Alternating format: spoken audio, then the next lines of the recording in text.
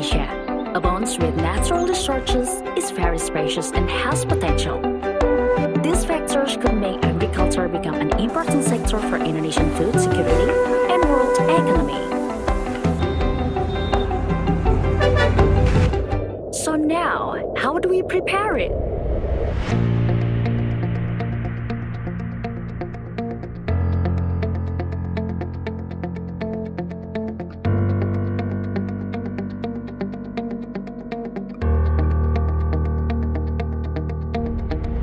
Faculty of Agriculture, Universitas Pembangunan Nasional Veteran Yogyakarta, would create human resources who are able to optimize the potency of agriculture in Indonesia, based on the spirit, state, defense, and have a global perspective.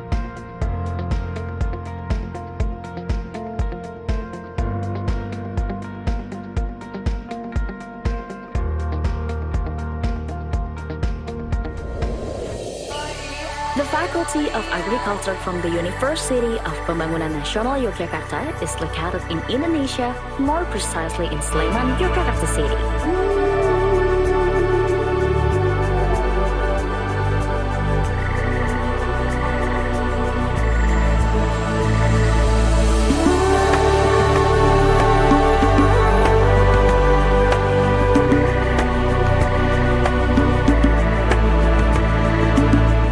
The Faculty of Agriculture has two majors with 4 study programs. The first is the Agribusiness major that has 2 study programs, consisting of an Agribusiness Bachelor's Degree program and an Agribusiness Master's Degree program. Second is the Agrotechnology major that has 2 study programs, consisting of an Agrotechnology Bachelor's Degree programs and a Soil Science Bachelor's Degree program.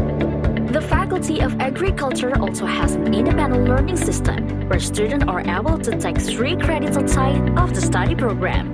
The form of the independent learning system may include a student exchange, an internship program, serving as a teaching assistant in an education unit, a village development program, an independent project or study, and military training.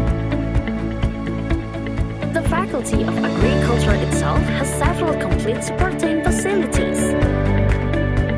Classrooms equipped with air-conditioned rooms, audiovisual equipment, and internet connection.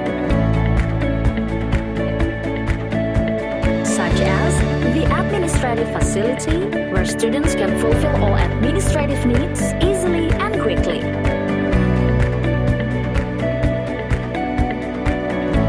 Library facility to support students in exploring knowledge.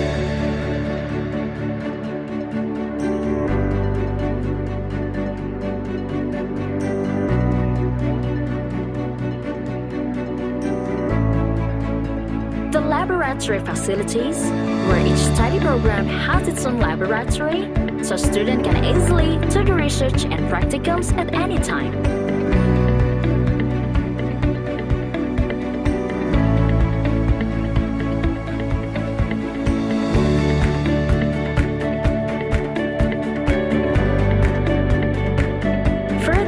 They have discussion room facilities.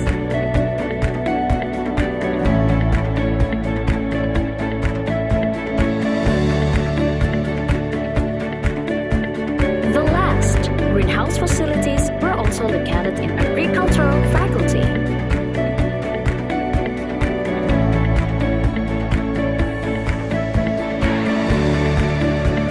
We have an experimental garden where students can practice agricultural directly.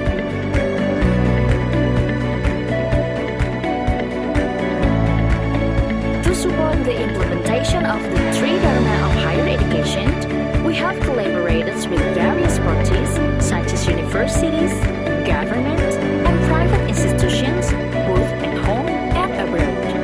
Alumni of the Faculty of Agriculture have spread widely and have taken part in the development of the state of Indonesia and are members of IKABERTA UPN Veterans Yogyakarta. Faculty of Agriculture, bringing knowledge for a better future.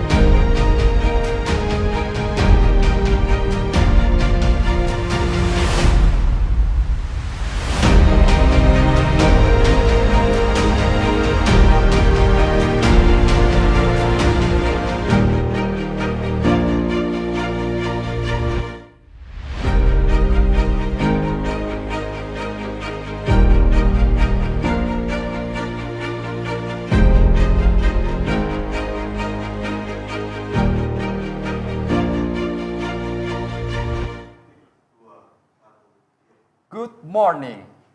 Assalamualaikum warahmatullahi wabarakatuh. Peace be upon you. The Honorable Rector of Universitas Pembangunan Nasional Veteran Yogyakarta, The honorable keynote and invited speakers, our distinguished guests and participants, ladies and gentlemen.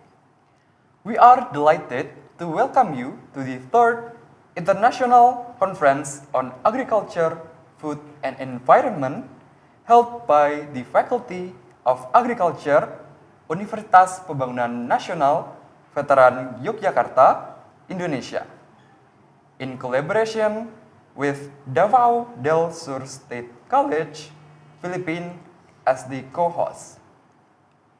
I am Tri Bayu Yuda Pamukas and my partner, Hanifa Tri Astuti.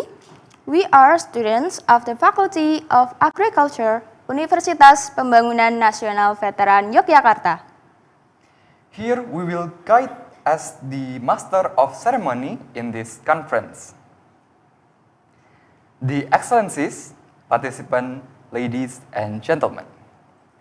Before we start, let us pray and express our gratitude to the Almighty God who has given us the blessing so that this conference could be held without any difficulties.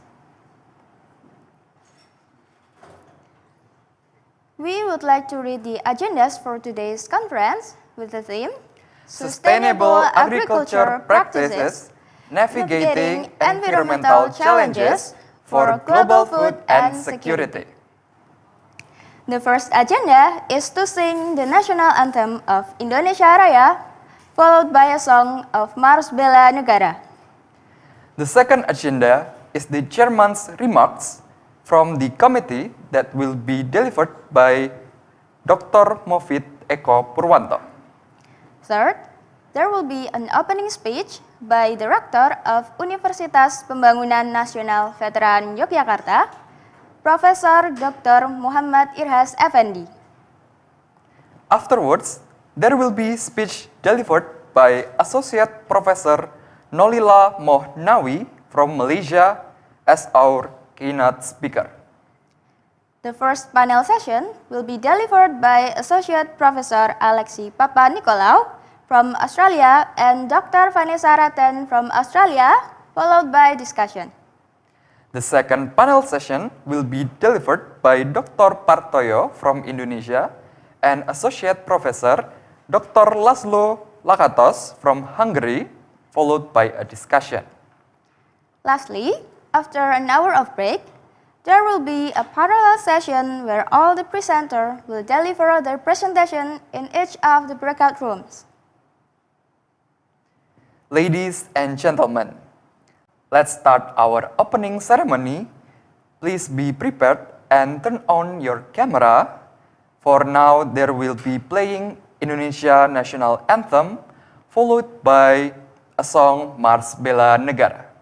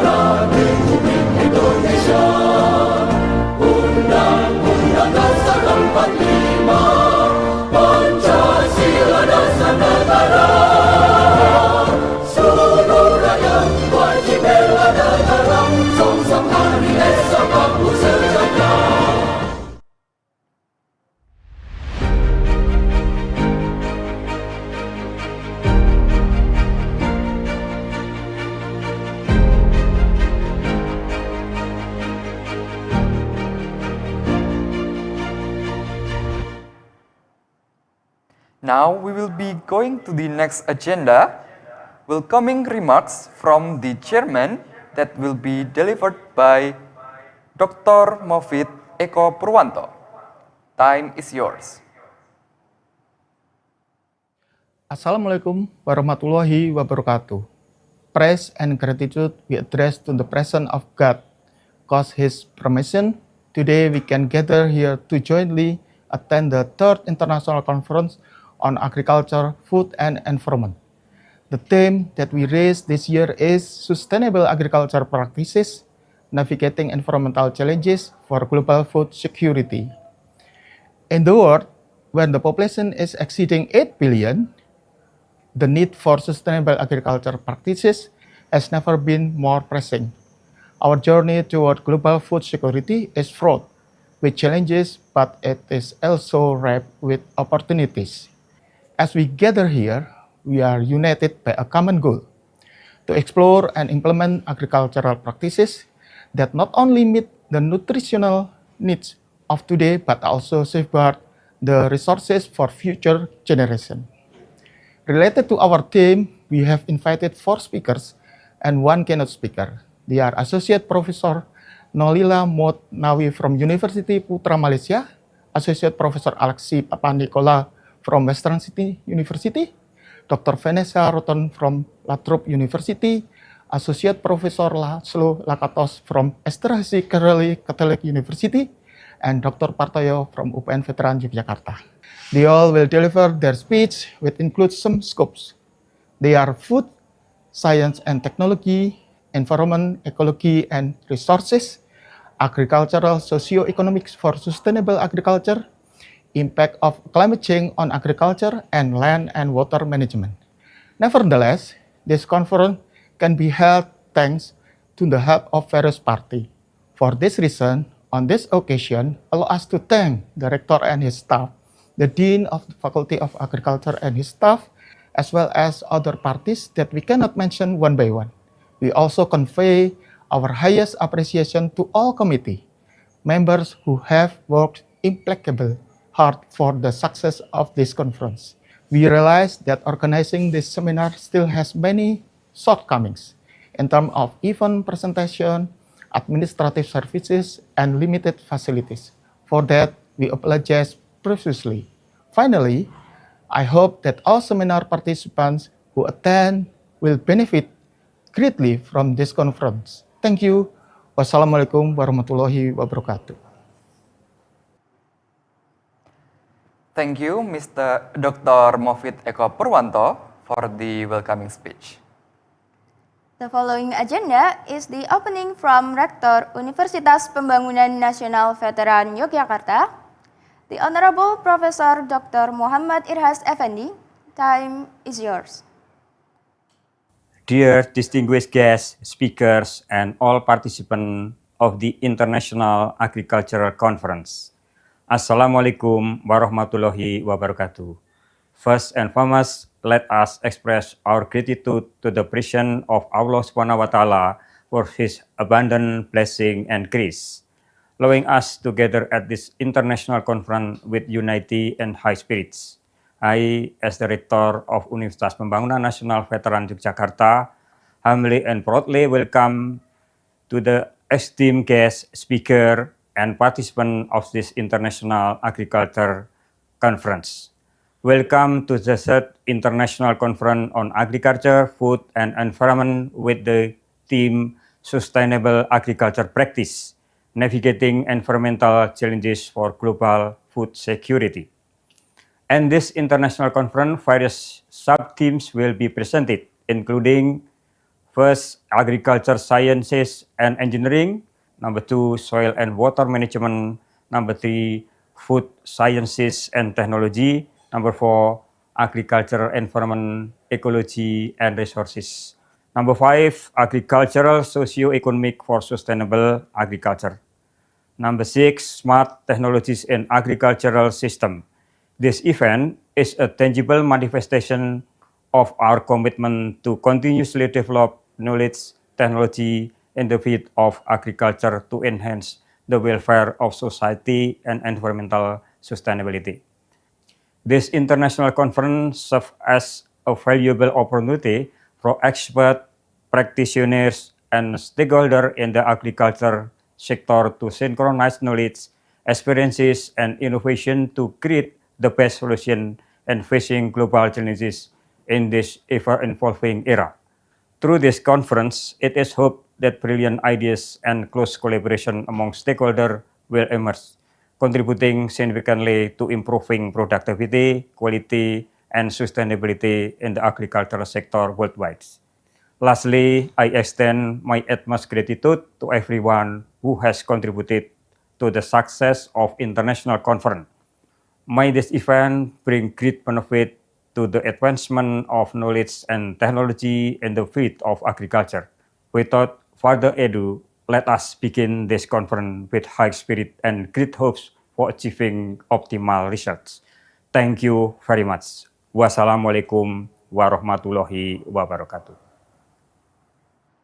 Thank you, the Honorable Rector Universitas Pembangunan Nasional Veteran Yogyakarta, Dr. Muhammad Irhas Effendi, for officially opening the conference for today. The next agenda is a speech delivered by Associate Professor Dr. Nolila Mohnawi from Malaysia as keynote speaker.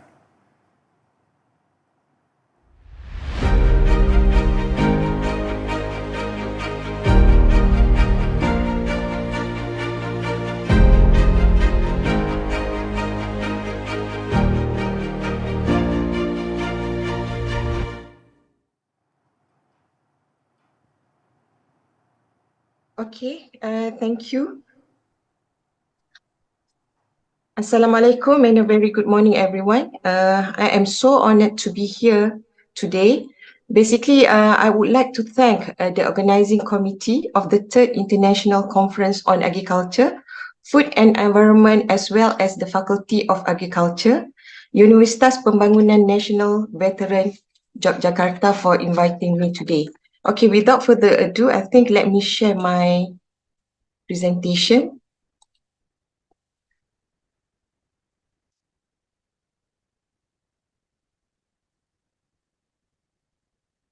Okay, can everyone see my slide?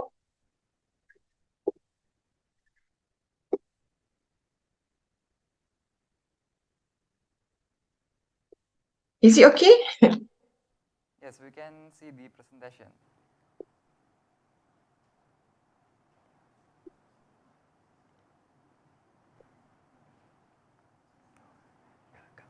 Is it okay? Yeah. Okay, hold on.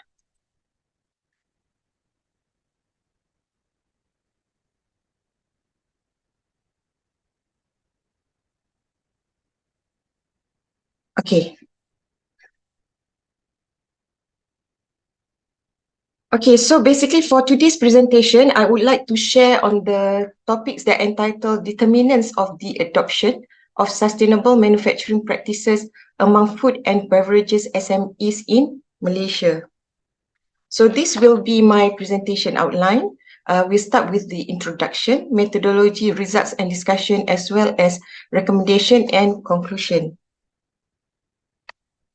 Okay, for the introduction, I'm going to start my presentation with the development of small and medium enterprises in Malaysia.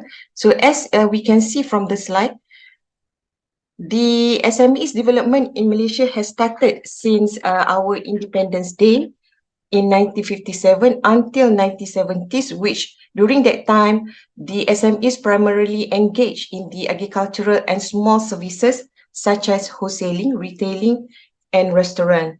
And then due to the advancement in the economics of Malaysia, since 1970, we have transformed into manufacturing rather than agriculture. Okay, and then it was further flourished, while in mid-1990, the elements of SMEs advancement, we can see that in Malaysia, and the economic found that it is noteworthy to continue in the SMEs. So due to this advancement in the economics of Malaysia, we have developed the National SME Development Council in 2004 as a part of the council that used to further advance the SMEs in Malaysia. And we can see that in 2023, a total of 15.48 billion was spent by the government to implement the program, around 258 micro, small and medium development programs that benefited around 700,000 of SMEs in Malaysia across all industries. So it shows that development of enterprises in Malaysia has been given much attention by the government to flourish the economy of Malaysia. Okay, here I would like to share about the definition of SMEs in Malaysia as well as its contribution. Okay, from the slide, we can see that the SMEs in Malaysia were divided into two, okay, which is manufacturing as well as services and other sectors. And then for the establishment, we divided into three categories, which are micro, small as well as medium.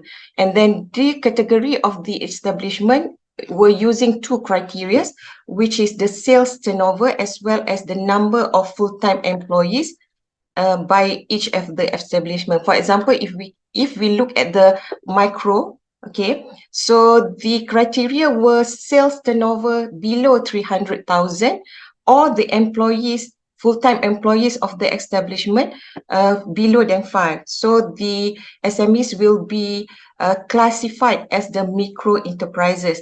And for the other small and medium, they have their own category as well. For example, like medium, it will be considered as medium sizes if the sales turnover between ringgit Malaysian 50 million up to RM 50 million ringgit, or the employees number between 75 to 200 below and 200 full-time employees. And then it's a bit different for the service and other sectors.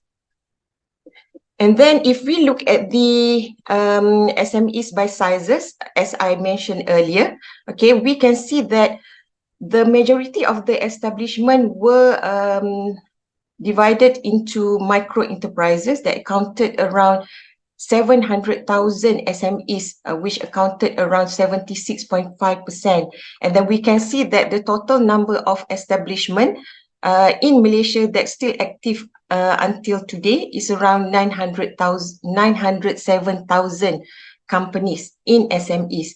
And then we can see that this sector contributed around 48% of the total employment in Malaysia. And then due to this, it is important to see the contribution of these sectors toward the environment as well. And then if we look at the contribution of the sector to the Malaysian gross domestic product, we can see that the contribution of SMEs to the Malaysia GDPs keep increasing year by year. And then from 2015 to 2020, we can see that the contribution is around 40% of the total country's GDP from this sector. And then we are expected that the contribution will increase to 45% in 2025.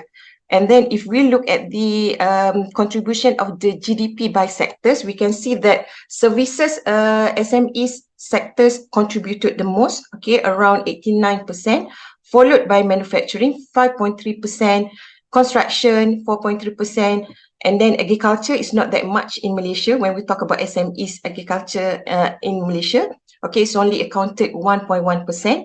And then lastly, in mining and quarry, around 0.1%. So basically, when we talk about SMEs contribution by sectors, of course, services is the first one, the first contributed, followed by manufacturing.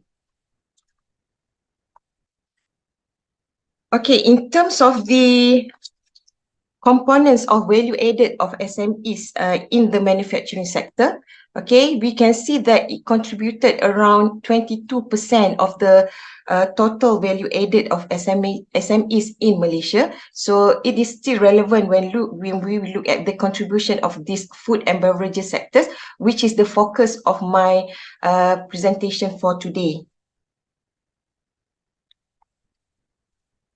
Okay, so I would like to share a little bit on the F&B manufacturing in Malaysia. So of course, I mean, in terms of the manufacturing sectors, F&B industry is also one of the major contributor to Malaysian GDP, as well as the employment that providing jobs to a large portion of the population in Malaysia. And then in 2023, we can see that these F&B sectors contributed around 53 billion to Malaysia income, okay, in terms of revenue. And then due to this, we know that Malaysia is a multiracial country, okay, due to this multicultural population. It drives this industry with the vibrant F&B market, which cater to a wide range of tastes and preferences. As you all know, Malaysia has the three major races, which is Malay, Chinese, and Indian. So all these consumers normally require different tastes and preferences according to their races as well. And then due to all these changes in the market, okay, so this is where we are focusing more on the sustainable practices in the F&B industry, because we know that this sector is one of the contributors toward the environmental degradation. So that's why when we look at these F&B manufacturing sectors nowadays, they are more focusing on the eco-friendly packaging, for example, sustainable sourcing, as well as waste reduction. So this is why we are looking at the adoption of sustainable practices among F&B manufacturing sectors in Malaysia for this. Okay, so now I would like to talk a little bit on the issues related to the F&B manufacturing in Malaysia. So basically, when we talk about the SMEs, of course, it will categorize into few sizes, which is micro, small, medium, and large as well. But of course, in any industry, okay, even agriculture as well as manufacturing, so this industry normally sometimes exploiting the basic resources. And then this is where we are talking about the issues related to the environmental, which is we know that in terms of adoption of environmental practices by the SMEs, they are saying that their perception is more like they have a little or no environmental impact from their activities toward the environment. And then majority of SMEs in Malaysia are still using the old technologies, and then they are not able to manage raw material efficiently, as well as they has lack of awareness within the legislation, as well as the lack of pollution control facilities.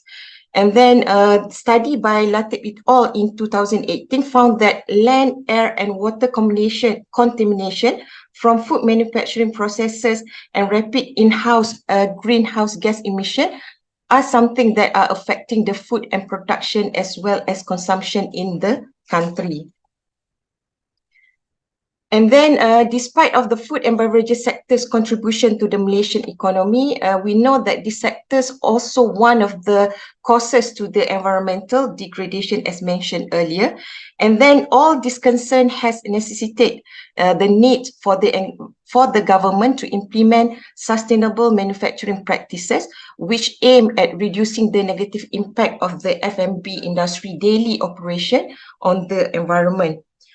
And then we know that the level of adoption on the sustainable manufacturing practices among SMEs, FMB in the country is still considered low. So that's why we are trying to see what are the factors that are influencing their adoption towards these sustainable manufacturing practices. And then we know that the implementation of sustainable practices in manufacturing operation can support the creation of sustainable products that can utilize a minimum of material or energy supplies and have minimal environmental effects throughout the life cycles of the products or the industry. Okay, now I would like to share a little bit on the overview of the sustainable manufacturing practices. So of course, when we talk about sustainable manufacturing practices, this is basically about the techniques as well as policies and the procedures that taken by a firm with specific aim to control as well as monitoring the effect of their operations to the environment. And then we know that the products that use minimum material or energy resources when it being produced can minimize the environmental impacts along their life cycle as mentioned. And then according to the US Department of Commerce, the ability of companies to both measure their environmental performance and then use the data obtained to make decision on the methods they are using to enhance the operation will lead the adoption of more sustainable manufacturing practices by the establishment or by the companies. And then here I would like to talk about the sustainable manufacturing practices. And then from this slide, we can see that when we talk about sustainable manufacturing practices, it's basically the combined ideas between lean manufacturing, green manufacturing, corporate social responsibility, as well as total quality management, which include the ideas on the operations that can reducing waste, as well as focus on the ethical commitment of the activities within the company. We know that when we talk about, for example, lean manufacturing, okay, we know that these practices is basically focuses on reducing waste within manufacturing, and it simultaneously ensuring quality while improving their customer value. So that's why lean manufacturing is one of the ideas that used when we talk about sustainable manufacturing practices together with the other three theories, okay? Okay, now when we talk about the drivers for the implementation of sustainable manufacturing practices, according to study by Fatoki in 2019, he found that the drivers for sustainable manufacturing practices adoption by companies is basically due to the influencing factors of environmental itself, economic, management support, as well as the social influence. Okay, so this is basically among the factors that can influence the adoption of sustainable manufacturing practices by companies. Okay, now I would like to go to the methodology of this study. So basically for this study, okay, based on the literature review, when we look at the factors that are influencing the adoption of sustainable manufacturing practices, okay, we can see that among the factors that can influence the adoption is basically related to the economic benefits, okay, and then financial incentive, legislation, stakeholder demand, as well as knowledge. And then we know that the business profile is also some of the factors that can influence the adoption of the sustainable manufacturing practices by companies.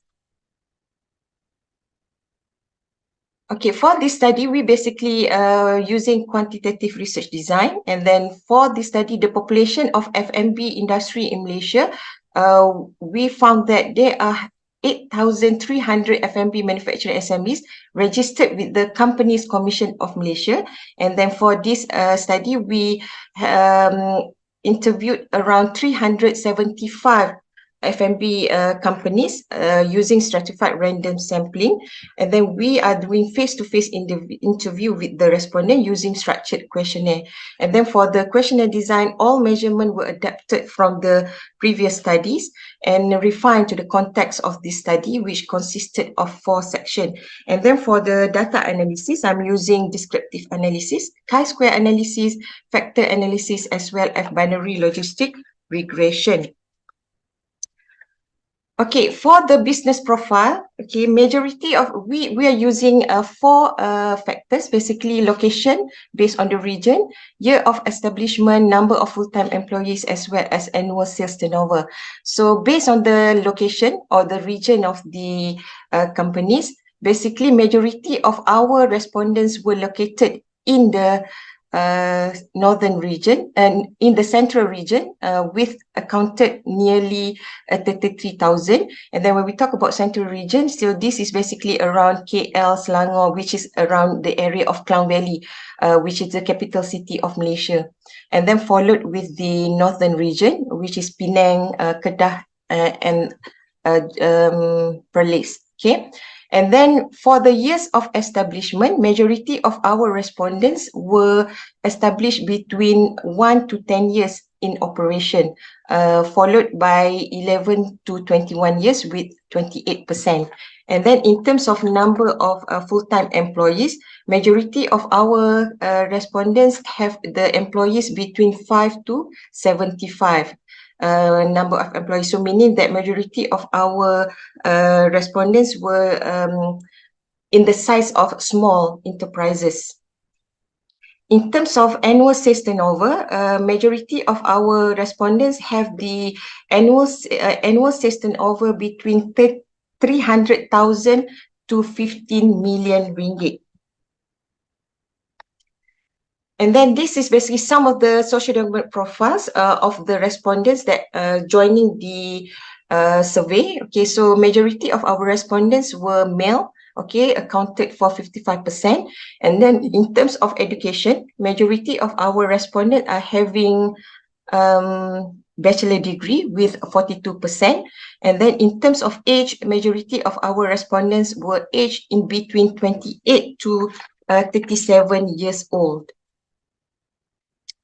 And then in terms of the position in the company, majority of our respondents were in the position of general manager that answering the survey. And then years of employment. So majority of our respondents work with the company between 1 to 10 years, which accounted for 78%. And then in terms of years of working experience, majority of our respondents is also between 1 to 10 years of experience in working with the organization or the company. Okay, now I would like to share about the awareness of these companies related to the environmental issues. And then when we ask them about the impact of their businesses to the environment, okay, we ask them whether environmental issues have a significant impact on their business. Okay, so majority of the respondents saying that of course the environmental the activities of the company do have impact to the environment, with like 90% of the respondents saying that yes, they have the impact. And then when we ask them whether they have appointed a manager who is responsible for managing environmental issues, okay, majority of them are saying no. Okay, only 18% of the companies that we interviewed say that they have a manager that looking at the issues of environmental related to their activities. So majority of the respondents is still not really having somebody that looking at the impact of the activities of the company towards the environmental problems. And then when we ask them about whether the company or the activities run by the companies follow the environmental guideline, majority of them say yes, meaning that they know that there are certain guidelines that they need to follow. However, they not appointed one manager that looking at these issues directly. But when we talk about the guidelines. So they did follow the guideline as given by the related authorities of the government.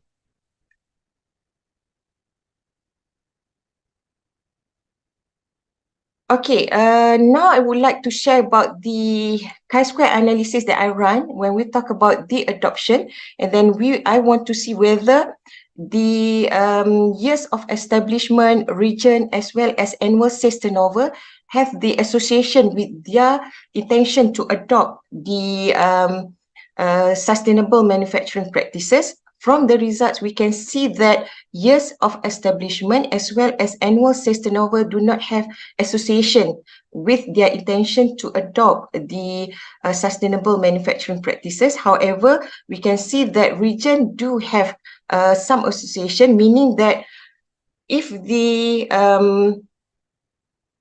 establishment were located in the central region, it shows that they are more prone towards adopting these sustainable manufacturing practices, as we know that, as I mentioned earlier, that the central region is basically near to the main capital city of Malaysia, as well as the Klang Valley, which is the main area of the country. So of course, I mean, when they are located in the central area, so they have to be more careful in terms of doing their daily activities or operation. So because the emphasis were given to the area, okay?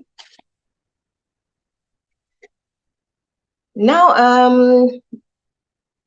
I'm going to continue with the factor analysis. Okay, so basically for the factor analysis, we want to see the latent factors that influencing the adoption of these sustainable manufacturing practices as from the framework that we have developed before. And then according to this KMO and Bartlett test results, you can see that the data that we have is suitable for further analysis using factor analysis. And then from the factor analysis, we found that only 4 factors were influencing the adoption of sustainable manufacturing practices, which is knowledge, okay, economic benefits, stakeholder demand, as well as financial incentive.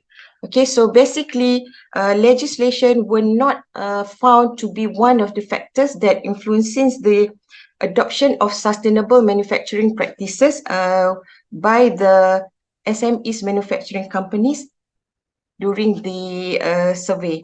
Okay, and then if we look at the factor of knowledge, it consisted of 3 items with the variance of explained around 15.835, and then we can see that in terms of the factor loadings, all the factor loadings were more than 0.5 that were selected to be part of the factors. And then for the second factors, we have the economic benefits. Okay, so basically for the economic benefit, we have 3 items, okay, with the eigenvalues of 1.3.50, and then with the variance of explained 15.068.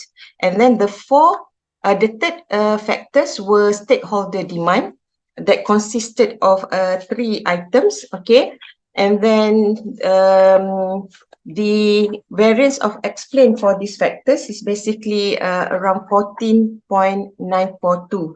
And then the last factors that we found is financial incentive, which consisted of 2 items, and then the variance percentage of variance explains of 14.365, and then the cumulative percentage of variance for these results is basically around 60%, which is basically not really high, but not very low, but still acceptable. And then in terms of the internal reliability, we can see that all the factors are having the Cronbach alpha value of more than 0.5, which is showing that the internal consistency between the items are acceptable, okay, even though it's still not too, because we know that is the value is higher, is meaning that the items with the consistency among the items is much more better.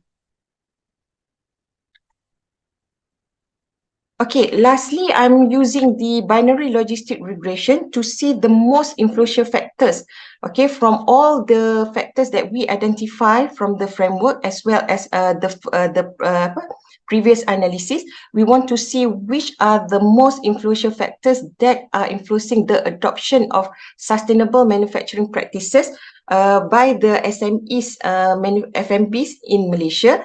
Okay, from all the factors, we can see that knowledge, annual sales turnover, as well as region, that are the only factors that influencing the adoption of sustainable manufacturing practices by the SMEs in Malaysia. So it shows that when we talk about knowledge, okay, so we can see that the increase in knowledge by the companies about the sustainable practices can increase their intention to adopt these practices by 1.466%. Okay, so meaning that if the companies have more knowledge about sustainable practices, the goodness, the why they need to do this or why they need to adopt these practices, they tend to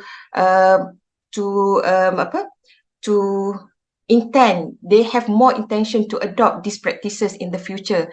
And then when we talk about the other factors, okay, for example, like annual sales turnover, it also shows that if they have better annual sales turnover, they will have more intention to adopt these practices in the future. And then for the region, okay, we also can see that it is consistent with the chi-square analysis that we done earlier, which shows that region is one of the influential factors that influence their adoption of sustainable manufacturing practices, because we can see the differences between region do have the impacts when we talk about whether the company want to adopt or not to adopt the sustainable practices during in their business activities. So from this, we can see that even though, for example, stakeholder demand, financial incentive, as well as year establishment is not really significant from the findings, but still the fact all these factors will also need to be taken into consideration by the government for the preparation of the next policy and so on. Okay, so when we look at the contribution of the sectors, okay, so in terms of the SMEs Corporation itself, that taking care of the sectors, so we know that by providing more training programs, it can enhance the knowledge of the companies or within the industry towards the practices of sustainable manufacturing, okay, within the sectors. And then for the government, we can see that by increasing the financial incentive, it can help the sectors or the industry or the companies within the industry to adopt the sustainable manufacturing practices. Okay, so basically the government can do whatever needed, okay, to make sure that these practices will be adopted. So as we know that we are talking about food security, okay, earlier. So if this can be happen, I mean, the adoption of sustainable manufacturing practices can be done within all establishment in the sector, across the sectors, especially FMB itself, okay. So of course, by reducing waste during the processing, so the company can also contributed toward food security of the company. So basically, for the conclusion, we know that the adoption of sustainable manufacturing practices has an association with the region or location of SMEs, FMB manufacturers in Malaysia. And then we know that from factor analysis, knowledge, economic benefit, stakeholder demand, as well as financial incentive are the four latent factors that can influence the adoption of sustainable manufacturing practices among FMB SMEs in Malaysia. And then I think it's the same when we talk about the other countries like Indonesia and then Australia and so on, okay? And then in terms of the most influential factors from this study, we found that knowledge, Annual sales turnover as well as region are the most influential factors that can affect the adoption of sustainable manufacturing practices among the F&B companies or establishment in Malaysia. Okay, so I think that's all from me. Okay, thank you very much.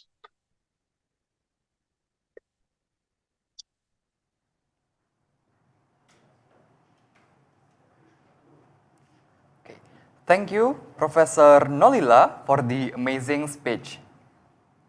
The next agenda is the first panel session followed by discussion. This discussion will be led by Ms. Aura Jamira. Please welcome our first moderator, Ms. Aura Jamira. Time is yours.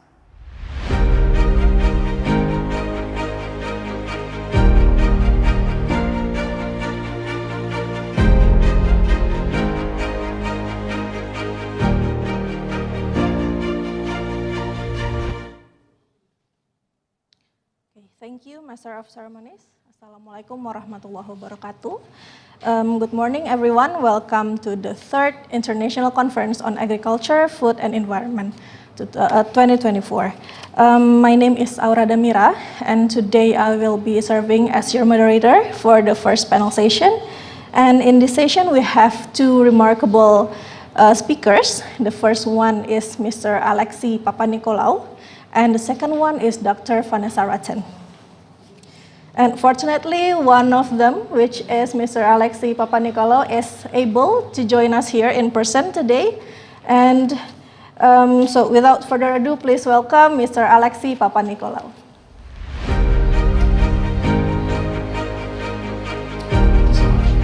Selamat pagi. Selamat pagi.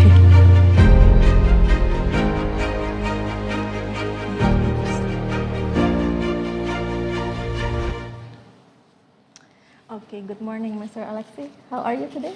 Very well, thank you so much. Thank you for inviting me. It's lovely to be in Yogyakarta. It's my first time in Indonesia. Oh, is it your first time in Yogyakarta? How's your first impression? I love the weather.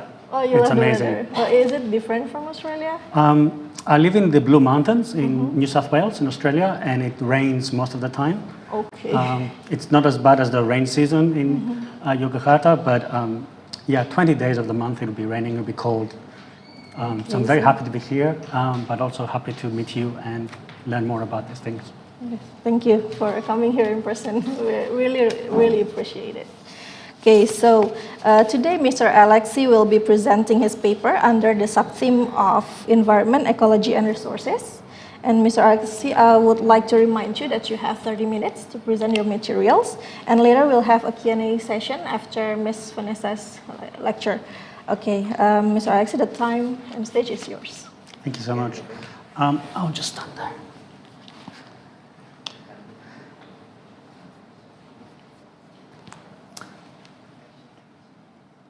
So thank you so much for being here. I'm very grateful to the UPN University here in Yogyakarta, and thank you so much for having us. So I'm an associate professor at the Western Sydney University at the Hawkesbury Institute for the Environment, which is a research institute for agriculture and environmental studies. Personally, I'm actually a geneticist, and I work on computational biology, but recently through collaborations with other universities, actually in Indonesia, we've been pivoting more on the sociology side of things. And I think it will become apparent when I go through the talk. Slide. So what I want to present is a working paper that we've been doing for the last couple of years, and I would love some feedback from the chair and also from the audience. So the topic we're trying to figure out is bringing into an understanding of how the agricultural complex systems can actually create complex problems that require complex solutions. And specifically, we care about the interactions between insects and pests, insect pests and diseases, along with their food crops. So for example, we have a tomato here that one of my students drew, and you can see that it has a fruit fly, which is one of the pests. It can have caterpillars like Helicoverpa that are another pest. and the caterpillar can actually have an enemy, so a parasitic wasp that attacks it. There can be lady beetles that eat aphids, and there can be bees that are pollinating. And that's the things we see above ground. So below ground is even more complex, where you have soil interactions with fungi and bacteria, nematodes, arborescula, mycorrhizal fungi, etc. So it's a very complex story that we are still trying to figure out on the sciences side. Slide. What is happening now with climate heating and the climate extremes that are occurring throughout the world is that we're seeing that insects are actually expanding their ranges. They don't necessarily have to have a permanent expansion, they can have a temporary expansion, which then leads to an invasion. So in this map from the United Nations at the International Atomic Energy Agency, where we are studying and working on how to make SIT fruit flies, which is a sterile insect technique. You can see that they've been studying the expansion of the Mediterranean fruit fly, and it's been invading regions that we didn't think it was possible.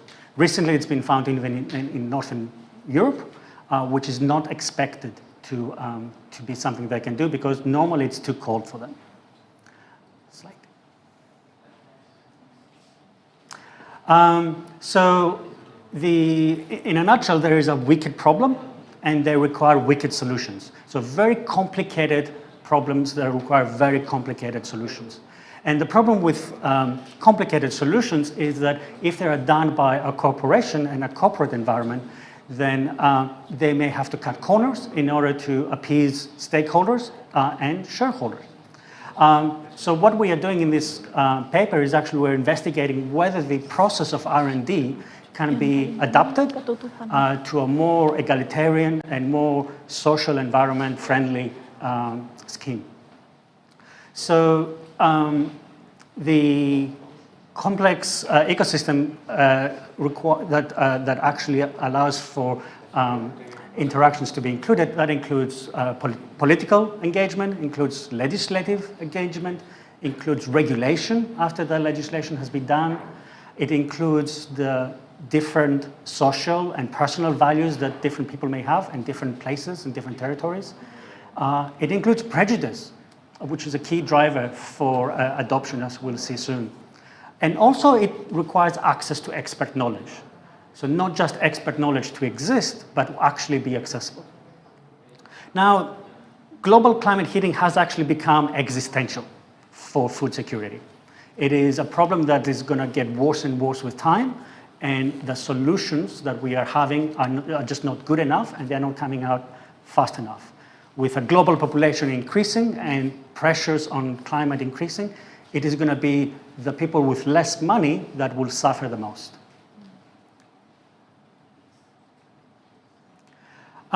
So there is a promise coming from a number of countries, including in Southeast Asia, and that is the use of genetic engineering.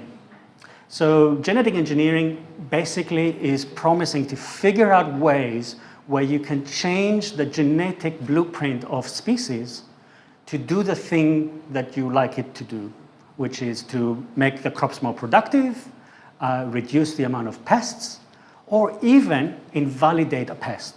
So there is, for example, work in mosquitoes where they're making transgenic mosquitoes, sorry, they're not transgenic, I should take that back. They used to be transgenic, the new generation is not transgenic. They're making mosquitoes that are unable to be infected with malaria parasite, the Plasmodium. And therefore, the mosquito still exists, it can still exist inside the ecosystem and be eaten by the frogs, etc., but it doesn't transmit malaria, which is one of the major killers in Africa. However, the process is controversial because the way it gets designed will have an effect. We're talking about a replacement of an entire species in an ecosystem. And then we have similar things happening on the crop side where we can create varieties that are being raised and built. And the question is, are we having a conversation about how we should be designing those products and releasing them? So there is a way to think about how to integrate a new dangerous, potentially dangerous technology into an existing system in agriculture. And that's integrated pest management, which is a very successful framework that allows workers in agriculture to integrate a diverse array of technologies, techniques, practices, cultural knowledge, adaptation to climate extremes, and of course political and legislative environments. And it has a very clear aim, and that is to minimize environmental harm, support economic viability in order to support food security. There is one small problem though. With the climate heating, we're having a number of emerging pathogens. So not just the insects, but also fungi and bacteria that they may carry that will be affecting countries such as the one I live in, Australia, much more quickly than in the past. So at the moment, for example, there is a pest that causes citrus greening. So the Huanglong bean disease, it's carried by a psyllid, it's a bacterium. It's established now, unfortunately, in Indonesia, and it's not going to take a lot of time until it arrives in Australia at some point. We don't have the time to do trial and error approaches in order to figure out how to protect agriculture. As I said, the farmers that have more money will be able to adapt, but those with less money will be less likely to adapt. In citrus greening specifically, the problem is that the pest is attacking oranges and citrus fruits. And an orchard can take 7 years to become productive. The bacterium kills about 90% of the trees quite quickly, and therefore the farmer will have to actually figure out how to survive for 7 years without a crop. So this is an existential crisis not only for the food security, but also the farmer's livelihood. So the way we do things, and I promise this is the only biology slide on the show. So we work with a company and Superior Productions. It's a private company in Australia. And we work with Andrew Miles, where we are creating new citrus varieties. Well, they're creating the new citrus varieties. And they're doing this through irradiation mutagenesis. So not a genetic modification transgenic process, but the very old school through basically the use of nuclear energy.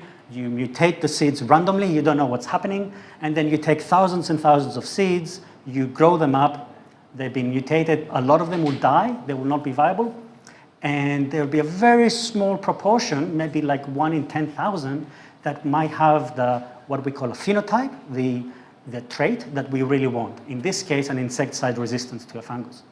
And basically what we are doing is we're creating many of those varieties because we're trying to figure out the molecular basis that causes this resistance to the bacterium. Because once we have the molecular basis, then we can then genetically engineer all the varieties very surgically for that specific gene. So without using any transgenes, just within the same species, we can basically figure out what is the gene that causes the crop to become susceptible to the pathogen, and we can switch the gene off. So we're not inserting anything, we're not adding anything new, we're just literally switching off a gene that we know is causing a problem.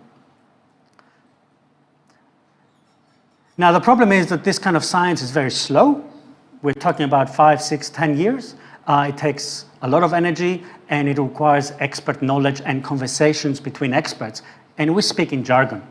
And one issue has been that as scientists, we're not necessarily communicating with the public well enough, but also we have corporations, major corporations, that are driven by not so much the science as much as profit, and they can make mistakes which can have very, very significant consequences.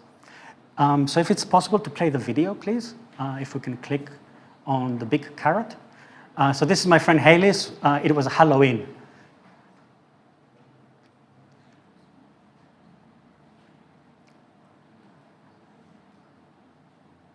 So I don't know if the video is coming through. If you shared the audio. But I'll tell you what she says. Basically, she's dressed as an evil, killing, genetically modified carrot from the label carrying Monsanto. Helios is an amazing person, and she just gave birth just 10 days ago to an amazing little girl, but I never told her that Monsanto doesn't grow carrots. But that's how things are. So the public is very, very much living in a narrative that is constructed by the information that they have access to, and that is media, whether it's social or mainstream, and the newspapers that they read. So the challenge we have is that when there is a technology that creates a product that has a negative consequence, then it pollutes not only that product, but it pollutes the entire technological umbrella to which it belongs to.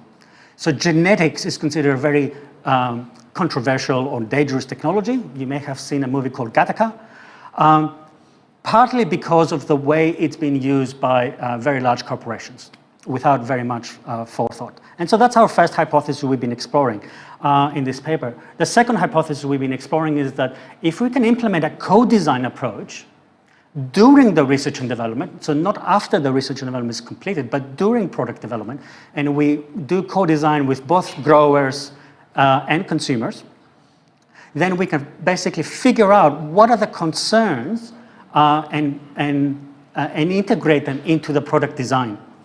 So we can actually figure out, for example, they might say, we are very concerned about intellectual property ownership.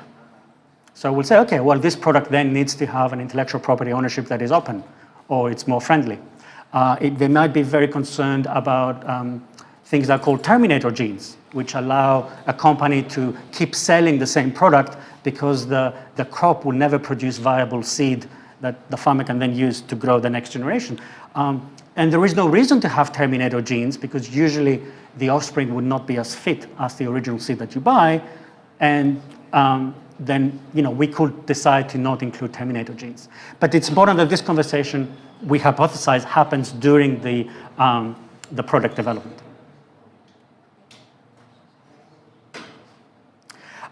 So how are we addressing this? So we're starting off with some work by Rogers in the last century, where basically they looked at how innovation is being adopted. So how cutting-edge innovations gets adopted in society. And they split it into categories of how people can be adopting, from innovators to laggards, laggards being the people that take it up very slowly. And the idea is a lot of the modeling that happens in the business studies is that it assumes a kind of exponential curve, exponential growth curve. So it starts very, very strongly, then it reaches, and then it plateaus off. However, that kind of curve does not imply any kind of selection against. So it doesn't include any kind of pushback. And so we think that a wicked solution, so like a dangerous technology being integrated into IPM, is actually going to have some pressures and backlashes against. So we would need some new models. And the key thing that we need to consider is whether the consequences caused by the product's use can be measured. And the way we can classify them is based on how desirable they are, how predictable they are, and how direct they are.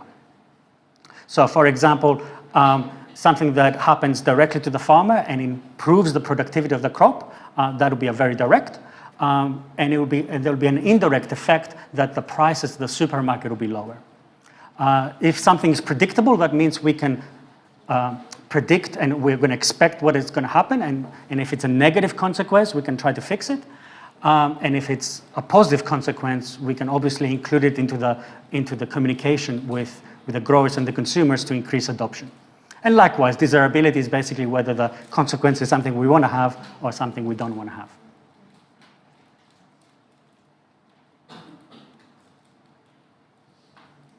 So the innovation decision framework of Rogers has certain stages. So the first stage is called knowledge. Then we have persuasion, decision, implementation, and confirmation. And we have a decision maker, which I abbreviate as a DM. So if anyone is playing role-playing games and Dungeons and Dragons, they might find that funny. But basically, the DM during the knowledge stage learns about the innovation's existence and how it functions. And that can include socioeconomic characteristics, as well as the scientific characteristics. And it's very dependent on the communication method that is being used and the ability of the decision maker to have access to that knowledge. So for example, if they're living in a major capital city and they're very affluent and they're surrounded by university educated people that give them cutting-edge information, that would be very, very different from someone living in an island in Australia in the middle of nowhere or the desert. The next stage is the persuasion, where basically the decision maker then decides whether to form an attitude that is favorable or unfavorable. They haven't made a decision to adopt the technology yet, but they're just making a decision what kind of attitude to have. And they will be considering things, is this going to be good for me? Is it going to be bad for me? The next thing is when they actually make a decision to use it. So they take the decision to adopt or reject this innovation, they use it and they try it. And there's a phase of implementation where basically they follow and they check if the thing they've just decided is going to work out, which brings us to the confirmation phase, and the decision maker then makes a decision, okay, I'm going to actually keep using that product, or I'm going to stop using this product. If the confirmation is positive, then we say that this decision maker now has adopted that innovation. So I'm very, very happy that we managed to recruit a PhD student from Indonesia, a lecturer from UGM, Rizma Andiani, and she's been working on this during her PhD, and I'll just present a couple of slides that she's been making. And one of the things that we made was a new model, a new way of thinking how decisions are being made. And we call it a consequences-driven decision-making model. And it considers from the very top how knowledge is being created, and importantly, it looks at the properties of the technology. So the technology, for example, can be, let's say, nuclear energy. It can have the ability to create energy very cheaply. It can create the ability to create weapons very effectively. But the technology itself does not create a product. So the technology does not produce energy. The technology does not produce weapons. So the technology is neutral and it's a concept. But it still has properties. For example, nuclear energy could have properties such as it requires advanced training in order to be able to understand it. You need a nuclear physicist to be able to use it. Whereas, for example, the wheel on a chariot does not require a lot of education. It just requires a know-how, how to actually make it and use it. So then the researchers that develop this technology then pass it on to developers. They're usually industry funded, and developers are driven to create a product. That product has specific reasons to exist, and therefore it has specific properties. So for example, a nuclear power plant will be a product of nuclear energy, and its aim is to produce energy safely, cheaply, and not blow up or leak. Now, those properties, as you can imagine, have consequences. And it's important to think of the consequences separately for the properties of the technology and separately for the properties of the product. And we need to measure the desirability, predictability, and directness of each one of those consequences. Because it's the knowledge and the persuasion of those consequences that makes the decision maker judge whether to make a decision to adopt. We call it intent to adopt. And they filter those consequences through three vectors: their prejudices, their subjective norms, which you can think of as peer pressure, and the perceived behavior controls, which you can think of legislation, for example. If something is illegal, you're less likely to do it. If something is illegal but it's not enforced, you're slightly more likely to do it. If something is subsidized and the government gives you money to do it, you're far more likely to do it. So the way we are thinking about these things is to actually figure out the properties of the technology, the properties of the product, and figure out the consequences of each one, and figure out a way to communicate that to decision makers in order to decide what properties should be integrated in the product before it is being made. So one thing to think about when product development is occurring is that a product can be designed and it can be regulated by a government and it can be controlled, but it can never be fully controlled. There's a phrase in English, when the cat is out of the bag, then that becomes a problem. So you can think of artificial intelligence. It will be almost impossible now to control artificial intelligence since anyone with some GPUs can basically use it. So the way we started conceptualizing this approach of the product development with our consequences-driven framework is to consider the different control vocabularies that we could be building. So the first thing we need to consider is challenge, which is the problem that drives the product design, which leads to a solution, which is specifically created to address that challenge. Then we consider the species, which could be the type of plant and the type of insect that could be used inside that solution. And then we have the specifications. What will the product look like? What are the traits and characteristics for that specific product? Now, the product will then have technologies, which is the discoveries. So remember that technologies are concepts. They're not something that you can physically grasp. They're intellectual concepts. So what are the discoveries that are going to be applied in the development of this product? Which leads to the actual product, which is something that you can buy on the shelves and use. Now, the really important thing is that taking a product from the shelf and using it can have different consequences based on how it is used. So the application is the next step, which is basically how it is used in the exact local context. And finally, that gives us an ability to measure consequences, which we define as the impacts of applying a product. And specifically, we define solution to be a function of technology, specification, and challenge. So a solution needs to implement a technology in a specific way to address a specific challenge, which leads to a product, which takes that solution and applies it to a species or a group of species. And that product, depends how it is applied, leads to consequences. And if you unpack that equation, then you get that consequences are a function of technology, and they're a function of the specification that challenge the species and the application. So let's consider an example. So the first example one example I have is the challenge is Helicoverpa, which is the cotton bollworm. It's a moth. I spend way too much time rearing and killing those insects in my PhD, but basically it eats and breeds on cotton. It is a major pest. It's a global pest. It invades. It likes warm climates, and it will love global heating and extreme environments. And most importantly, it has a very large host range. So even if we kill it in cotton, it will happily eat tomatoes, potatoes, etc. It's a very, very major pest. So species, in this particular scenario, we're going to define cotton specifically, Helicoverpa, and we're going to use a bacterium called Bacillus thuringiensis, which is the originator of a gene that has the product that's being made is a Bt toxin. You may have heard of it.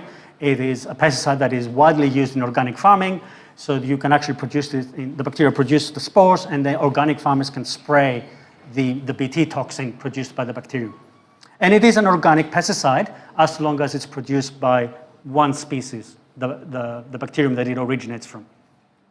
But what we are going to do is we can actually specify that we want to now reduce the population of Armigera by killing the pest, by getting the cotton plant to have the Bt toxin expressed in it. So we no longer need to spray, and we no longer need the bacterium. The cotton itself will constantly be producing that toxin.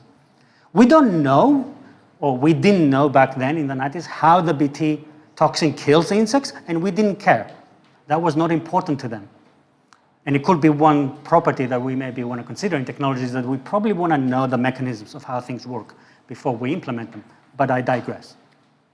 Then the next technology we're going to be using is transgenics. So we're actually taking a bacterium, and we use a process to take a single gene of a bacterium, clone it into a vector, and insert it into a cotton plant, and then rear the cotton plant so that its children are stably expressing that gene called CRY. It's a series of genes that basically causes the Bt resistance. So the end product eventually will hopefully be a variety that people can buy from the shelf. It is cotton, and it produces Bt, and it kills Helicoverpa. It actually kills a lot of other insects as well. It will probably kill most moths and most butterflies, because the Bt toxin is not specific to one single species. It's actually very generic within the group of moths and butterflies. And the way we're going to apply it is we're going to take this Bt cotton, and we're going to grow it under very strict integrated pest management guidelines. And the trick here is that different countries may be imposing behavioral controls in a different way. So, for example, in Australia, where there is very large farmers and there's a lot of peer pressure to prevent the product being misused, specifically in this case, one of the consequences they anticipated is insecticide resistance. So the product actually becomes useless, and the insect becomes quite happy to eat it. there are some countries that are very, very strict on how the IPM is done, so resistance never evolves. Other countries are less controlling or less so supervising farmers on how to do it, so the consequences will be different in a place or a locality where the application is not as strictly done. So the way, so this is the conceptual framework, this is how far we've gone, and now RISMA is preparing for a collection of data, and I'm going to talk about only two of the experiments that we should be doing. One is we're going to be using a web-based survey to figure out what are the prejudices that cohorts of consumers, growers, and secondary product producers, for example, juice makers of citrus, may have towards the technology. Any kind of technology, not just genetics. We're obviously going to be including genetics, but we're just having a general view first of all. Then we're going to start ranking the preferences of different product properties they may like. So for example, they may say, I don't want it to be owned by a multinational company. I want it to be cheap. I want it to be green in a square box. It could be anything. We don't know what they will say.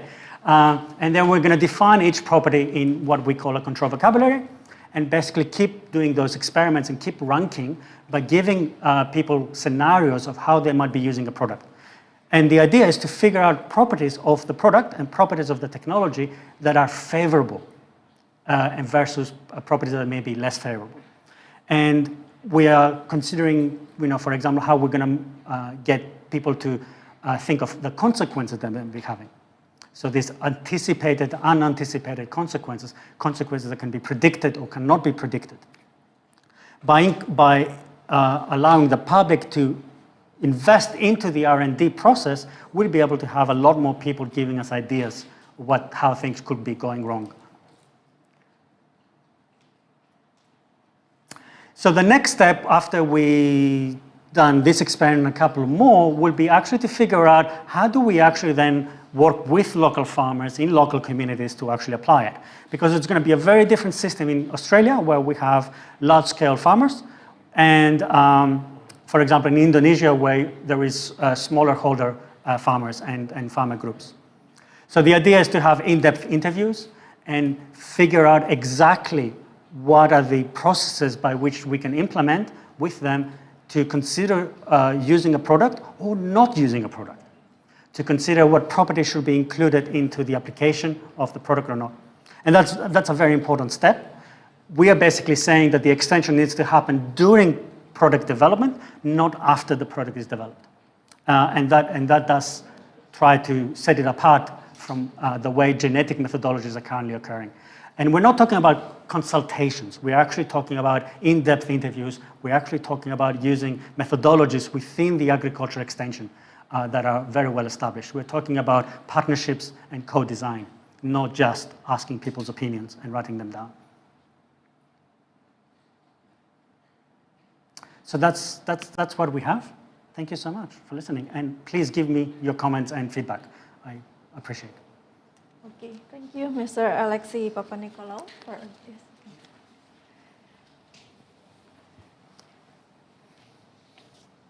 Okay, thank you very much, Associate Professor Alexi Papanicolaou, for addressing this really interesting topic. And it's actually really new to me because it's not really my major. So I find this interesting. I hope the participants are also interested in this topic, and we'll have a lot of questions for you later. But now we have to go to the next session. We will get to hear a presentation from Dr. Vanessa Rathed. She will talk about agricultural socioeconomics for sustainable agriculture. Dr. Vanessa? Oh, thanks very much for the introduction. So it's my honor to be in this iCafe. So I just listened to the previous two speakers, and I'm kind of following on from their ideas. So I'm Vanessa. I'm an associate professor at La Trobe Business School at La Trobe University in Melbourne, Australia. So the topic of my presentation is agricultural socioeconomics, the role of artificial intelligence in regional innovation ecosystems and sustainable development practices.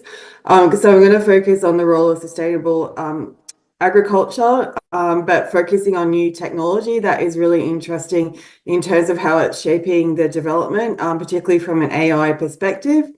So at the moment, we're really in the age of AI. So it's really interesting. We've had major technological developments over the past couple of years. So coming out of the COVID crisis, 2020 to 2021, now we've got this big boom in AI. And this is a screenshot of a book, The Age of AI, which is really kind of interesting, by politician Henry Kissinger, but also the ex-Google CEO Eric Schmidt, as well as another author. But this is kind of, really highlighting how we're in the age of AI. So this is really interesting, particularly for sustainable agriculture, in terms of thinking how we can use technology, but at the same time thinking about sustainable development goals. So recently, companies like NVIDIA, they were capitalized as being the most valuable company in the world. I think it was for a week, until Apple and Microsoft overcame them. But companies like NVIDIA, in terms of artificial intelligence, who are making computer chips, are really kind of interesting in terms of thinking about how this will affect sustainable development practices. So the use of technology, particularly AI, in sustainability practices. So recently, there's been a lot of talk. This is just a quote saying our ability to find power right now will determine the winners and losers in the AI arms race. It has left us with a map bleeding with places where the retirement of fossil fuels are being delayed. So I just highlight this quote because we've got a lot of emphasis on sustainability, sustainable development, but at the same time, they're saying that we've got this AI arms race. So we've got a lot of technology, but at the same time, it's using a lot of energy. So, AI is using a lot of energy, and this creates issues for sustainable development practices, particularly in terms of agriculture. Another quote here is saying that a ChatGPT powered search on Google, according to the International Energy Agency, consumes almost 10 times the amount of electricity as a traditional search. One large data center complex in Iowa, owned by Meta, burns the annual equivalent amount of power as 7 million laptops running 8 hours per every day, based on data shared publicly by the company. So I'm just kind of highlighting these quotes because we've got this emphasis on sustainable agriculture and sustainability practices, but at the same time, we've got this big boom in AI that's consuming a lot of energy. So we really need to think about how to, weigh out the sustainability practices, but at the same time, using new technologies such as AI. So AI is exhausting the power grid. Tech firms are seeking a miracle solution. And recently in Australia, there was a lot of kind of discussion about how we can balance sustainability with AI and technology. So at the moment, nuclear plants are banned in Australia, so we don't have any nuclear reactors. But there's been a lot of kind of politics about introducing some of these nuclear reactors. And you can see from the picture, there's a lot of kind of talk about like Noosa, which is in Queensland by the beach, how we'll have koalas, the beach, but a nuclear reactor. Another one, with fishing, in terms of sustainable agricultural practices, what this will mean for the fishing industry. So I think we're in really interesting times. So some of my presentation, what I'm going to discuss, is built on the previous research that I've done, particularly in terms of artificial intelligence in international business, but also, thinking about new research related to sustainability, in terms of thinking about societal change, looking at internationalization, but thinking about what the future for artificial intelligence is. So I think this is really interesting, particularly in terms of digital trends. There's been more emphasis on digitalization. We're really kind of, getting used to using, Zoom, online technologies, mobile commerce, e-commerce. But at the same time, there's a lot of different contexts. So, some of the research I've done, is looking at different contexts like art galleries, but also looking at the role of entrepreneurial ecosystems.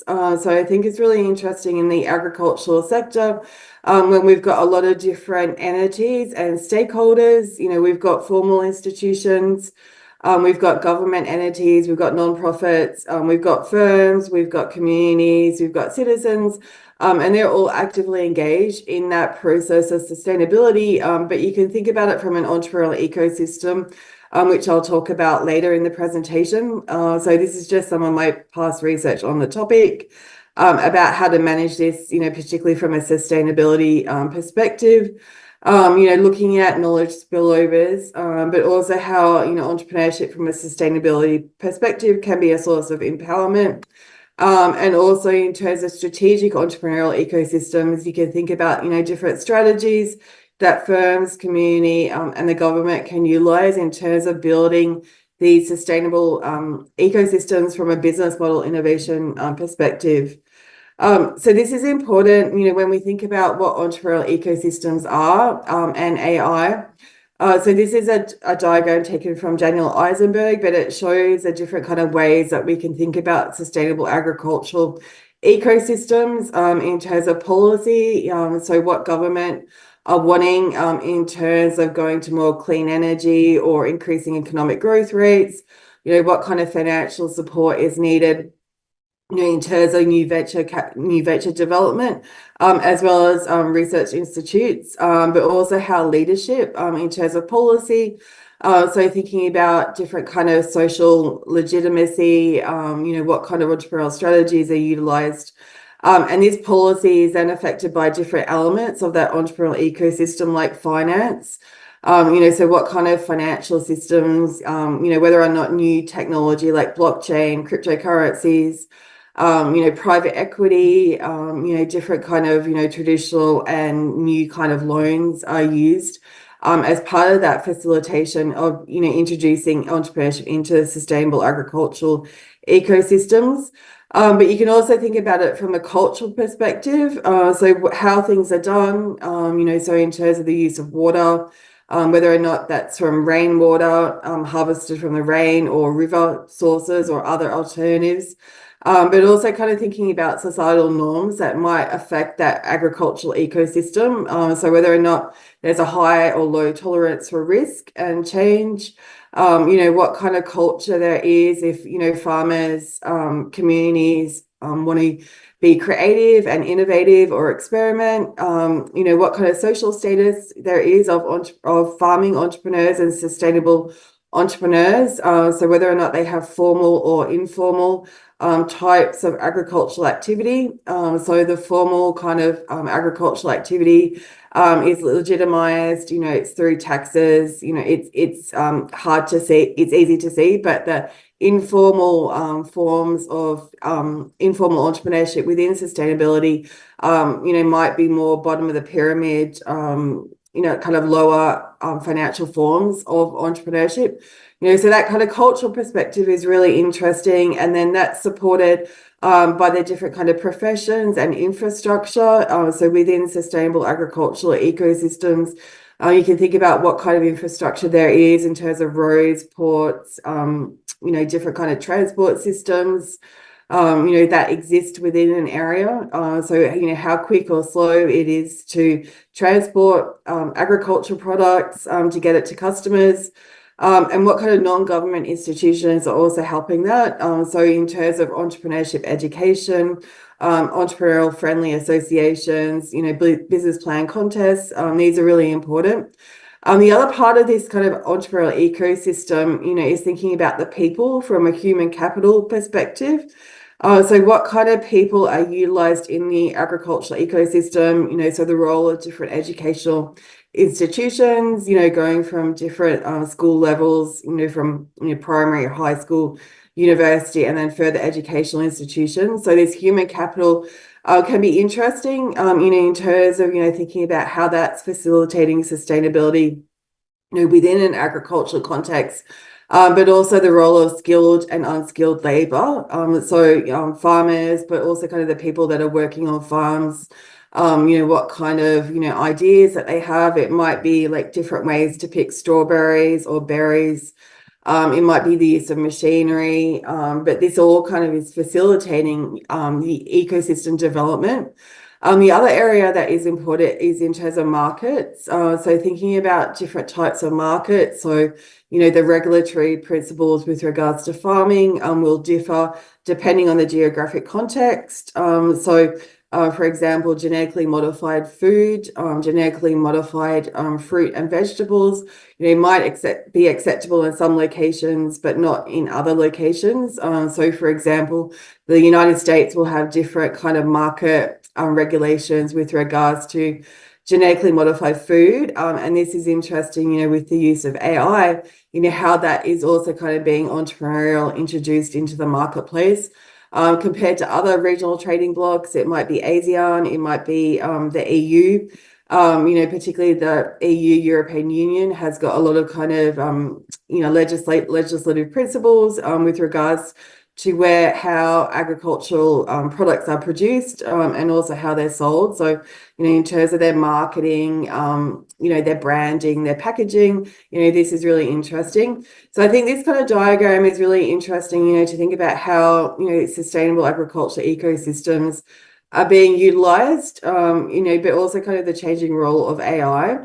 So when we're thinking about AI, there's a lot of different definitions, utilized of artificial intelligence. In the past, it was really initially referred to machines acting like humans. So a really kind of basic definition, but this kind of definition keeps on changing, as the field develops and we get more technologically advanced. So at the moment, it exceeds the computer science field and has multiple applications. So it's really a trend in business, artificial intelligence, but it really kind of depends on the context. So you can think about AI in terms of human performance and rationality of computer systems or software. A more recent kind of definition by Kaplan and Halen said it's a system's ability to interpret external data correctly, to learn from such data, and to use those learnings to advance specific goals and tasks through flexible adaptation. So this definition kind of is focusing on the use of data. So more recently, there's been an emphasis in agricultural systems and sustainability about the use of big data. So we've got, all this kind of continual data that's being inputted into computer systems. We've got data from customers, from firms, from suppliers. So it's really interesting, to think about how, this kind of data can be utilized to learn, in the future from an agriculture perspective. So this use of big data is really important in trying to find trends that might not be really evident, from small data sets. But when we've got big data sets, we can really kind of see the patterns, that are emerging, and specifically things like DNA, testing. We've got more kind of information about how this data can be utilized with regards to DNA and other global data sets.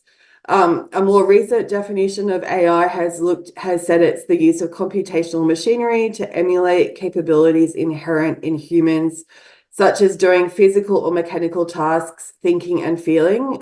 So this definition I'll focus a bit more in my talk, because it focuses on the thinking and feeling part of AI, so more human kind of elements. So not just acting like a machine, but also having emotions, from a sustainable agriculture perspective, thinking about trends, but also kind of thinking about the other kind of issues that go with those thoughts and feelings.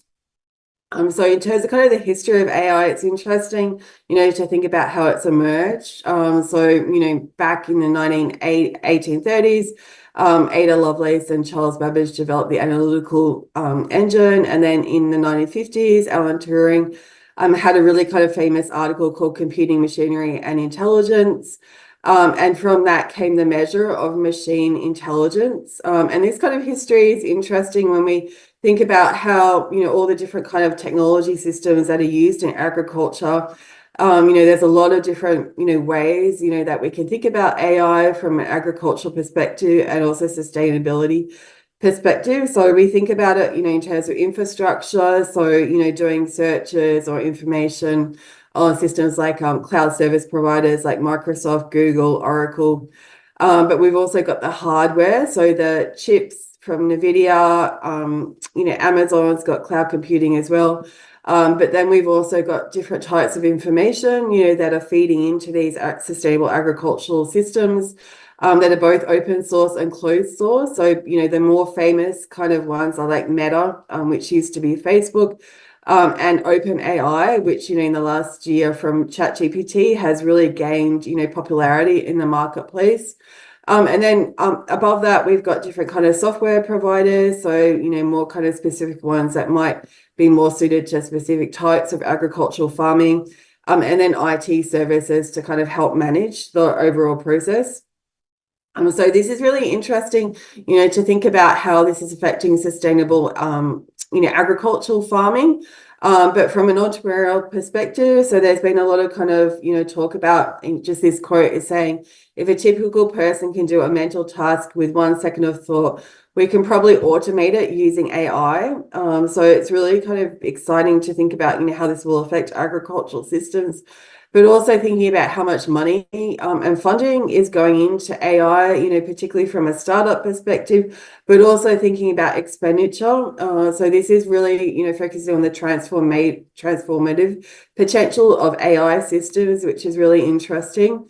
So from an entrepreneurial perspective, you can think about agricultural systems, in terms of farmers, government, different entities, looking at the networks that they have within farming. So from a local, regional, country, regional, and then international perspective. So looking at those formal institutions, that regulate the farming sustainable systems, and then thinking about culture, physical infrastructure, like for example machines, land, and then how that's supported in terms of like education through leadership, new knowledge, and then how that builds in terms of different farming and sustainable startups, high growth ones, as well as farmers and their employees engaging in entrepreneurship to create value. And that value creation can be in terms of financial income, so an increase in productivity, so being able to pick more, strawberries, or, planting more better types of seeds. Or it can be through different types of employment, so particularly through robotics, automation, as well as, manual human labour. But the value creation can also be in terms of well-being, so people's standard of living, quality of life, and productivity. So this is interesting to think about how AI will, transform, particularly entrepreneurship, but also sustainable agricultural systems, but also kind of thinking about, within the field of AI, there are different kind of usages of AI on sustainable agricultural systems. So this can include different types of knowledge. So the way that we think about agriculture and farming, it can be through machine learning, so use of that big data to kind of predict trends, so it might be weather, rain, drought, it might be different political conditions in terms of change of governments, but also through robotics and automation. And so this uncertainty of AI can do the creativity, ingenuity, and imagination of humans. So it's really exciting to think about, you can think about like how AI has been considered in movies like The Terminator, E.T., The Matrix. So we've had a lot of this kind of artificial intelligence, coming through movies, but it's now moving towards business. You can think about books, so like Douglas Adams' Hitchhiker's Guide to the Galaxy, which was published a number of years ago.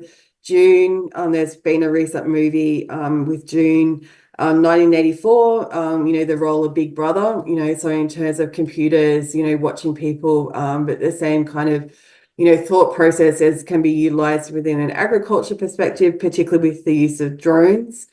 And then we've got AI and television shows, so like the Jetsons, so some of these technologies, are evident now, but, when the Jetsons was shown on TV, they weren't a reality. You can think about things like Knight Rider, so an automated self-drive car, which is now kind of a reality, with companies like Google and Tesla, focusing on these kind of cars and automated transport.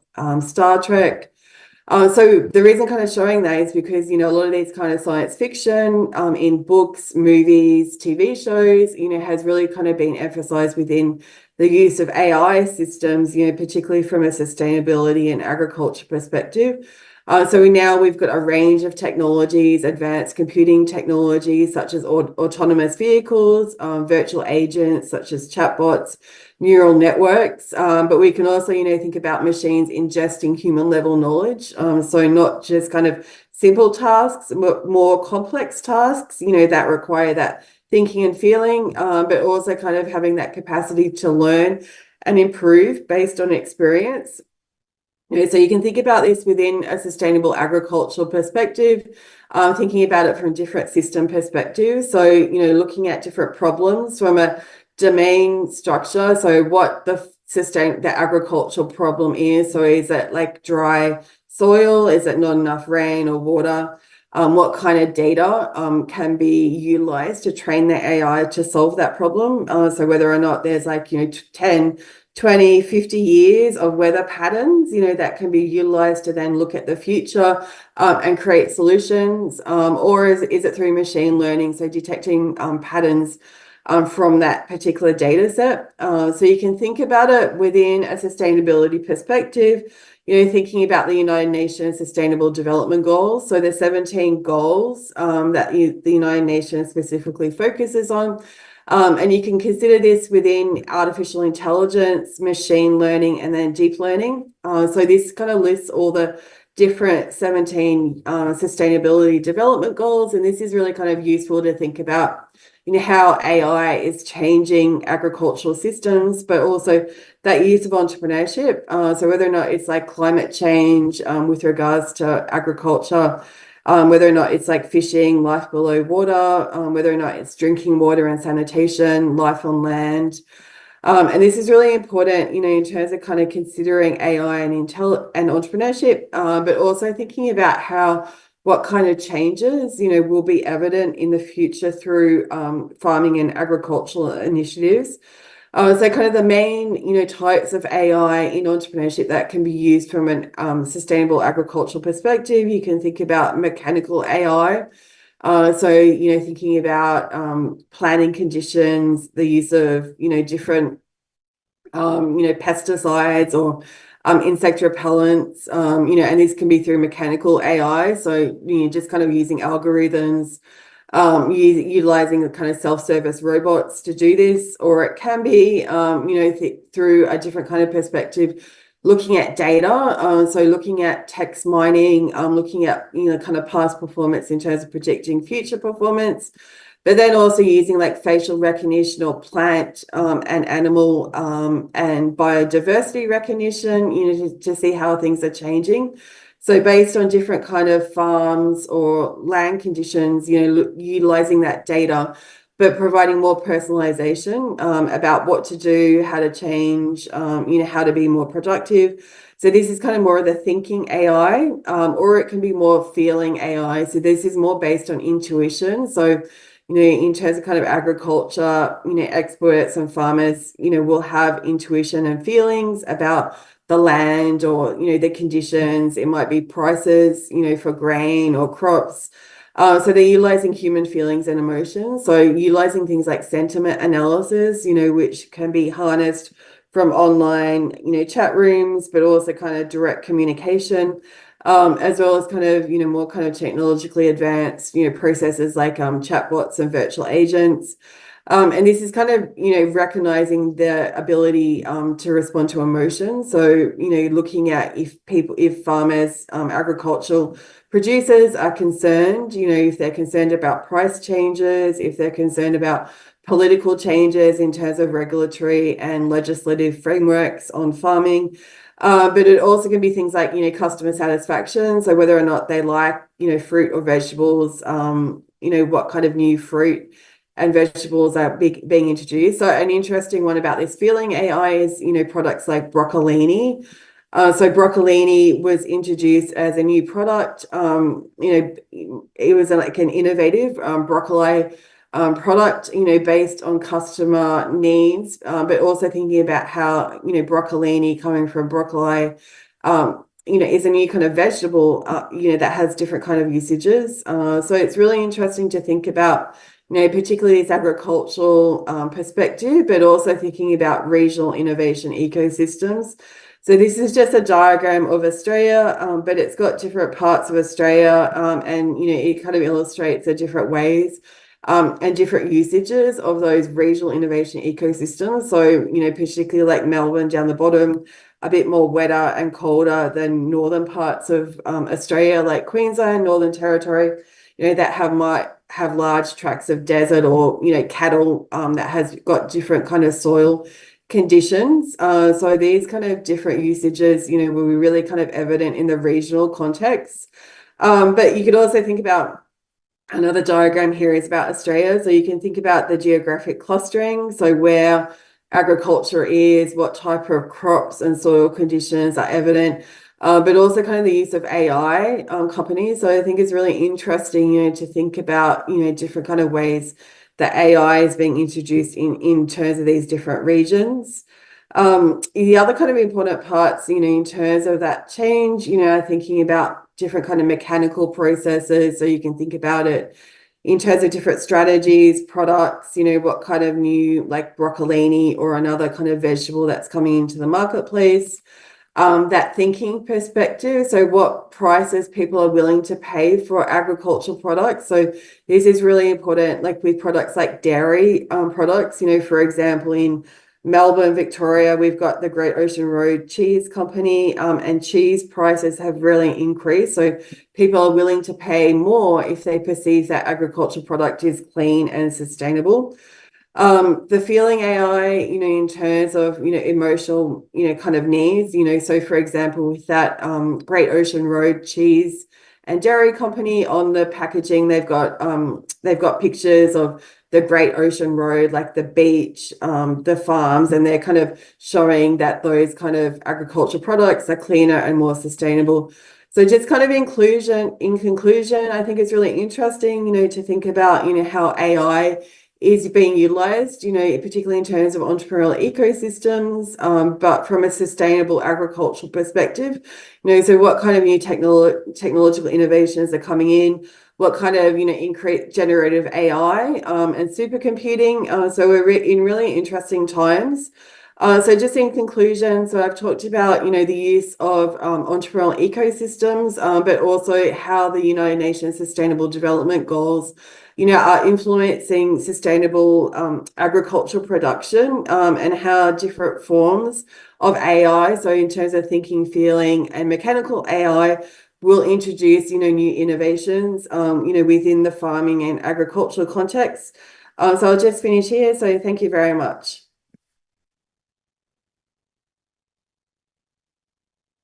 Okay, thank you very much, Ms. Vanessa Ratten, for your presentation. That's really insightful and new, I think, because we don't really do research regarding AI here. So I think it will be interesting for all the participants.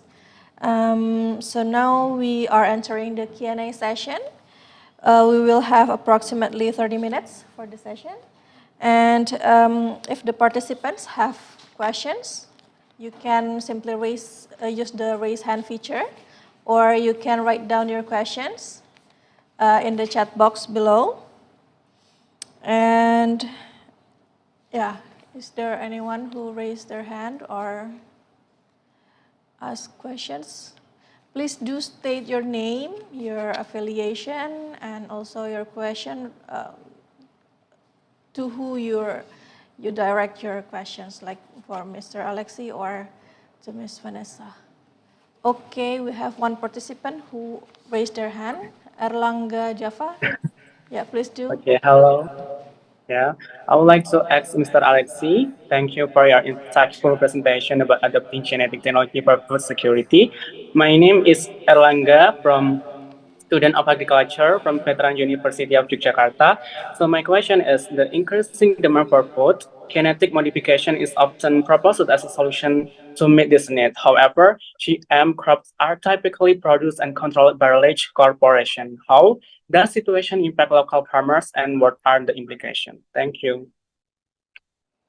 Yeah, thank you so much. This is exactly the motivation for the research we had. So we started the concept by saying the public does not understand genetic modification, and that is the reason why they're afraid of it. And it turns out that no, actually they do understand genetic modification, and the reasons why they don't like it is for things such as control. So intellectual property control is a key aspect. And it turns out that these kinds of concerns are actually not just in genetic technologies. They're the same thing in nuclear energy, it's the same thing in electric vehicles, and of course artificial intelligence, as Professor Vanessa mentioned before. So the fear at the moment is that the new technologies of genetics, which is not GMOs, they're not transgenic, they would not be taken up. So products will be made, but the public will have a backlash that has been driven by a very negative experience in the 90s, but also because the reasons, the properties that people are concerned about are not actually addressed. So, for example, as you said, multinational corporations is one of the key properties that people are concerned about. And the nice thing, or the positive thing, or the optimistic thing, is that the new technologies of genetics can actually be done by very small groups in a laboratory, in Indonesia. It can be done locally, and they can own the product that they make, and they can create an intellectual property contract that is very amenable to their local communities. Assuming that people understand that this is not transgenics, and it's not owned by Monsanto. There will need to be some agricultural extension that has to be done so people are part of that process. Is there any follow-up question, Erlangga?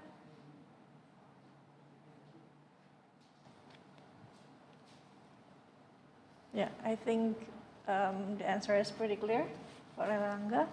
And we have more question for Professor Alexi from Aziza Ridho Ril Albab. She's one of the lecturers here. The first one is, what can we do to minimize the effect of emerging diseases quickly if we still don't know the causal agent? Because doing research need more time to figure out the causal agent. The second one is how to build a systems to encourage farmers through IPM implementations to adapt our technology. Yeah, excellent question on the first one. My immediate answer, I don't think anyone is going to like it, but basically stop trade. So trade is one of the major reasons why pests and diseases are moving.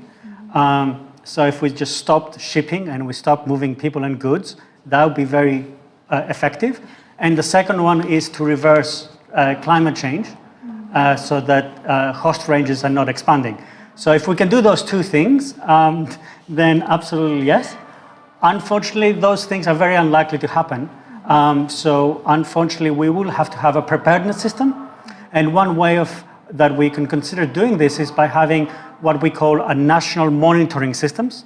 So this will be a national infrastructures that are managed to detect and prepare farmers for detect pests and prepare farmers for the response.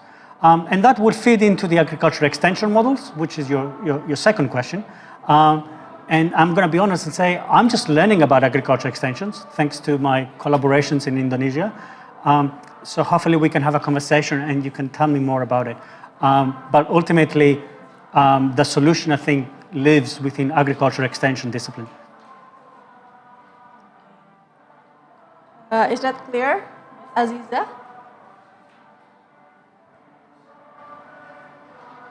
Okay, thank you. So, yeah, there's another question for Mr. Alexi again. Is there anyone who wants to ask Ms. Vanessa, maybe? Okay, while waiting for the question for Ms. Vanessa, there's a question from Muhammad Fauzan Farid Alhamdi. He asked, is the current farming system that uses a few varieties creating an explosion of pests? When we develop varieties resistant to certain pests, will we allow other pests to thrive? Sorry, I'm just a little bit distracted by the national anthem. Yeah. It's the current farming system that uses a few varieties creating an explosion of pests. So there is discussions and research done on the effect of monocultures versus polycultures.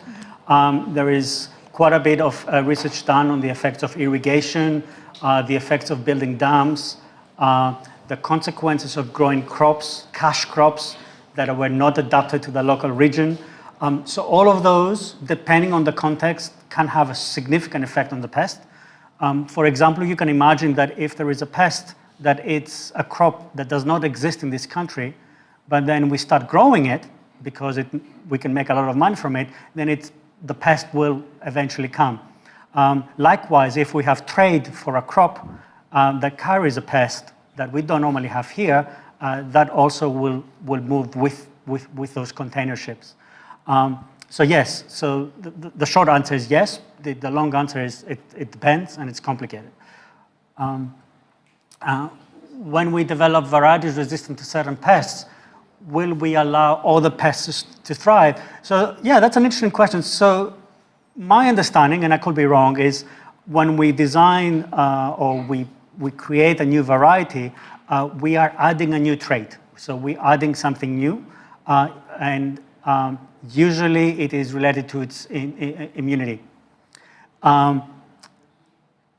In citrus specifically, one thing we're trying to do is actually reduce the immunity response of citrus to the bacterium.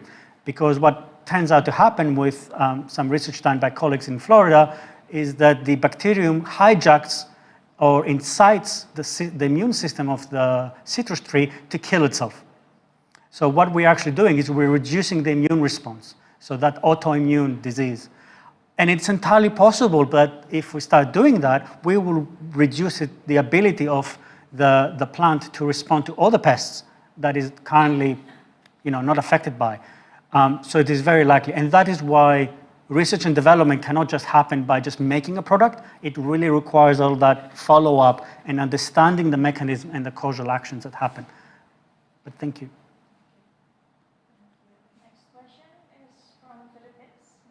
Again, from the Davao Sur State College. Question for Prof. Alexi. Has AI currently been used to address problems relating to genetic modifications in your country? And in your view, is it safe and moral? Is it okay if I ask Professor Vanessa to answer that question first? Since it's more your topic than mine. Yeah, it's okay, Professor Alexi, you can answer it, but yeah, I'm happy to answer. I just wanted to say too with that other question about the current farming system creating new pests. I think in Australia it's interesting, like rabbits. Rabbits were introduced and cane toads. So they were introduced to ward off another pest, but then they've been created as a pest. So I think, the use is like rabbits, cane toads, have become really big pests in Australia, as with different kind of grasses, that have been grown. So I think it's really interesting. And then with that other question about AI, it's a really big issue. So recently the European Union put in different kind of laws about AI and ethics. So the European Union has been really kind of innovative with the use of AI and, so in terms of being safe and moral with regards to that question, it's really debatable. It's changing so quickly, like things like ChatGPT, some universities use it, some don't. So with AI and farming and genetics modification, I think it's really culturally embedded. So like, for example, genetically modified fruit and vegetables is fine in the United States, but it might not be fine in Australia or Indonesia or other parts of the world. So I think it's really kind of we're in interesting times, with regards to AI ethics, farming, morality issues.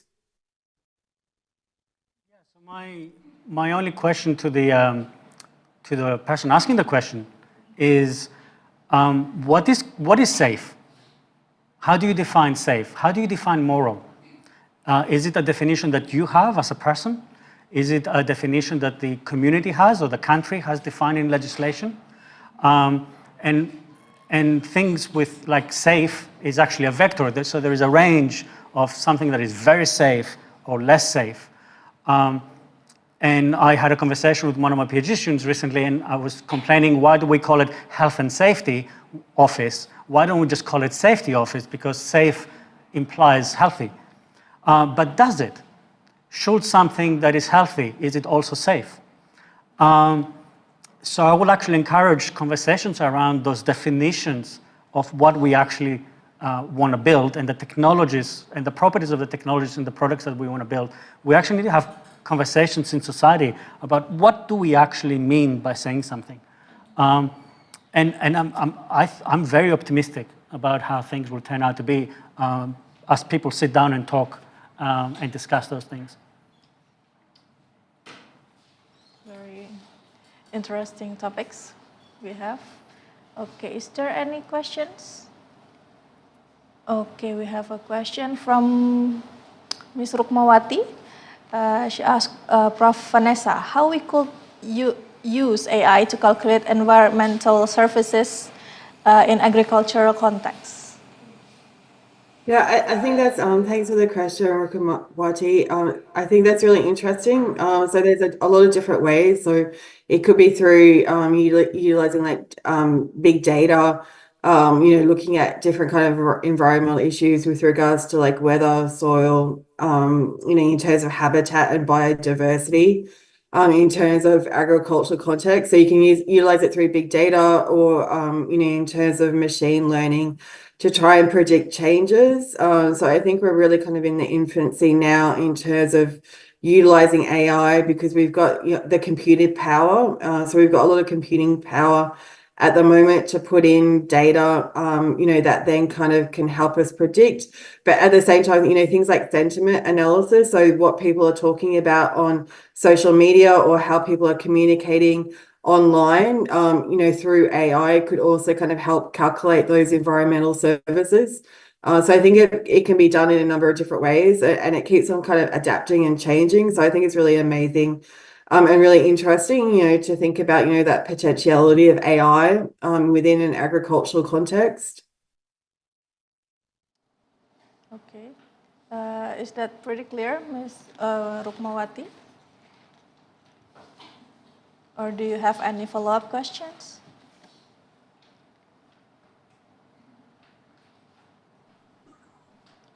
Okay, I think we might skip it for a bit. We have another participant who raised her hand. Ms. Nova Wahyu Pratiwi, please. Okay, thank you for the time.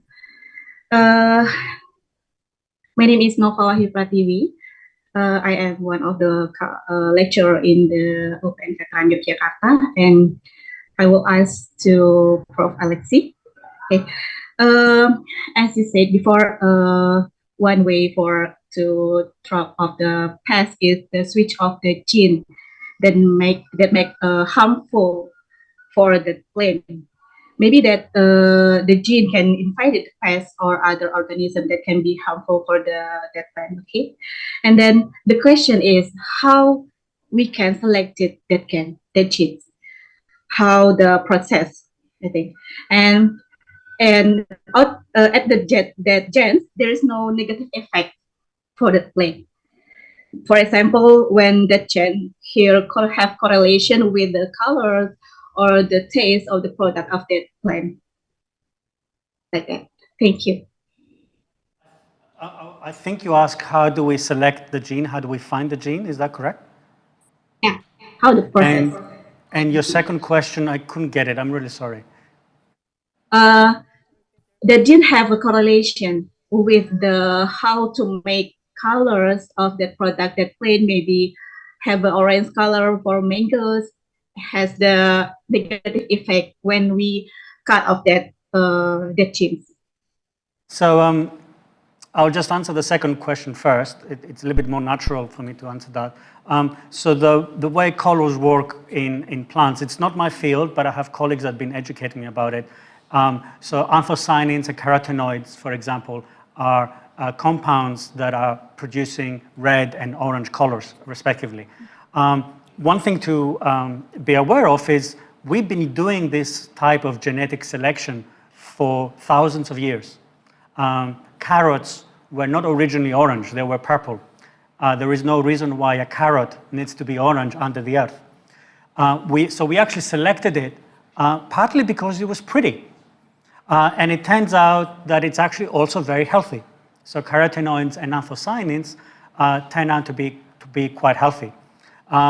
there is a government research organization in New Zealand that has created the golden kiwi, which is basically kiwis that have, they're golden and they have high compounds that are good for you, good for the heart. They also created apples that are red inside, and so they have more anthocyanin. So there is ways you can select for things that have specific colors or they have specific health properties or the same thing.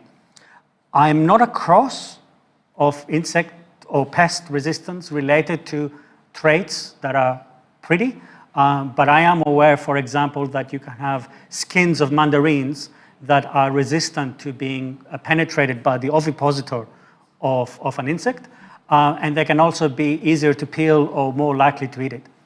So, you know, children will like it more than other types of peel. So those are case by case. Now, the exact process by which you do it, so the process comes under a technological umbrella, and there's many different processes we can use. A good old one, the transgenic process, is you have a gene from an organism, either the same or a different one. You identify it, so you do some basic science, you find that gene and what it does, and then you transfer it through a plasmid, through a bacterial plasmid, into your species of interest. And most of the products in the market that are GM are through that process. So they use something called an agrobacterium that basically acts as a vector of taking the gene of interest from one species to the other. And then you breed it. Other approaches are the gamma ray irradiation or chemical mutagenesis, where you basically just randomly mutate the products, the seeds, and then you can grow them. These are genetically modified in a sense, but they don't include transgenesis, and therefore they're not classified as GMOs. And then we have the new technology coming in, which is CRISPR, and they are using the phrase genome editing in order to avoid the connotations with genome modification. And the idea there, without going into a biology lecture, is that you can very surgically and precisely insert or delete a very specific sequence change. In transgenesis, you always take it, well, in theory, you take it from another species. If you take it from the same species, it's called cisgenesis. But the idea is that you use this other vector to transfer things, and you don't know where it's going to get inserted. So you don't know which part of the blueprint the new gene is going to go, and that might have negative effects that you cannot predict, because if you cannot predict where it goes, you cannot predict the consequences. Genome editing with this technology called CRISPR is very surgical, very precise, and you can tell it exactly where you want it to go. And of course, there's follow-up screening that verifies that that happens. And I do really want to hammer the point that once we do this technique, this is not the end of the process. It's just the beginning of a few years of research to make sure that it's stable and it does what you want it to do and it's safe before going to whatever regulatory process is required to get a license to use it. Yeah, it takes, I think it takes a very long time to identify the genes for the character of this trait. Thank you for the answer, Prof. Alexi. Absolutely, it takes a very long time, but it's much quicker than trying to breed it. So with an orange, you will require at least a decade to actually get one generation. So if you're trying to cross two things, you'll have to wait a decade to get your outcome. And then you have to do this multiple times. So you might wait 50 years to get a new variant. It's easier with crops that are annual, and it's even easier with crops that are even shorter than that. Yeah. Thank you, Prof. Alexi and Bu Aura. Okay, we have another question from Mr. Imam Santosa. It is addressed to Prof. Vanessa. He asked, can you tell me what practical implementation of AI for developing agriculture and preserving the environment? Yeah, I think that's a really good question. Thanks for the question, Santosa. So I was thinking when you said the practical implementation, I think example is like New Seed that develops new different types of seeds, and they're utilizing AI to develop better seeds, that are better for farmers in terms of growing new crops. The other kind of examples are like the Pink Lady apples. So Pink Lady apples were genetically modified apples, but like done in a safe way, and they're one of the best-selling apples. And they were developed, and there's a patent on them. So that kind of AI can be utilized to develop new kind of like fruit and vegetables in terms of agriculture, but done to make the crops grow that they don't use as much water as previous like fruit and vegetables, or they're grown in better different types of soil conditions. And the other kind of practical implementation I thought of too was like in terms of like water usage. So AI is being done like in the Murray River region in Victoria, particularly in terms of like apples, oranges, but also the use of for wine crops. So AI, you can input the data, you can put in a lot of data, things like weather conditions, soil, the land area, and then put in information about the type of crop. And that can help in terms of sustainability because, in agriculture, there's been a lot of kind of talk about water usage. So a lot of the farmers are using the river water in terms of water usage, and then that's creating salinity, salt issues in the river.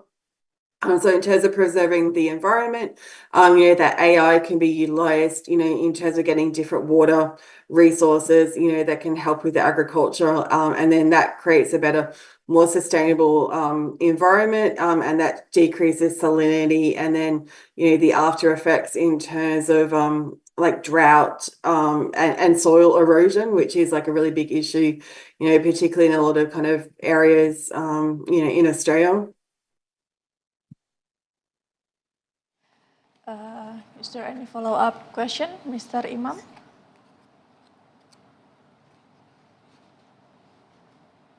Yeah.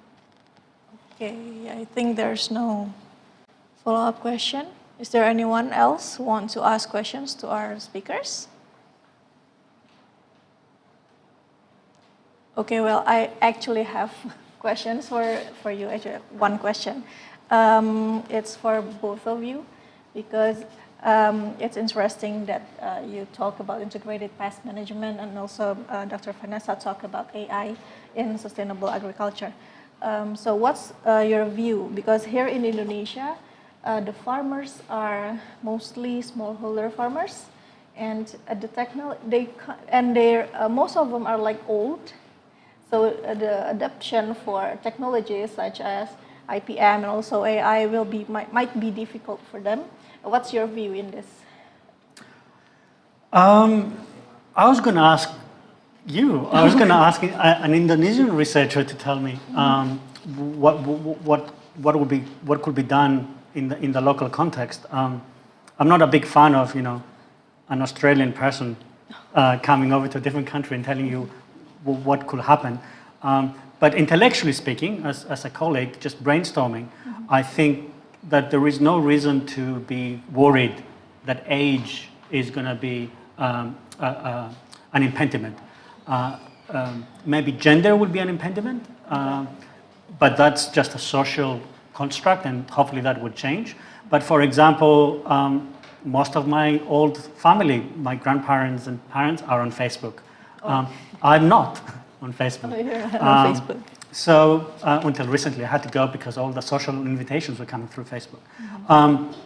So even though adoption has a cohort called laggards, there is no reason to think that socioeconomic status and age will have an effect. In my brainstorming opinion, but not expert, I would think that access to knowledge and access to communication will be more of an effect.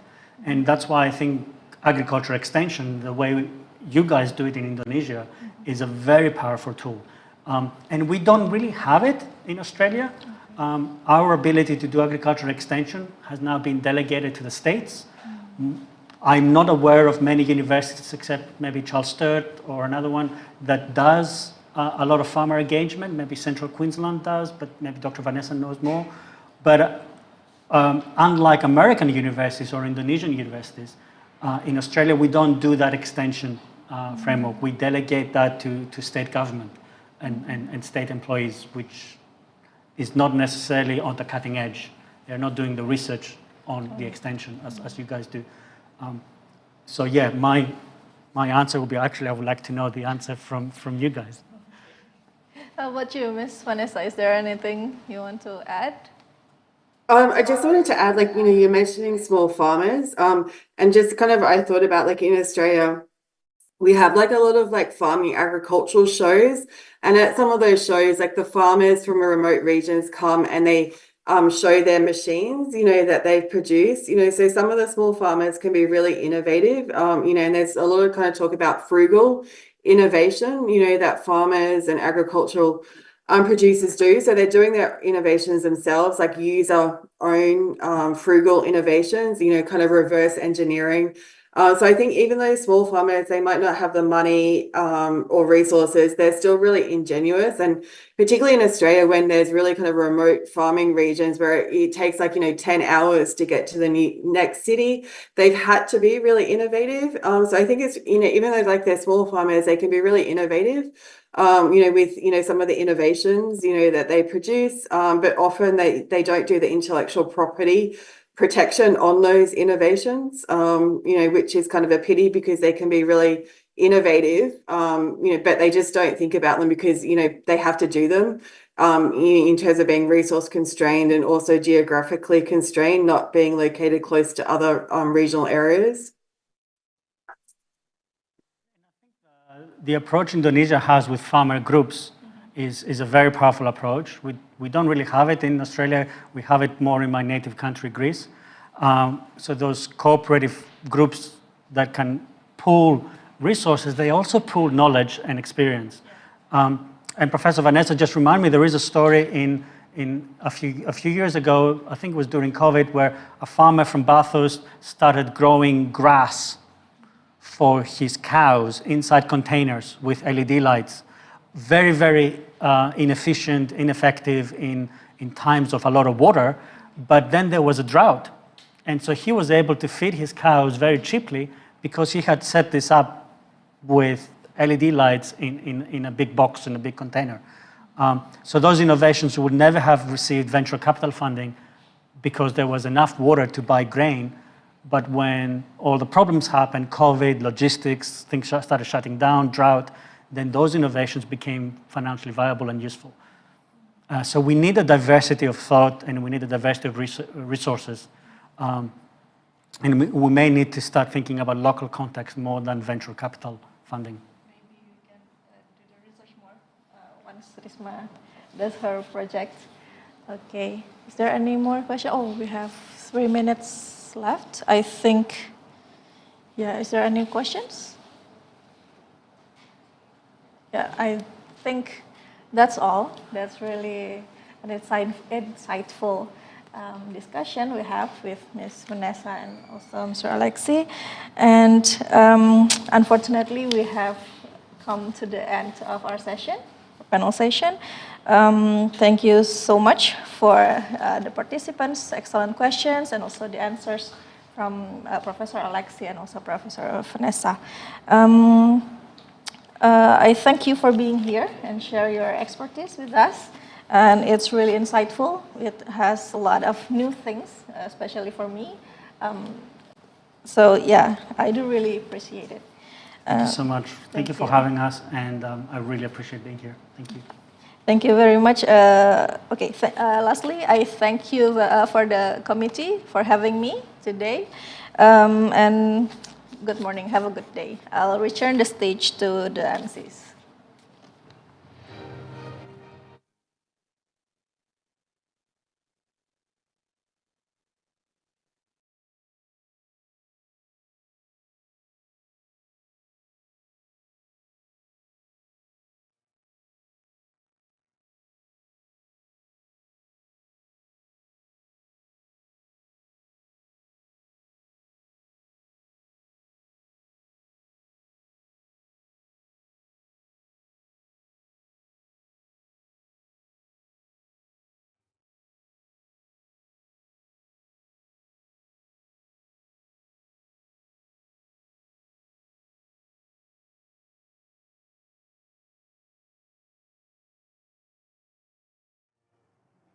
Thank you very much.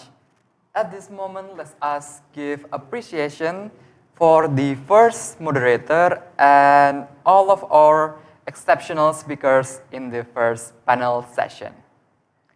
After an amazing and exceptional discussion in the first session, we will be having the second panel session followed by a discussion.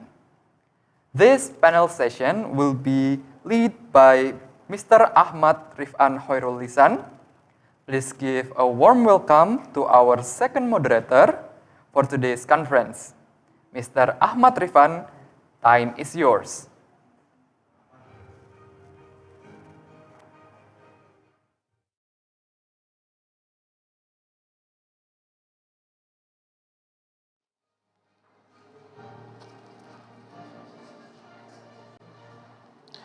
Thank you, Master of Ceremony. Good morning, everyone. Welcome to the second panel session of the third International Conference on Agriculture, Food and Environment, ICAFE 2024. In this session, we'll delve deeper into three things that are very fundamental for determining the sustainability of our agricultural practices: land, water, and climate. We have to admit that land, water, and climate are the keys for our sustainability in the agriculture. And the thing is that these three things also pose significant dangers that if we can't manage it for our civilizations and our agriculture. For thousands of years, human civilizations have heavily relied on the good condition of land, water, and climate. But today, we witness that these very three things are degrading in very rapid pace. The questions then emerge: how are the dynamics of land, water, and climate today? And the second question is, how can we sustain our agricultural practices under the degradation of land, water, and climate? And the third question is, how the future will be in terms of land, water, and climate condition that will impact the civilization of human generation on this planet. And to answer this question, we already have two prominent guests that will talk about the issue on land, water, and climate, and they've worked so much in these fields. And it's worth for us to listen to the explanation and also to know their expertise in these three fields: land, water, and climate. We have the first speaker, Dr. Partoyo from Indonesia. Please welcome Dr. Partoyo.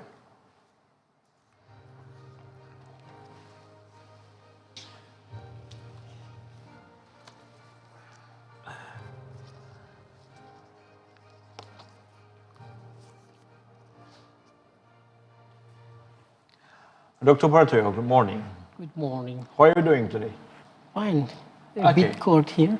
Great. I think just of the AC, right? Yes. Okay.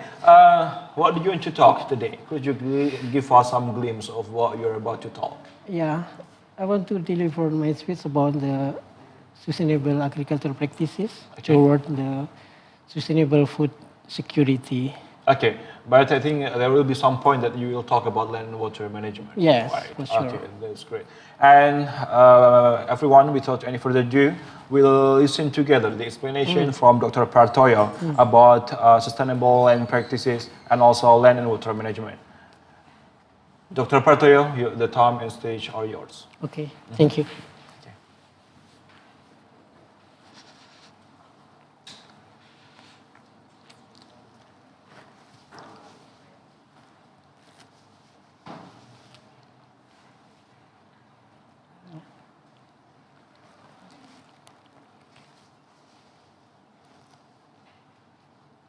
Good morning, everyone. Nice to meet you all. Distinguished guests, ladies and gentlemen.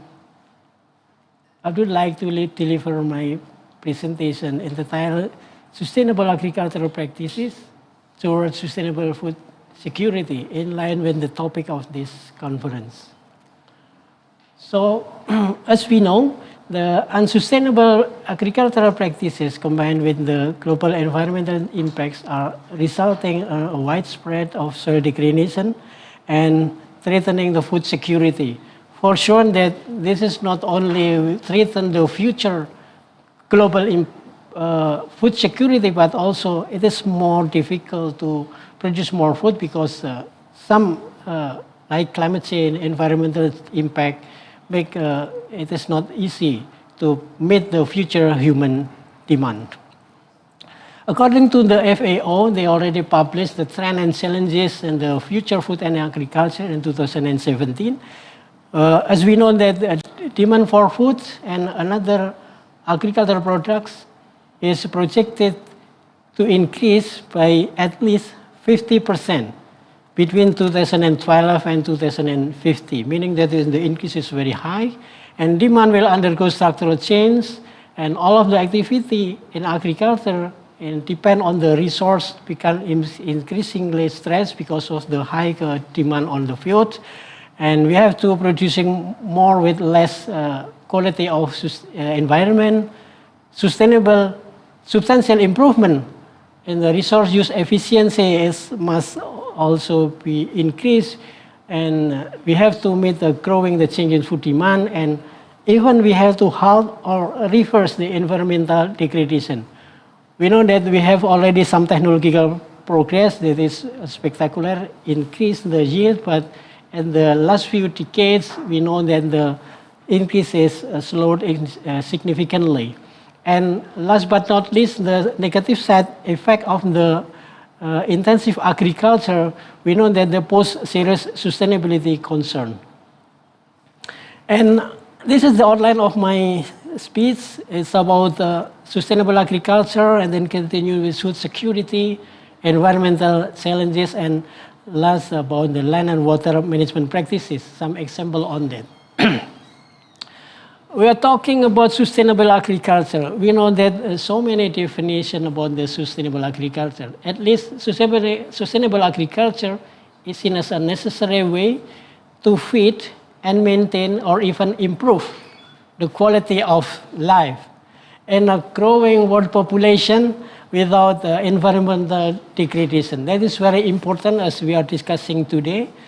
And according to FAO, sustainable agriculture should be environmentally, economically, and socially responsible to contribute the availability, the access, use, and also the stability of food security. This is intended by the FAO. And then next, how to measure the sustainability of agricultural practices. As said by the Organization of Economic Cooperation and Development, FAO, in 2023, to assess the sustainability of agricultural practices, it covers 11 indicators that all of them represent the dimension of sustainability. First, land productivity, profitability, resilience, soil health, water use, fertilizer pollution, pesticide risk, biodiversity, decent employment, food security. So we know that food security is one indicator that must be covered if we try to measure the sustainability of agricultural practices. And the last, land tenure. We are discussing about the how to make the practical to measure this. Actually, this idea was proposed first by M.S. Swaminathan from the India, that is father of Green Revolution in India. But lastly, we can find the publication about how to measure in a practical way. One that we can use with implement using this kind of metric. I put in my slide that SAM, Sustainable Agricultural Metrics, it can be implemented to measure the sustainability of agricultural practices. So it's based on the historical data on environment, social, and economic indicators of agriculture. We can see that this sustainable agricultural metric, it developed based on the SDGs indicator framework, and particularly indicator for this SAM related to the SDGs 2.4.1 proportion of agricultural area under productive and sustainable agricultural practices. We can find in the Zhang et al. Already published this SAM, so we can follow this kind of technique. You can see the circle here, put a more advanced scale. I just take one example. We can find in the supplementary material of this publication more than 400 pages, and I took here Indonesia. We can see here that there is sustainable agriculture indicators that we can find. 3 circle is there, 3 color is there. Red color indicates the situation that is the sustainability is on dangerous level, high risk of serious impact, and yellow color is in between. So we call it the sustainable level is an uncertainty, the increasing risk is of impact, and the green color, it shows that the situation of the sustainability is in the safe operating zone. For the outer circle, we can see that there are 18 indicators. So the outer ring denotes the sustainability performance of its indicator. Whenever we got a green color, meaning that that indicator is in the safe operating zone. But on the contrary, we found the red color, meaning that it's in the dangerous level. We can see this is an example of Indonesia. You can see also the arrow. In the center of the circle, we can arrow upward arrow, meaning that the trend of the sustainability increase, at least in the term of the measuring, 2010 and 2014. So we can see here also environment arrow is downward, meaning that that is decreased. So we can find what is the color, what the red color is about. Phosphorus content of the soil and so on. And this report also published, I just took 8 examples from the high income countries represented by Australia and the United States of America, and then upper middle income represented by Brazil and China, and India and Ukraine. They are representing lower middle income, and low income represented by Ethiopia and Tajikistan. In general, we can see that some part in high income countries, predominantly we can find the green color. But in the low income, we can find so many red color, meaning that this is the status of sustainability for agriculture in that countries. And then, this is according, just example for it, we can find another 218 countries in this supplement of this publication. And it's similar to with the sustainability, food security, we have also find so many definitions on that. But the most commonly cited definition is published by the FAO. And what is food security? Food security is a situation that exists when all people at all the time, they have physical, social, economic access to sufficient, safe, and nutritious food to meet dietary needs and food preferences for an active and healthy life. So FAO stated that it must put the healthy aspect on the food, not just quantity, but also quality. Okay, so how to do that? If we try to dig more about this food security, at least we have to keep some, we call that is the old analysis of global food security. They center on availability, hunger, unmet need.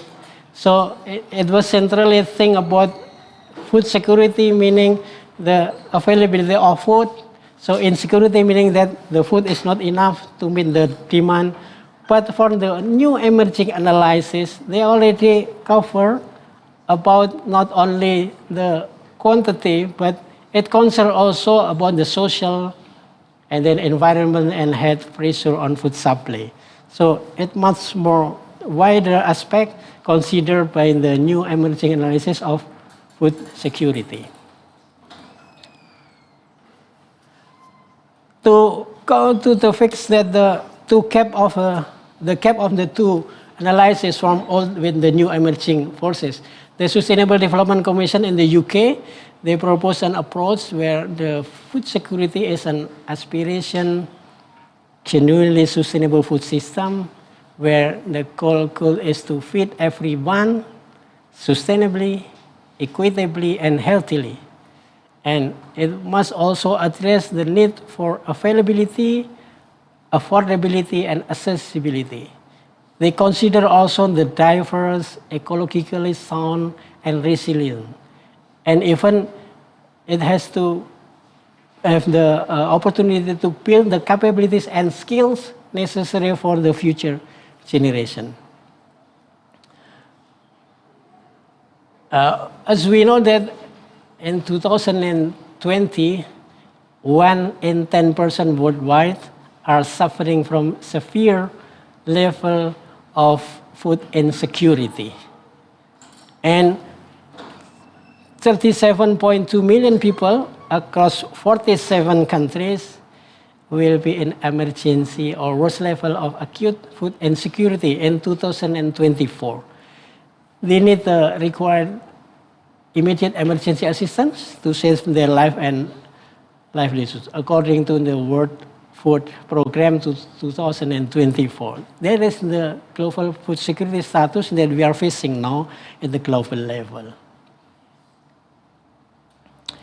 If we list what is the global challenges in the food security, at least we can list some of them. The demographic growth, meaning the population increase dramatically, accelerated urbanization, people move from the rural area to the urban area, meaning that the producer of the food become less and less. They move to another sector, they work in the urban sector in the city. The use of non-sustainable consumption of non-renewable resources. So the resources is not renewable, but we are using in the way of non-sustainable consumption. And for sure, climate change, yeah, they make the environmental change. Sometimes we cannot predict exactly. And the fourth one, this is very important. There is a changing in food consumption pattern. So for sure, we already know that some of the global population, they increase in overall calorie intakes. So obesity, degenerative, and not only infection, but degenerative, people have like a heart attack and something.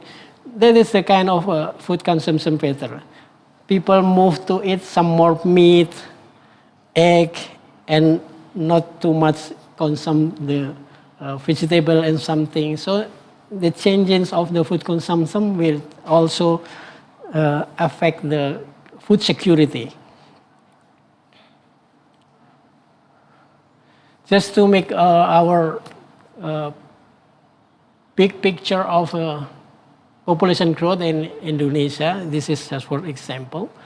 We can see here from the statistic of Indonesia, it's based on the population census. We conduct every 10 years. So the last census was conducted in 2020. We can see here the population growth, the green line showing that in 1971, the population growth was 2.1% and decreased significantly.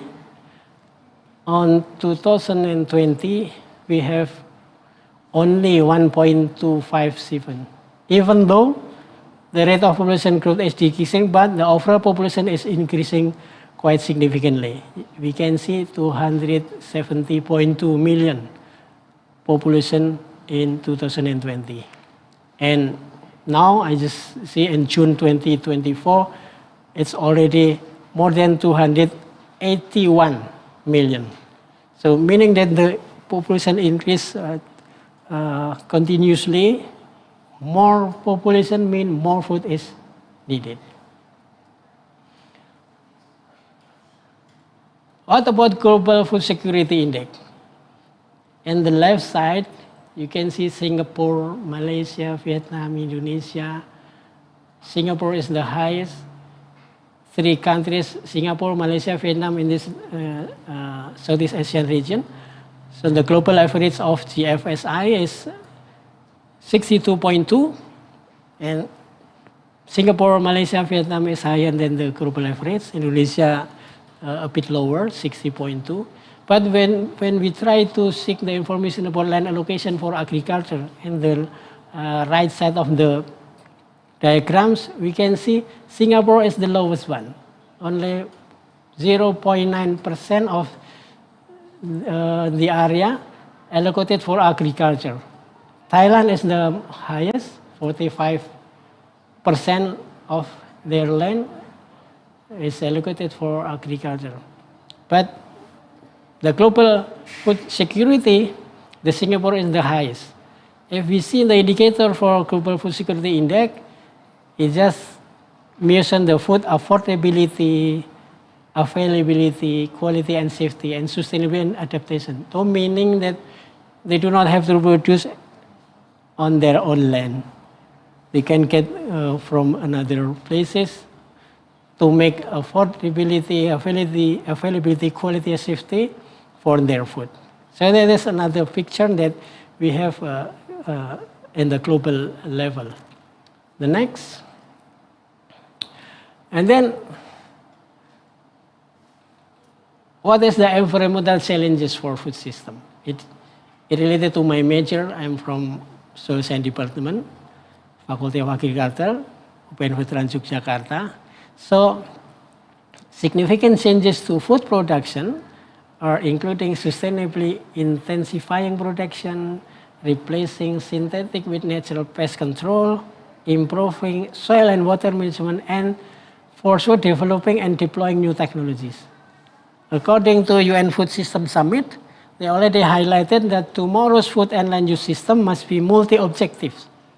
So meaning that not just to produce more and more, but it must be also considered not only food security, but also nutritional security. As I said that the nutrition pattern is already changed, and health security, environmental security, climate security, and livelihood security. So that is one that we have to overcome this kind of challenges. To make it a bit downscale to close to our city, Yogyakarta, I have some data from the research. You know, the trend of land use conversion from the rice field to non-agricultural use is still high. During 2015 and 2022, in Segan district in Yogyakarta, it was decreased by 55.26 hectares, or 3.76%. And annually, they decrease around 7.89 hectares. Why it's happening? Some farmers said that, oh, because the soil is not fertile anymore. They said that when we take samples and they go to the laboratory to check the soil fertility level, we found that the soil fertility level for the rice that's converted to non-agricultural use, we found that the status is very low to medium. So I think makes sense is then they change to another use because the fertility status is not high. And the limiting factors and the location, particularly CEC, cation exchange capacity, and organic carbon content. So we found that this is the empirical problem. From this map, we can see that the green is rice field that's still existing now, and the red color indicating the converted rice field to settlements. We can find that some area, and another color with black, brown, meaning that another convention of rice fields. So from this research, we can find that the land use convention for rice fields to non-agricultural is is already and also is always happening until now. Next, we can see here soil fertility status, low, very low, and some are moderately, but this is the land that's already converted. So that is one of the reason of the farmer to convert this land to another land use, not agricultural land use. Okay. Based on this experience, some farmer, this is also at Sayakan, they try to apply more organic fertilizer. So we did research on that. We sampled the rice field that already 3 years, 7 years, and 13 years, the farmer applied the organic fertilizer, and based on that, we can find the data. After we sample and go to the library, we got this data. Next. This is that they want to actually got to apply the organic matter to improve soil structure, increase organic matter, enhance soil biota.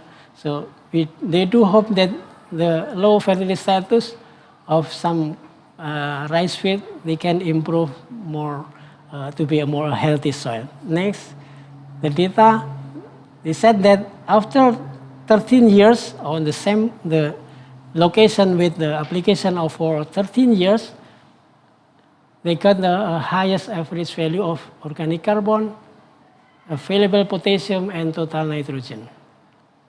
If we see in the graph, we can see that a significant improve. Next, in organic carbon, the most right is 2.84. This is the 13 years plot treated with organic fertilizer. So organic carbon is much increase higher, and also the available potassium. Total nitrogen is increased but not significant. Okay, next. So this is the overcome to the issue that food security versus land use change. To secure food production, we have to preserve some area that we have limit the conversion to another use of land, another land use for non-agriculture. They should be supported by designing and implementing proper spatial policy for the preservation of such important land. Okay, next. Just an example, I did this interpretation for the satellite imageries, 1992, 2005, 2009. What I want to show here is the black color in the center of the map. This is the map of Yogyakarta. So the black color dotted in the center, that is the high density build-up, meaning that is center of the city. You can see the development, the urban sprawl from the 1992 to 2009. Next.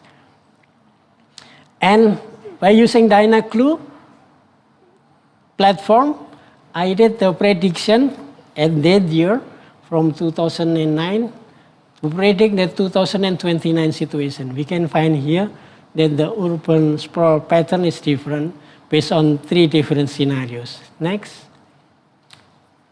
And last of my speech, this is about some models that we can implement to toward the food security, land and water management practices.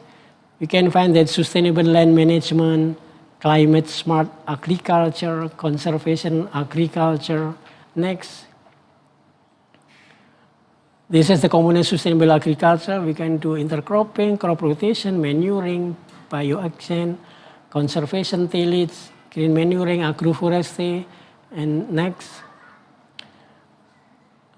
Investing with climate change, we have already modeled that conservation agriculture, we can implement more. This is not new thing, but because of the climate change, more and more we get the impact.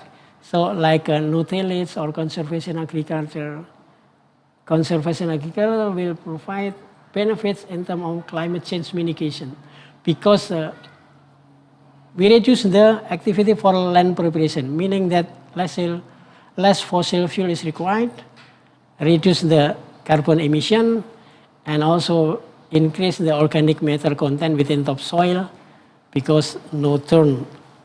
So the subsurface, we do not change to the topsoil, so the carbon is still safe in the topsoil, and also because of using of mulch to increase organic matter. It can be significant to improve soil carbon sequestration, and also to reduce the fossil fuel consumption.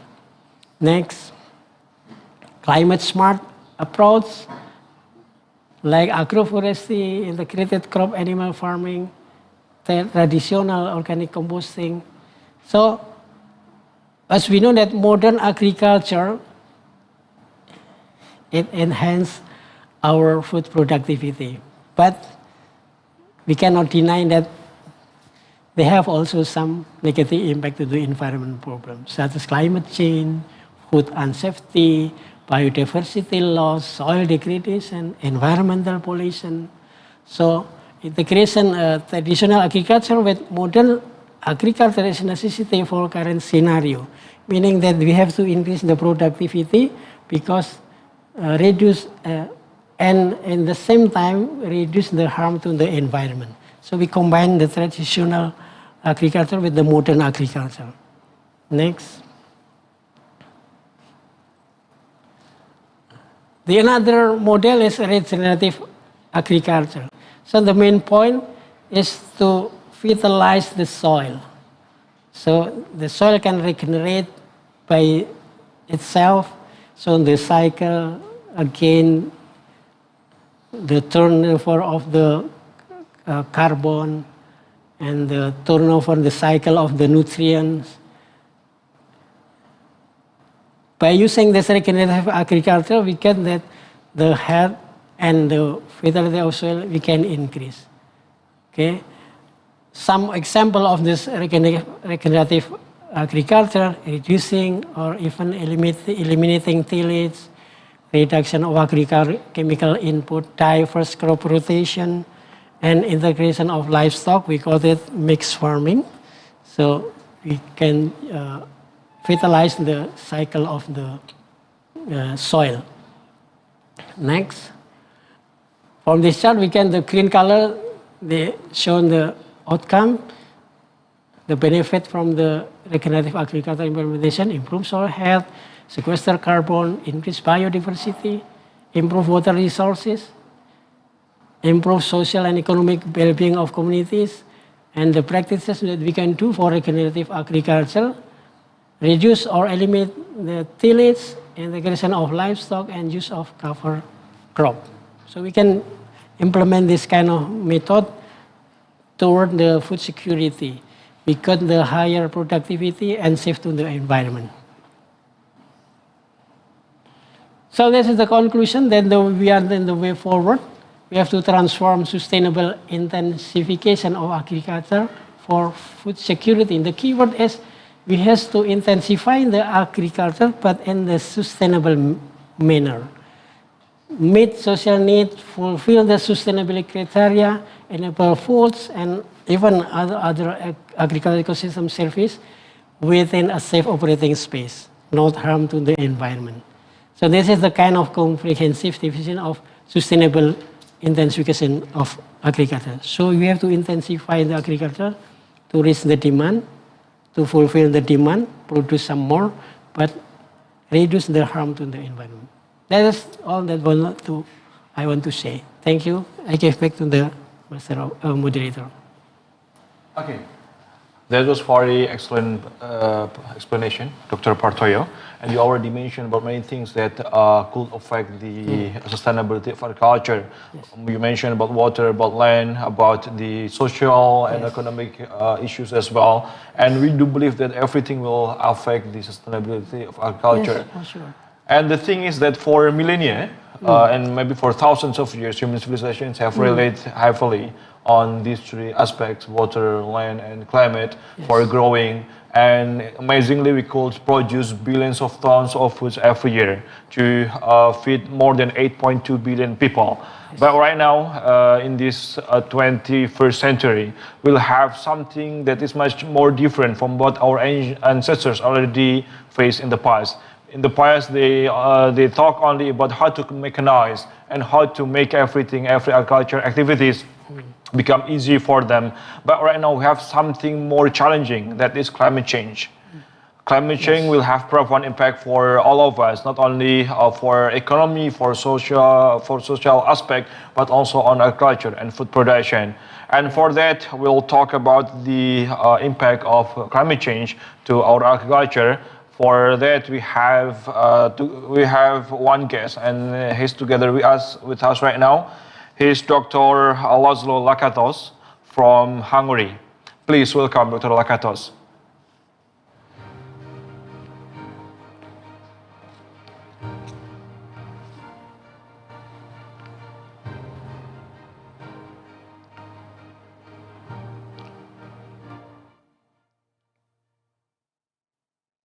Hi, good morning, Dr. Lakatos. Good morning. Anyway, what time is it in Hungary? Sorry? What time is it in Hungary, in your country, and where you are? 6 o'clock morning. 6 o'clock in the morning, very early in the morning. Welcome. And we do appreciate that you allocate your time and you woke up earlier than usual. Thank you so much. Anyway, Dr. Lakatos, because we want to talk about climate change, and maybe because we are in the tropics, most of us in Indonesia and in Southeast Asia, and you're in the Northern Hemisphere, could you tell us like the glimpse of the condition of climate in Hungary? So we have information background about the climate over there. Yes, you know that the climate change is very serious problem all over the world. That's why we are dealing with climate change topics, especially for grape production, because grape is very important plant in Hungary. That is why we would like to calculate the effect of climate change on grape cultivation in the future. So the first of all, I would like to speak about what is the problems of climate change, especially in grape production. Can you see my yes, slides? Yes, we can see your slides, and you have approximately 25 minutes to talk about this topic. Please, Dr. Lakatos, the time and also the stage are yours. Okay, thank you very much. First of all, my content of presentations, climatic challenges in wine grape production, cultivation. I would like to speak about the 4C database, which we use for weather prediction. We use many bioclimatic indices in grape cultivation, dryness index and effect of vine grape growing, temperature indicators of climate change and viticulture, climatic maps of Hungarian wine region, different time period, recent, near future, distant future, and I would like to take some conclusion. First of all, we have to speak about the future challenges in wine grape production, challenges in distribution, and values of meteorological parameters. This is the problems. Of course, temperature rising also quite big problem, increasing the heat amount, growing degree days, changes the phenological phases, changes of the beginning and length of grape vegetation period. But very important that can we use the extra lengths of vegetation period. Drought, dryness lengths, occurrence and severity increasing. This is also a big issue in climate change. increasing the variability of meteorological parameters, increasing the probability of weather damages, weather disasters. Extreme events will be more frequently in the future. Heat stress days number means that hot days, tropical nights increasing significantly, new pests, new plant diseases, plant infection appearance. These are the challenges which we have to handle or maintain this in the future. Let's see the time series of average Hungarian wine region. This is a average growing season temperature. If we start at 1971 and 1980, this is the first decade. We have to say that the temperature, vegetation period, average temperature increased significantly in the past. And if you see that we are the middle of this increment, in middle of this tendency, we got at least 2 degrees Celsius increment in the last 50-year period. And if we see the future, of course, there are different scenarios. One is optimistic, one is a pessimistic. With the optimistic scenarios, we will get more than almost the same increment. But if we get the pessimistic scenarios, the temperature increment can be reached the 5 degree if we compare the 1917 values. So this is the forecast, and of course it was the fact actually. The growing degree day, this is a sum of temperature. We got 372 degree increment the last few decades, and then we can accept more than 190 degrees Celsius.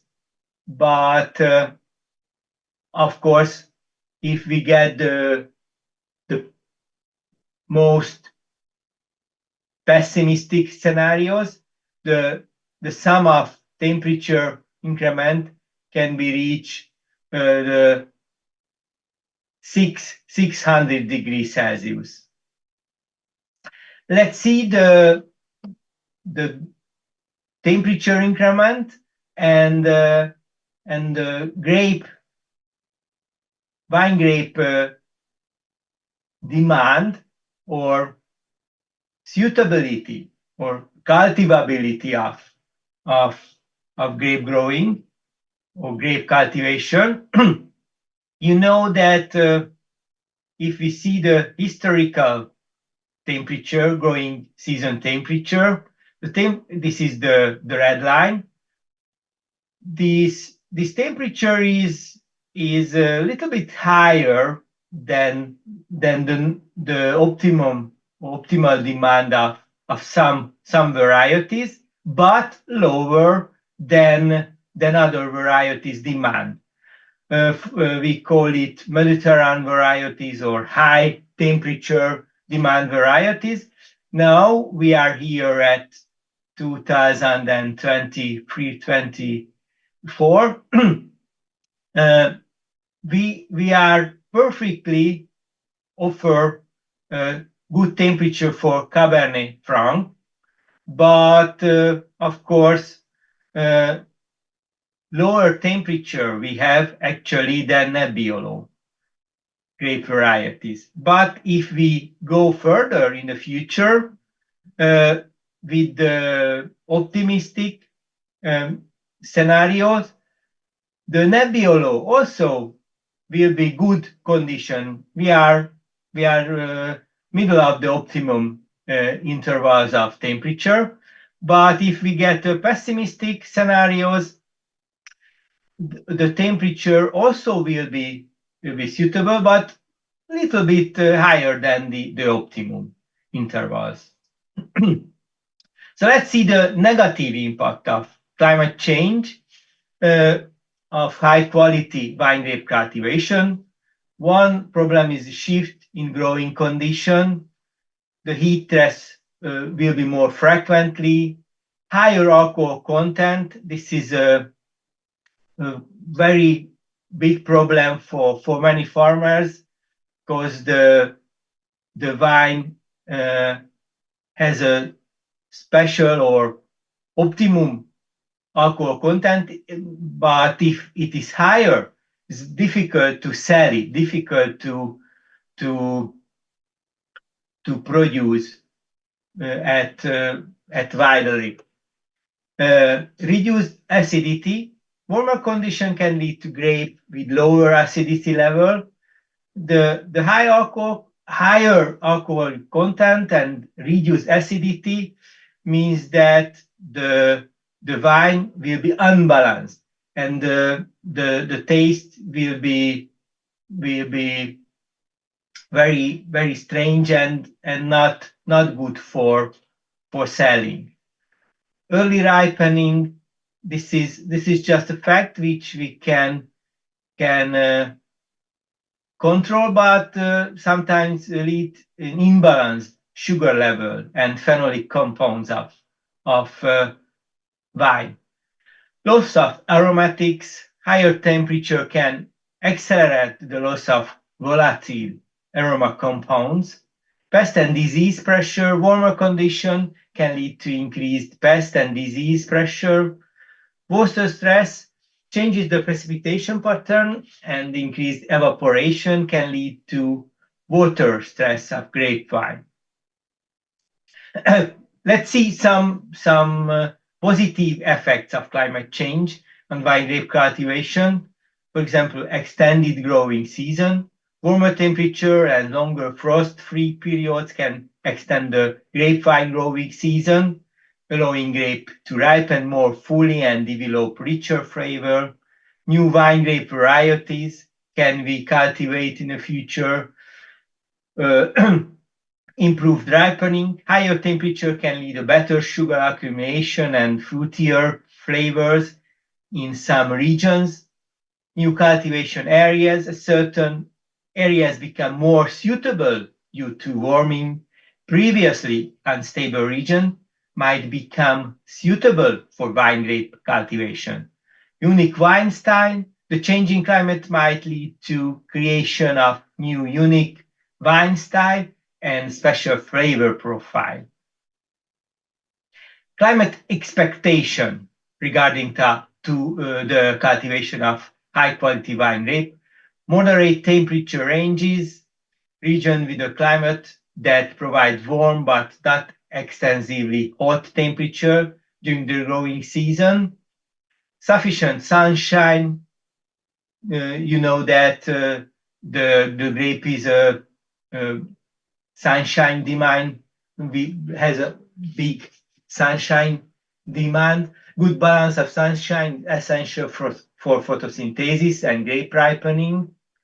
Adequate rainfall, regular, well-distributed rainfall for all the growing season supports vine growth. Suitable altitude. Higher altitude vineyard can benefit from cooler temperature, which can help maintain acidity level in grapes and produce wine with balanced freshness. Diurnal temperature variation, day-night temperature differences encourage flavor development by preserving acidity, leading to wine with greater complexity. Seasonal pattern, clear and distinct seasonal variation, including a dormant winter period, are often important for vine health and grape quality.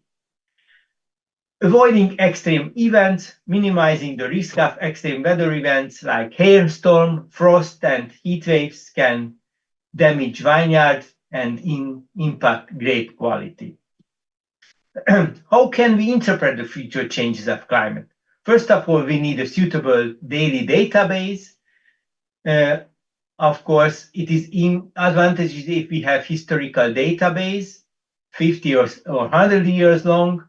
We also need a future projection, global climate model, and regional climate models database.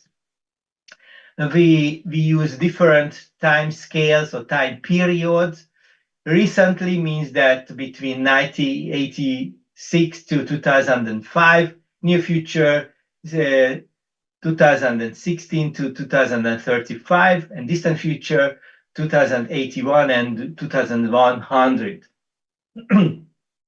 Of course, this is a 4C database which we can supply for prediction of weather.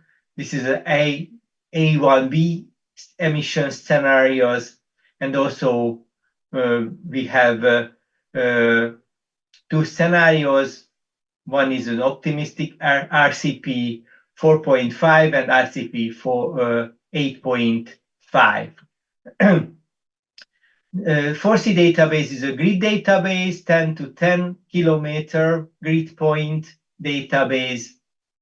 And of course, if we see the map, of course, cover the Central European region, not just Hungary, but the Central European countries also involved in the grid point. And this is the research area which we use, 22 wine regions. We are in Central European region, as you see in a map, in a green map, is European map, and here Hungary. And if you see the Hungarian map, almost cover the whole regions of Hungary, but there are some part of the map, especially in eastern part and the western part, which not involved in the research area. There is no significant vine regions. Especially in the spatial distribution shows that we have 300 grid point of the 22 Hungarian vine regions. These are the bioclimatic features which we use for calculation: Uvlen index, dryness index, hydrothermic index, lethal minimum temperature, and composite index. These are the most popular and most important indexes. Composite index shows that what is the values of cultivation. If it is 1, means that from 10 years, 10 is suitable. 1.9 means that from 10 years, 1 is not suitable. And 1.8 means that from 10 years, 2 is not suitable. If you see the suitability, of course, almost 1.9 every places, or most of the places 1.8, means that 2 years from 10 is not suitable for grape production. And if we see in the future, it is increasing at least 1. So from 1.8 or 0.8 to 0.9.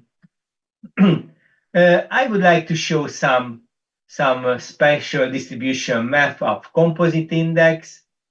Here, different time periods. As you see that the suitability of grape cultivation is increasing. This is the dryness index, or dryness parameter. Dryness indices means that there are some useful parameters which also used for counting the dryness, actually. And we can say that the dryness is increasing, unfortunately, in the future.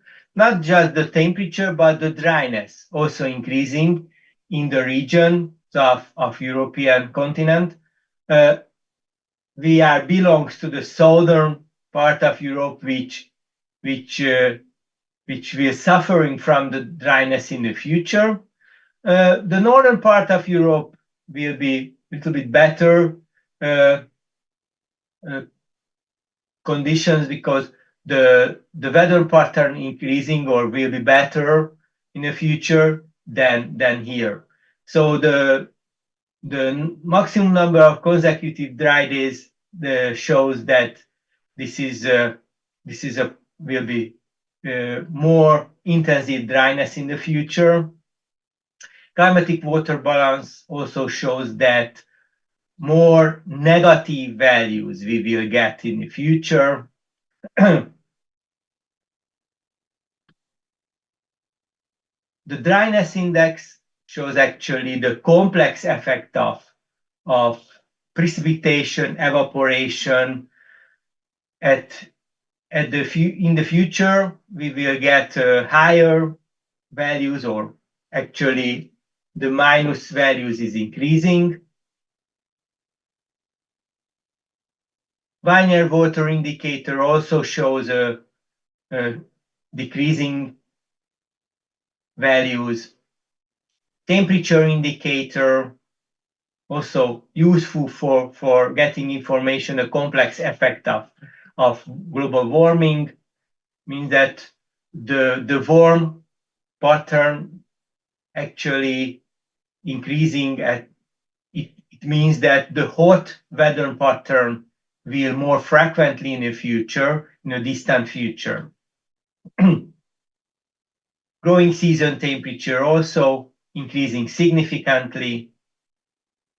It means that the hot weather pattern relative frequency is increasing in the future. Warm and hot weather pattern will more frequently in the future.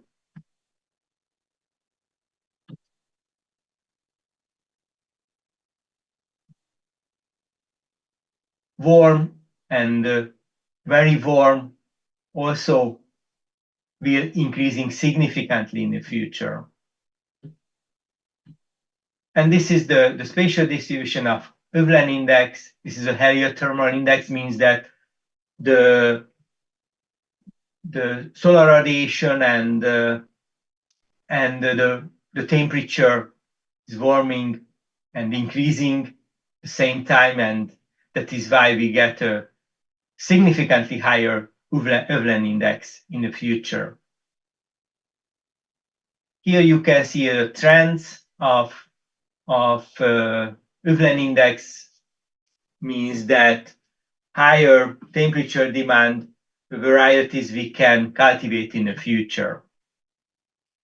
And the biological effective degree day also increasing, higher values will more frequently in the future.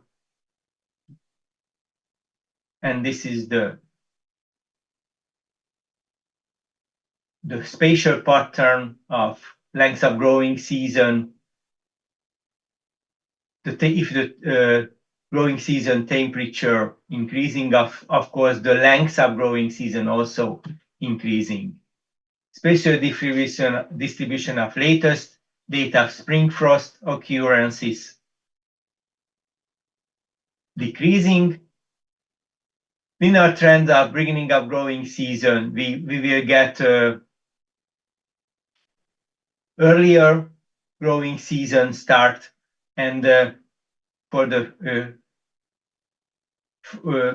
fortune, of course, the spring frost decreasing more intensive way, and the latest spring frost will be more or less frequently in the future. Spatial distribution maximum length of rainfall-free period increasing significantly. Hot days increasing. This is the trends of hot days, which the temperature maximum 35.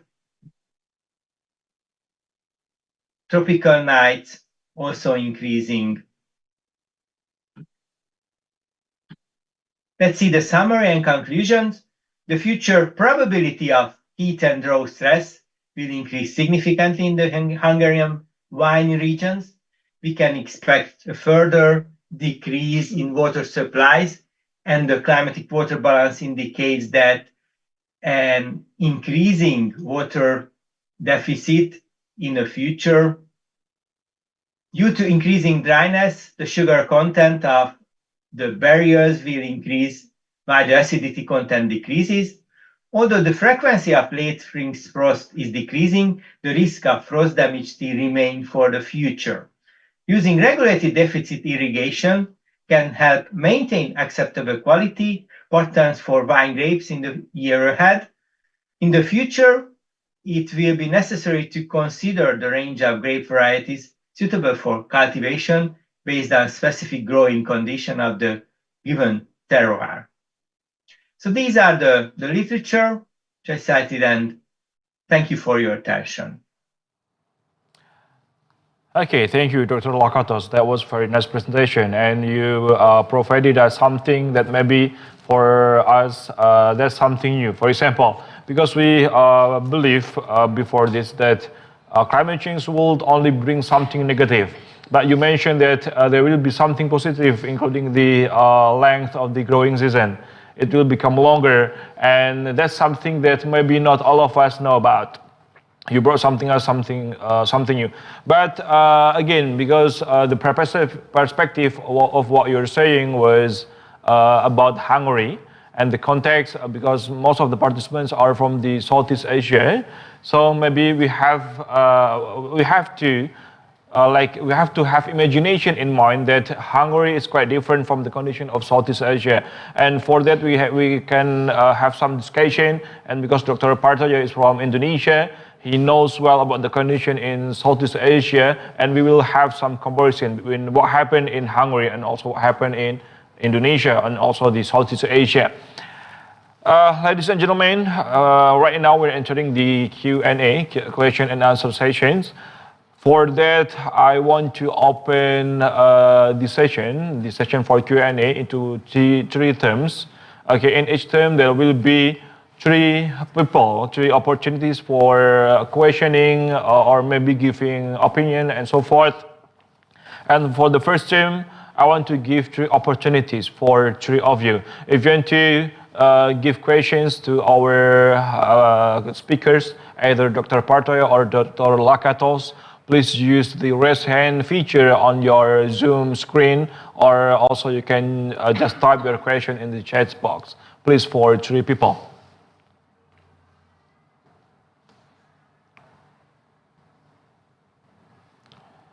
Okay, anybody?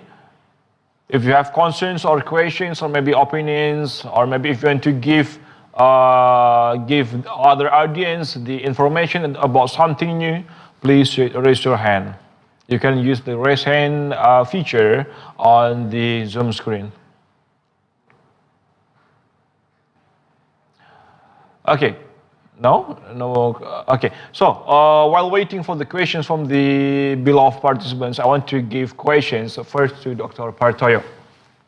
Because Dr. Partoyo explained about the decrease in the size of our cultivated areas because of the transition to development. Especially in Indonesia, because the challenge is maybe quite different from the challenge in overseas. Because in Indonesia, many farmers only own very small plot of land. And for example, if the owner is father and the father died, they have to inherit the land to the next generation, and they need to split that. But sometimes splitting the land plot is not feasible, so they just want to sell that to other people. And offshore that if they sell to other people, the other people will use that for other purposes. And because of that, the spatial use is changing. And how to overcome the problem with the small size of plot that is mostly owned by Indonesian farmers?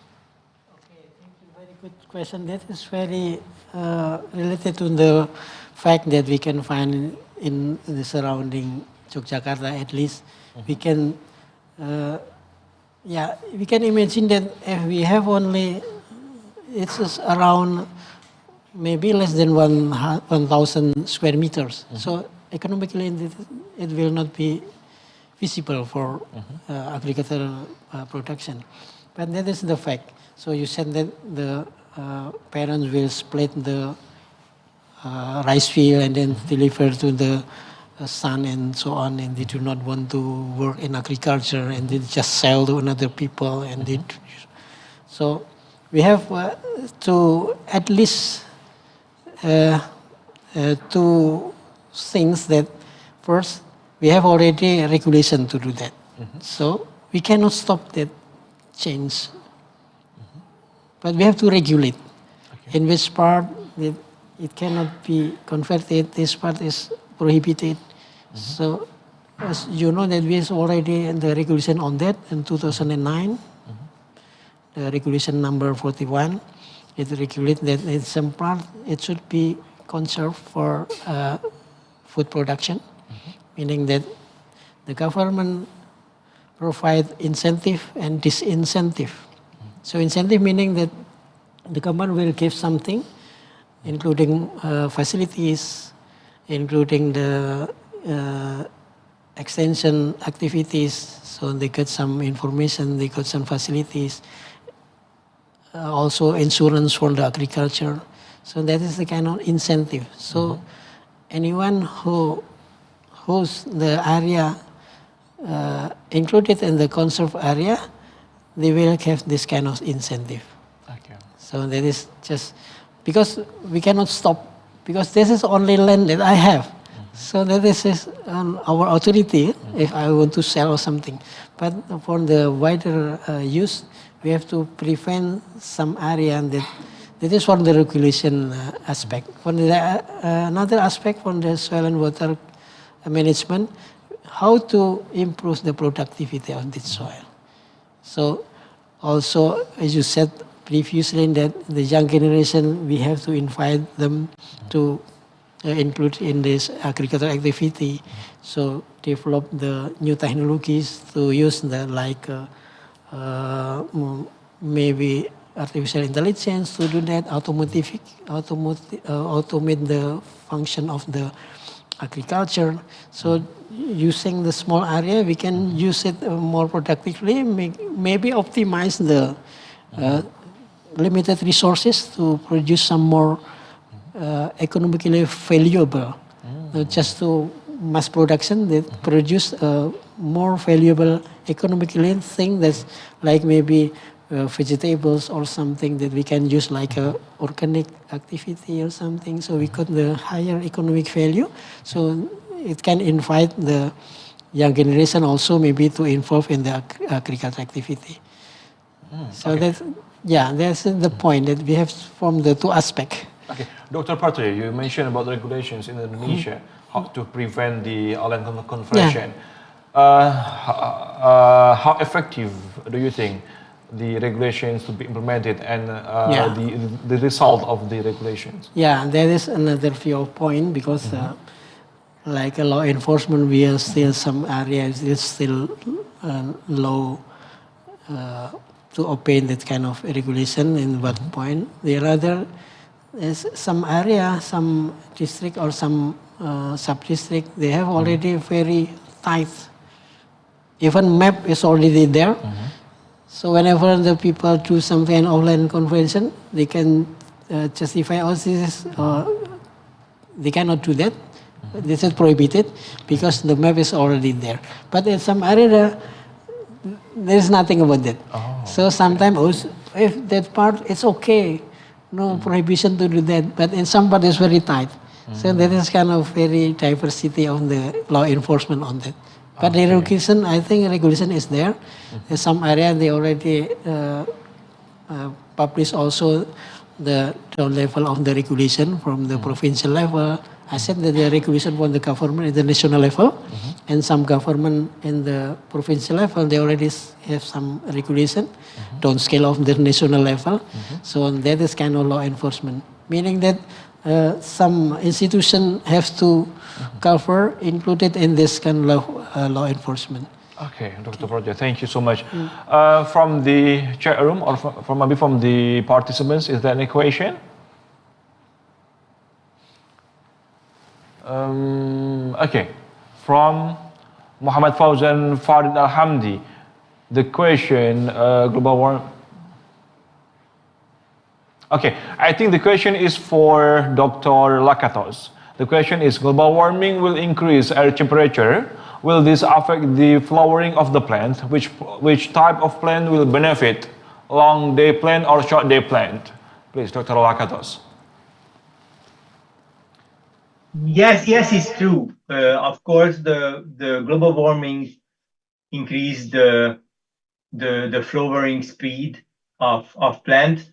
This is sometimes is good for us, but it depends on the plant types.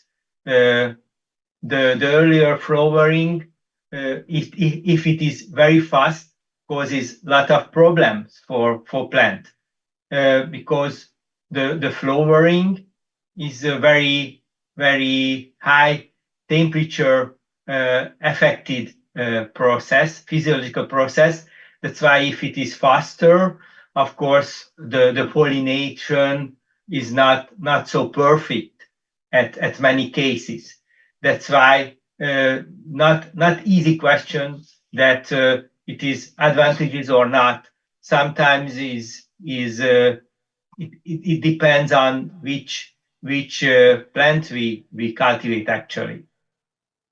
So the faster flowering process generally is not suitable for many plants, but it depends on the accelerate rate of flowering. Few days is not such a big problems if the weather parameters is good. For example, for perfect flowering, need a dry weather, but if the temperature is high and wet at the same time, it is a big problem for pollination or perfect flowering. That is why we can handle it especially for plant types, because very sensitive the plant against the high temperature, especially in flowering time. Okay, Dr. Lakatos, thank you for your explanation. There is another question from Mawar Kusmawardani, still for you, the question. The question is, would you explain the reason for using the data from 4C, not using data primarily from the field?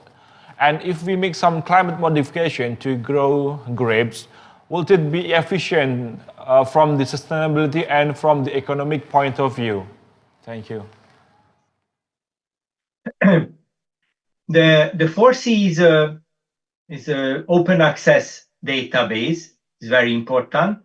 That very easy to use. This is a daily database, and the 4C database contains 7 meteorological parameters: temperature, solar radiation or incoming solar radiation, precipitation. I think normally is for prediction of weather pattern, especially in agriculture point of view, is enough. Of course, very difficult to calculate the evaporation, evapotranspiration, because you know that for the Penman method need wind speed, and the 4C in the 4C database there is no such a wind data. But I think this is not such a big problem, because we can use many other way of calculation potential evapotranspiration. That is why I think is a good for many parameter calculation.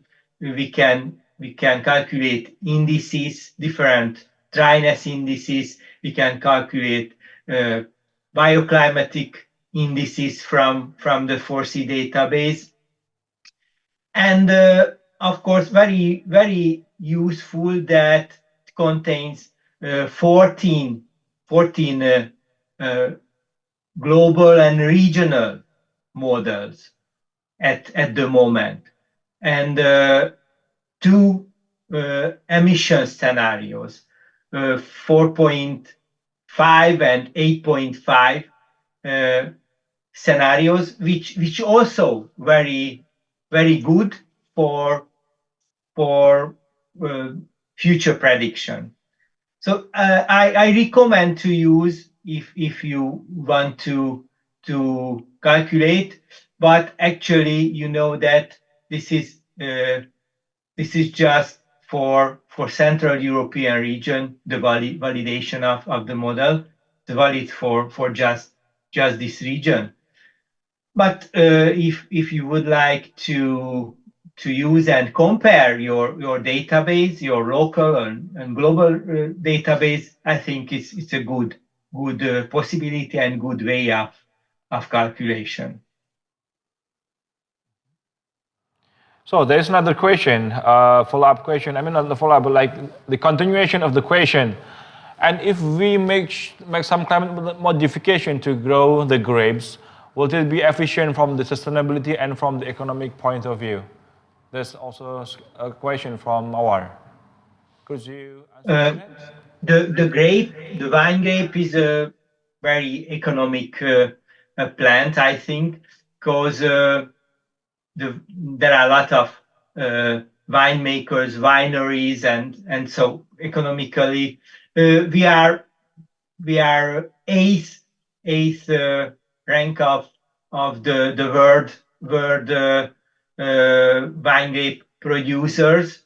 Of course, after France, Spanish, and Italian countries, these are the three big wine producers. We are in the middle of this row, and of course in Hungary traditionally the wine production is a very important, very economic way of farming. That's why it is just a plant. So I just researched the grape growing and grape growing effect, or the weather effect on grape growing. Of course, the wine production and is in other part of economically, because for the wine production need a grape, and if the grape production is high, of course easy to produce more wine. But actually the wine quality also depends on grape quality, because if the sugar content or acidity is not perfect for grapes, it's difficult to produce a high quality wine. That's why it is two steps of production, agricultural production, because for the wine production need many chemical knowledge also, not just farming for grape, but need further process to produce a high quality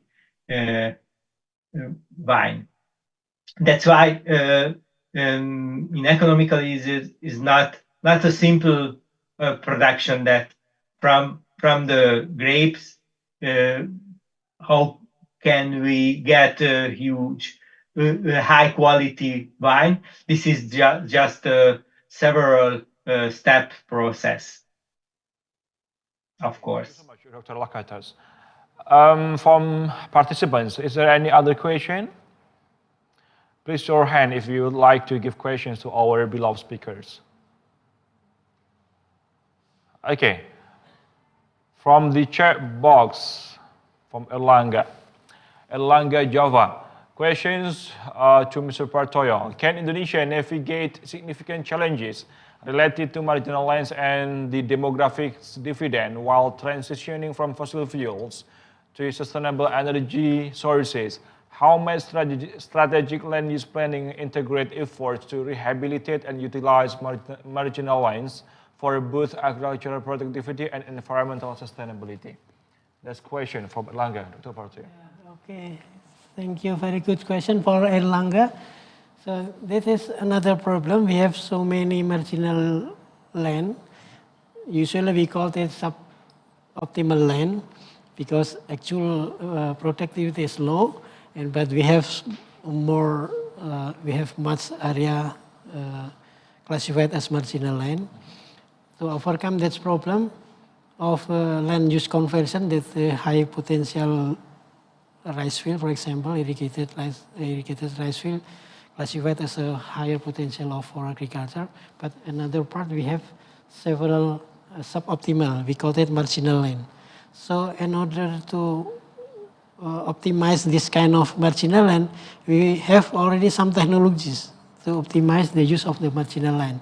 Let's say the pit soil, and then acid sulfate soil. We have some technologies to improve this kind of,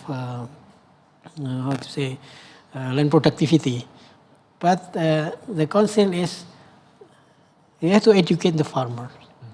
And also government should put more attention on that because farmer can do their own by their own.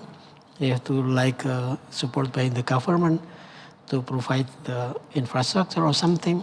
So increasing the potential of the suboptimal land, we have to increase many things, not just the soil quality, but also infrastructure supporting for the agricultural practices to meet some visible economic production. Because this is suboptimal land or marginal land, so we have to improve another budget to do that. So we have to provide that, and sometimes we have already some technology, some high yielding varieties suitable for this kind of land. But for example, the author of Java Island, we have some area that the area is optimal, but because this is site-specific characteristic, so we cannot do similar in the general area or big area with the same technology. We have to site-specific. So that is the challenge, to implement the site-specific technology for each situation, so it will economically feasible to produce some organic agricultural products, and also for the environment, they can improve the quality of the environment. I think that's the way to do that. Okay. Erlangga, did the answer already answer your questions? Yes. Okay. So I'm interested in your answer because you mentioned about pit soil and you mentioned about utilizing or maximizing the function of pit soil. But the paradigm is that most of us or many of tropical people, Indonesian people, believe that pit soil should be utilized, not should be let it in that condition. The problem is when we talk about climate change, if we then open up the pit soil, the dangers will be imminent because it will release the carbon dioxide or other greenhouse gases that's been stored for millennia in the pit soil. Do you think that the idea of utilizing or maximizing the use of pit soil is still relevant today under the climate change? Okay. The key word is how we use it in a wise manner. Because there are a big variation in the characteristic of pit soil. At least the depth of the pit soil. So whenever the depth of the soil is too deep, we cannot use it. Just let it, conserve it. And with another criteria, we can map that, this pit, we can use it, we can utilize it for plantation, for agriculture. So the key word is how to use this pit soil in a wise manner. So, like I said before, site-specific characteristic, we have to consider that. So we do not do, previously we do some quote-unquote mistake, because we had to some mistake and open all of the big area of pit. It consists of many kind of characteristic. So the harm will be found in this area because they open the very deep pit soil, and also is the subsoil is acid sulfate soil, so the properties come up. So the keyword I said that we have to use it in a wise manner. Map it in detail. What is the problem, is whether they have a problem or not, whether they fulfill the criteria to be open for the agricultural practices, and is it for agriculture or is it must to be conserved as the conservation area. So I said that we can use that, but it must be in a wise manner to do that. Okay, thank you so much, Dr. Yes. Pratoya. So, everyone, we still have around 8 minutes to discuss and also to give you a chance to give questions to our speakers. You can ask to Dr. Laszlo. You? Yeah. Okay, Dr. Lakatos, Dr. Pratoya would like to give questions to you. How are you, Laszlo? Hi. Nice to see you. Yeah. Nice to see you. Yeah. We thought that we have already frost in the last few weeks, frost in Dieng or something. Oh, yeah. We have already like frost in your country in Eiger, here in the tropical. But it is a higher elevation. We have frost, so the plant from the Dieng, we call it Dieng, the high mountains in central Java. I think more than 1,500 above sea level. Last few weeks, we found that some plant is burned out because the plant cell is frozen. So look like we found some cube ice in the surface of the leaves. So we call that frost, in tropical frost. What do you think? Oh. Strange. Here in Hungary, there was a heat waves last few days. So almost 2 weeks we are suffering from the heat waves, and there was very intensive thunderstorms many places. But you know that in your country was a frost. It is really strange because here there was a very warm weather actually. But now it is summer, and this is a normal, of course, but little bit warmer than a normal. Of course, because of climate change process, the extreme weather events means that frost in Indonesia, heat waves in Hungary will be more frequently. Of course, this is a part of climate change, extreme weather events, because the extremity increasing in not just in Europe but all over the world. It means that the warmer season will be more warmer, colder season will be more colder, some cases. But actually the cold event will decreasing. So the very excessive cold events or frost events will disappear, but remain still a low probability or low percent in the future, I think so. So the weather forecast model or the climate models says that the cold extremity decreasing and the warm extremity increasing. So this is the reason why you get the frost, actually, and probably there was a cold snap, or there was a cold event actually in your country at higher altitude. Okay, thank you. Can you see? So, Dr. Lakatos, it's quite interesting because Dr. Partoyo already brought the topic on the special or unique phenomenon in Indonesia, frost in the tropics. Mostly it happens only in September, but it happened in Indonesia since July this year.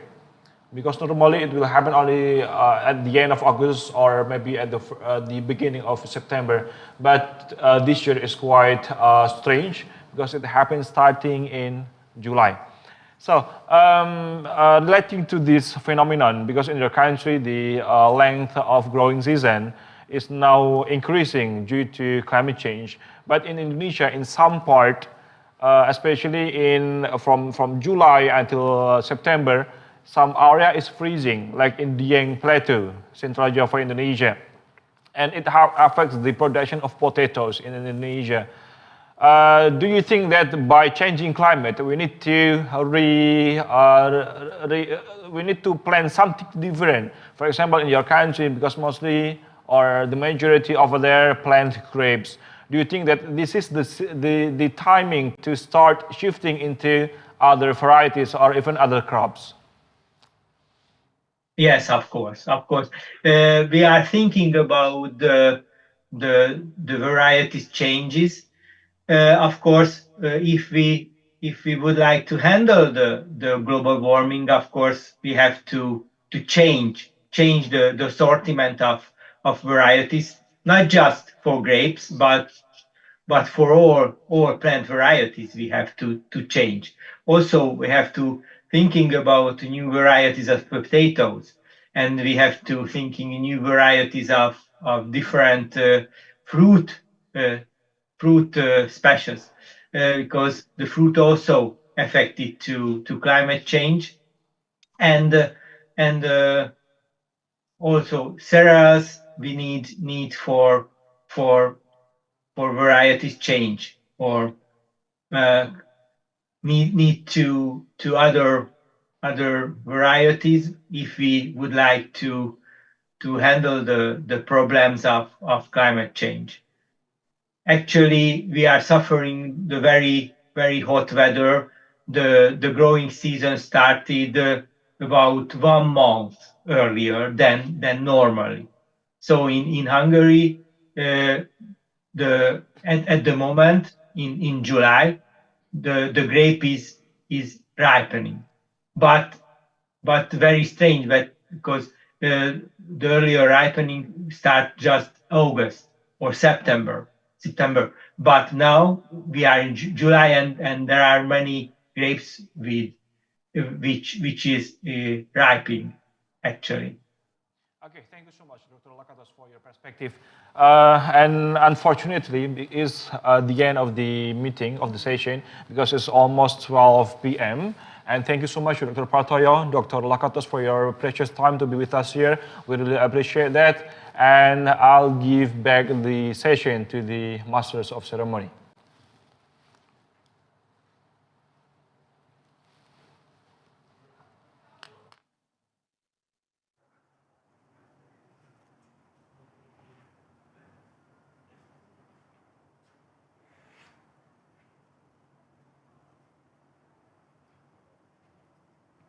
We would like to express our gratitude to the second moderator and all the speakers from the second panel session for the insightful topics and discussion. The Excellencies, participants, ladies and gentlemen, we have had a productive and inspiring time together, and this panel session is about to come to the very end. We hope you found the presentation at this panel session informative and helpful. After this panel session ends, there will be a parallel session at 1 p.m. Before we close the panel session, let us share some information about the parallel session. The parallel session will be divided into 4 breakout rooms. The name of each presenter will be shown on your screen. To all of the presenter, please join 5 minutes before the parallel session starts at 1 p.m. For your information, there will be the Best Presenter Award for each topics. The best presenter will be announced at the end or the closing of this event. All the presentations will be shown on our YouTube channel, so to those of you who want to know more about it, please kindly check our streaming on IKV FP UPNYK and feel free to watch the presentation based on your interest. Thank you.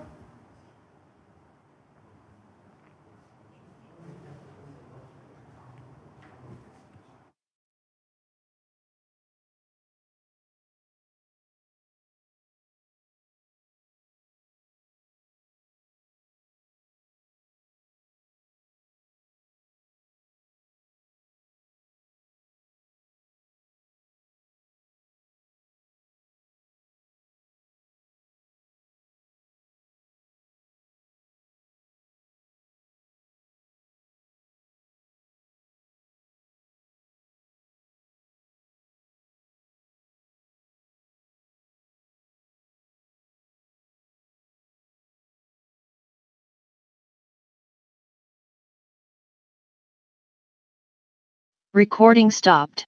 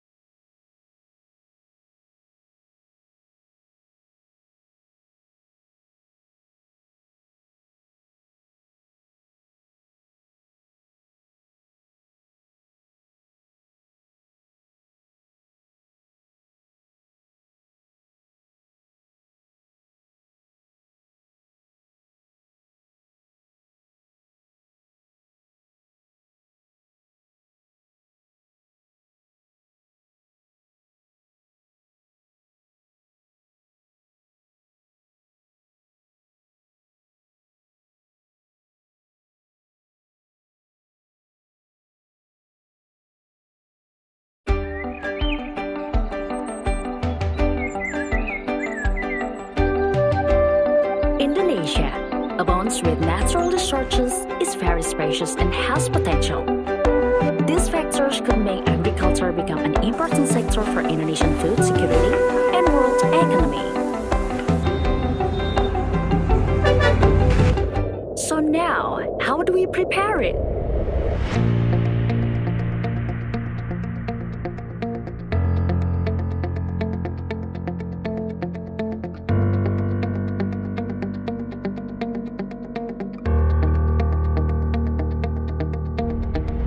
Faculty of Agriculture, Universitas Pembangunan Nasional Veteran Yogyakarta would create human resources who are able to optimize the potential of agriculture in Indonesia based on the spirit, state, given, and have a global perspective.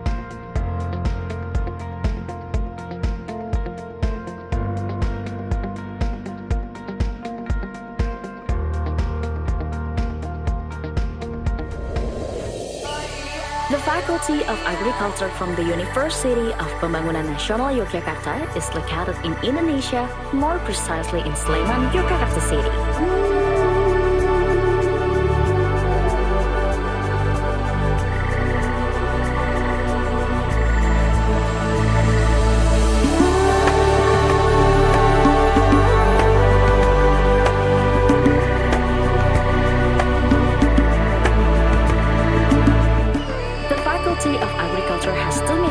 With 4 study programs. The first is the agribusiness major that has 2 study programs, consisting of an agribusiness bachelor's degree program and an agribusiness master's degree program. Second is the agrotechnology major that has 2 study programs, consisting of an agrotechnology bachelor's degree programs and a soil science bachelor's degree program. The Faculty of Agriculture also has an independent learning system, where students are able to take 3 credits outside of the study program. The form of the independent learning system may include a student exchange, an internship program, serving as a teaching assistant in an education unit, a village development program, an independent project or study, and military training. The Faculty of Agriculture itself has several complete supporting facilities. Classrooms equipped with air-conditioned rooms, audiovisual equipment, and internet connection. Such as the administrative facility, where students can fulfill all administrative needs easily and quickly.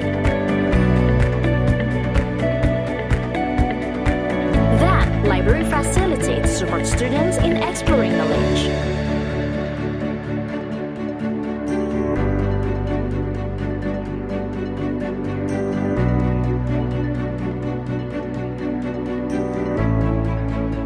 The laboratory facilities, where each study program has its own laboratory, so students can easily do the research and practicums at any time.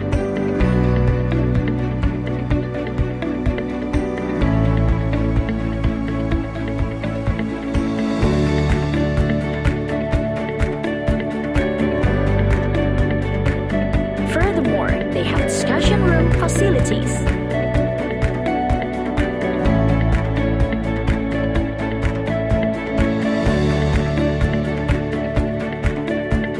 The last, greenhouse facilities, were also located in agricultural faculty.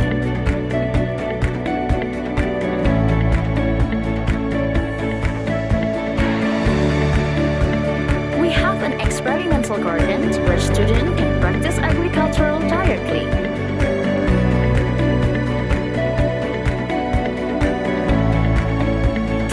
The implementation of the 3 Dharma of higher education, we have collaborated with various parties such as universities, government, and private institutions, both at home and abroad. Alumni of the Faculty of Agriculture have spread widely and have taken part in the development of the state of Indonesia and are members of IKAPERTA UPN Veterans Yogyakarta. Faculty of Agriculture, bringing knowledge for a better future.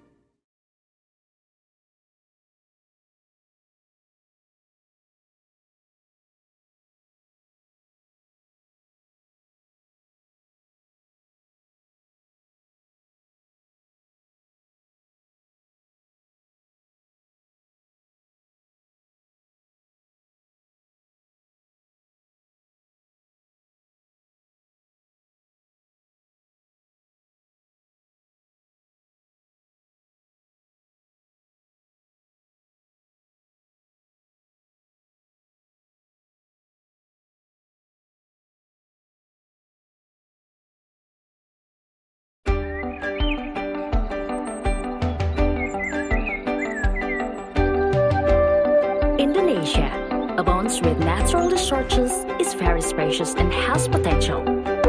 These factors could make agriculture become an important sector for Indonesian food security and world economy. So now, how do we prepare it?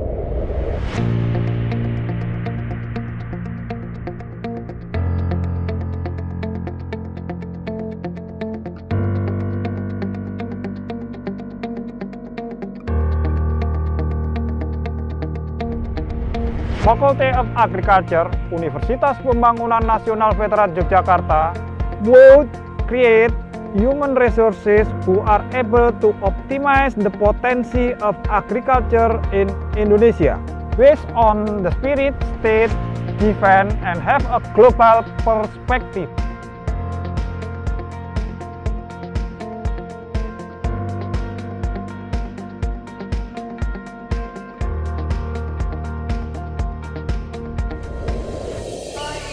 The Faculty of Agriculture from the University of Pembangunan Nasional Yogyakarta is located in Indonesia, more precisely in Sleman, Yogyakarta City.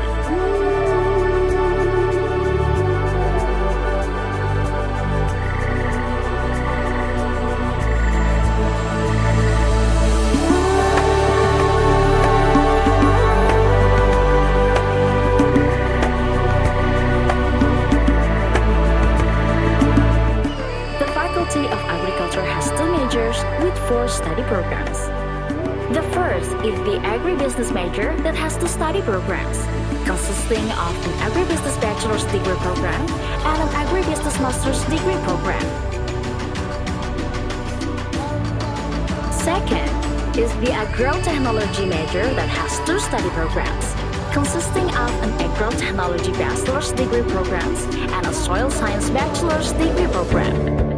The Faculty of Agriculture also has an independent learning system, where students are able to take 3 credits outside of the study program. The form of the independent learning system may include a student exchange, an internship program, serving as a teaching assistant in an education unit, a village development program, an independent project or study, and military training. The Faculty of Agriculture itself has several complete supporting facilities. Classrooms equipped with air-conditioned rooms, audiovisual equipment, and internet connection. Such as the administrative facility, where students can fulfill all administrative needs easily and quickly.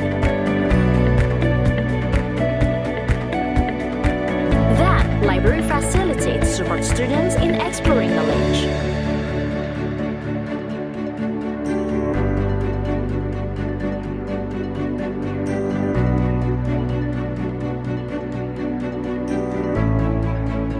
The laboratory facilities, where each study program has its own laboratory, so students can easily do the research and practicums at any time.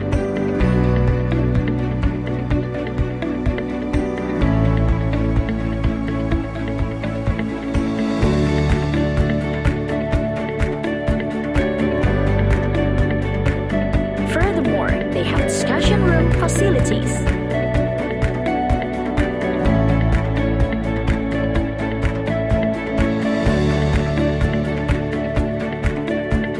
The last, greenhouse facilities were also located in agricultural faculty.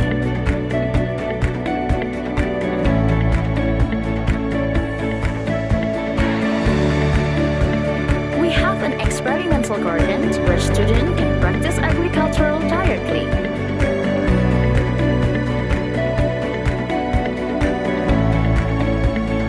The implementation of the 3 Dharma of higher education, we have collaborated with various parties such as universities, government, and private institutions, both at home and abroad.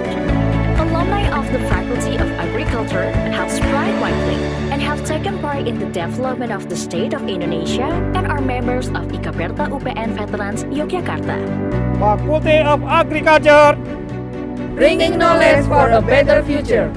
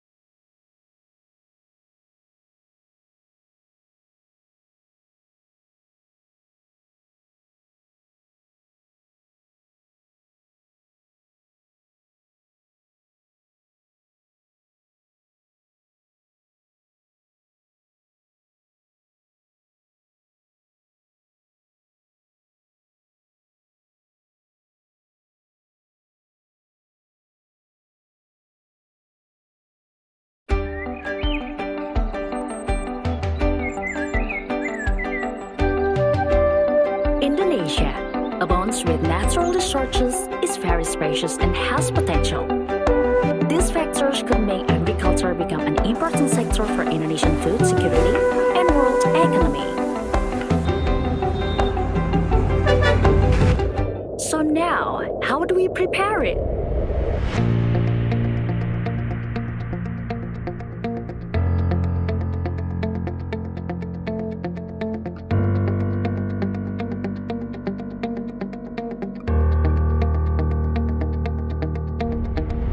Faculty of Agriculture, Universitas Pembangunan Nasional Veteran Yogyakarta would create human resources who are able to optimize the potency of agriculture in Indonesia based on the spirit, state, defense, and have a global perspective.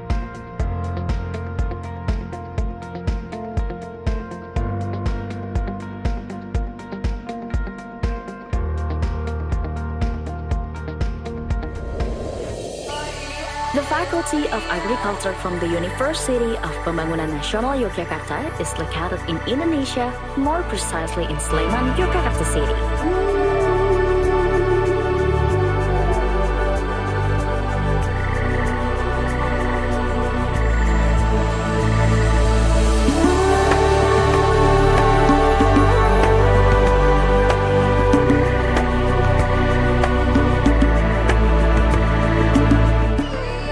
Of Agriculture has two majors with 4 study programs.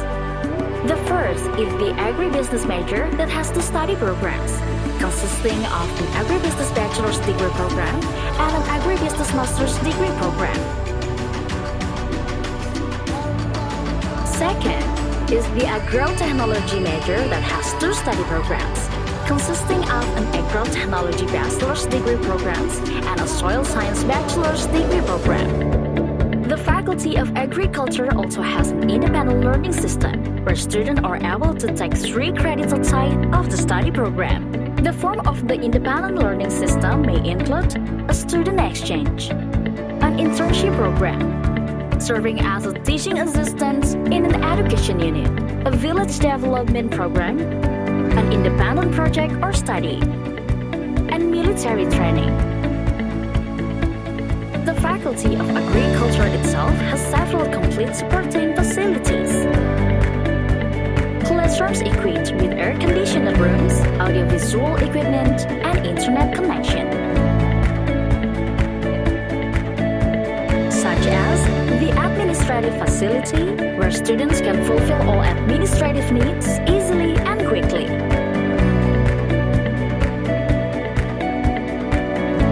Library facility to support students in exploring knowledge.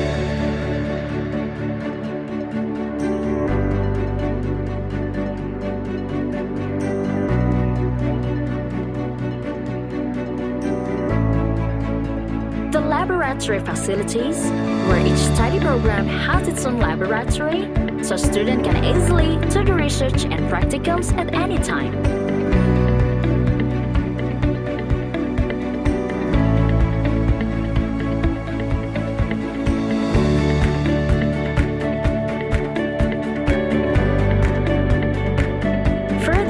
They have discussion room facilities.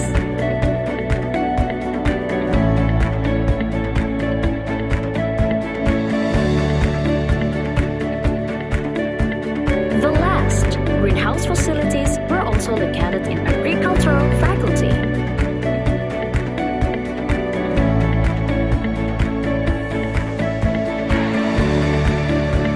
We have an experimental garden where students can practice agricultural directly.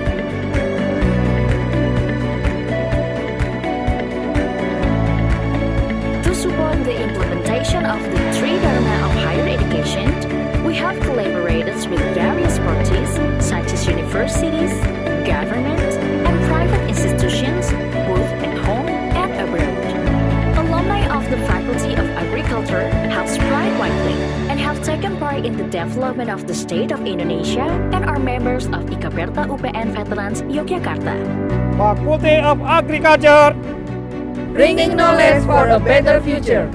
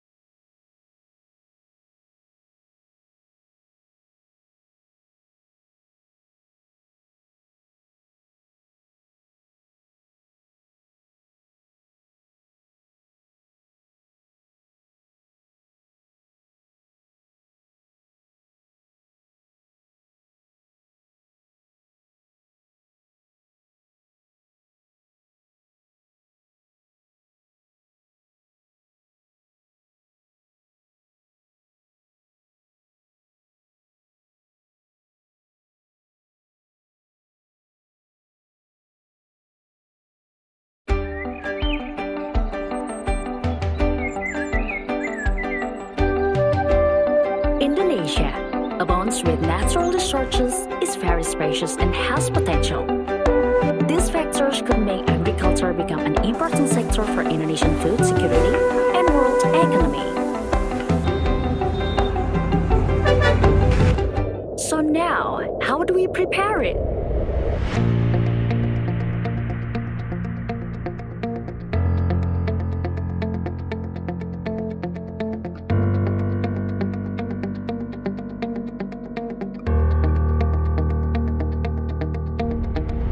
Faculty of Agriculture, Universitas Pembangunan Nasional Veteran Yogyakarta would create human resources who are able to optimize the potential of agriculture in Indonesia based on the spirit, state, given, and have a global perspective.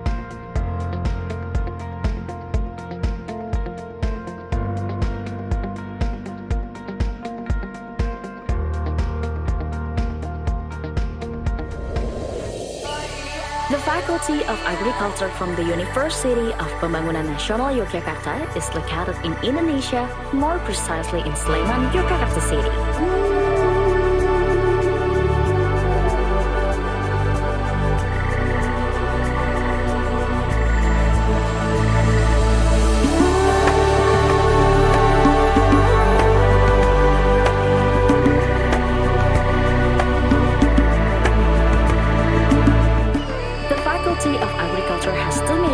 With 4 study programs.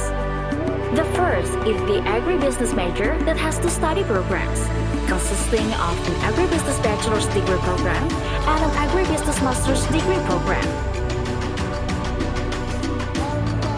Second is the agrotechnology major that has 2 study programs, consisting of an agrotechnology bachelor's degree programs and a soil science bachelor's degree program. The Faculty of Agriculture also has an independent learning system, where students are able to take 3 credits outside of the study program. The form of the independent learning system may include a student exchange, an internship program, serving as a teaching assistant in an education unit, a village development program, an independent project or study, and military training. The Faculty of Agriculture itself has several complete supporting facilities. Classrooms equipped with air-conditioned rooms, audiovisual equipment, and internet connection. Such as the administrative facility, where students can fulfill all administrative needs easily and quickly.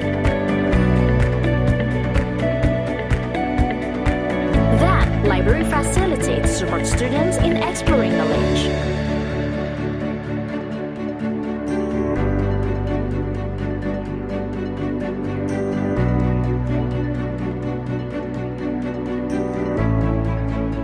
The laboratory facilities, where each study program has its own laboratory, so students can easily do the research and practicums at any time.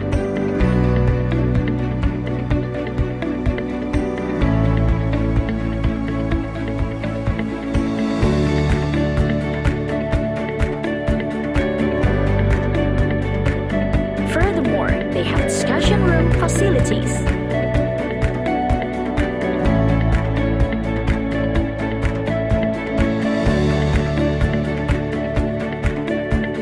The last, greenhouse facilities, were also located in agricultural faculty.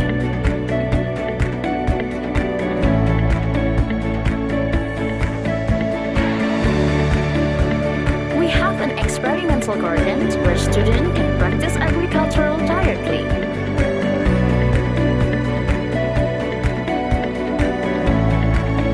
To support the implementation of the 3 Dharma of higher education, we have collaborated with various parties such as universities, government, and private institutions, both at home and abroad. Alumni of the Faculty of Agriculture have spread widely and have taken part in the development of the state of Indonesia and are members of IKAPERTA UPN Veterans Yogyakarta. Faculty of Agriculture, bringing knowledge for a better future.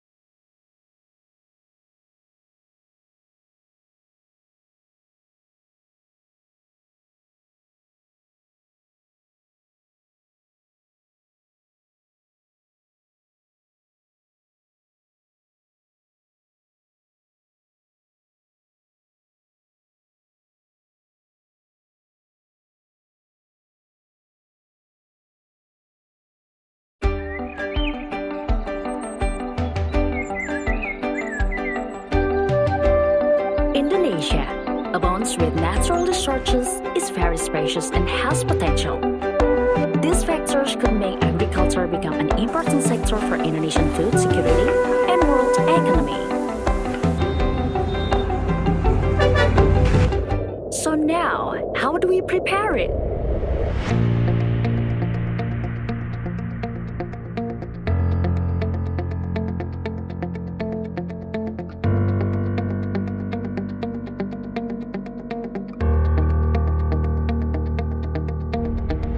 Faculty of Agriculture, Universitas Pembangunan Nasional Veteran Yogyakarta would create human resources who are able to optimize the potency of agriculture in Indonesia based on the spirit, state, given, and have a global perspective.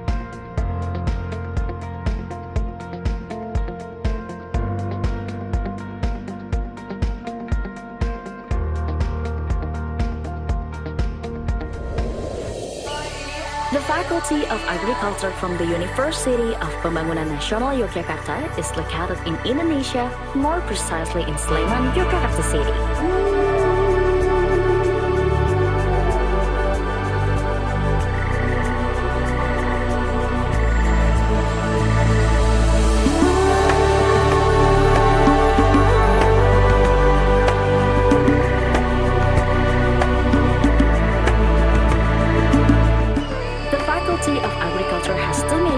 With 4 study programs. The first is the agribusiness major that has 2 study programs, consisting of an agribusiness bachelor's degree program and an agribusiness master's degree program. Second is the agrotechnology major that has 2 study programs, consisting of an agrotechnology bachelor's degree programs and a soil science bachelor's degree program. The Faculty of Agriculture also has an independent learning system, where students are able to take 3 credits outside of the study program. The form of the independent learning system may include a student exchange, an internship program, serving as a teaching assistant in an education unit, a village development program, an independent project or study, and military training. The Faculty of Agriculture itself has several complete supporting facilities. Classrooms equipped with air-conditioned rooms, audiovisual equipment, and internet connection. Such as the administrative facility, where students can fulfill all administrative needs easily and quickly.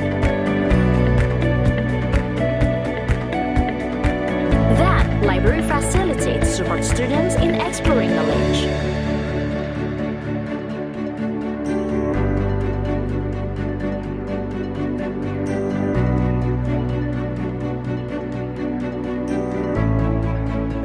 The laboratory facilities, where each study program has its own laboratory, so students can easily do the research and practicums at any time.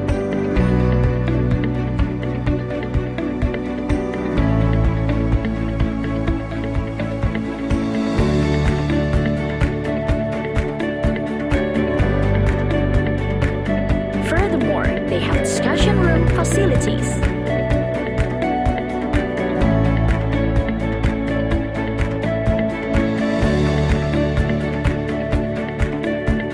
The last, greenhouse facilities were also located in agricultural faculty.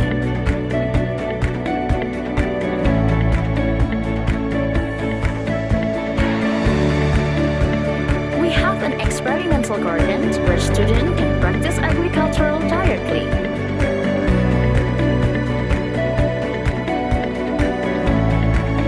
To support the implementation of the 3 Dharma of higher education, we have collaborated with various parties such as universities, government, and private institutions, both at home and abroad. Alumni of the Faculty of Agriculture have spread widely and have taken part in the development of the state of Indonesia and are members of IKAPERTA UPN Veterans Yogyakarta. Faculty of Agriculture, bringing knowledge for a better future.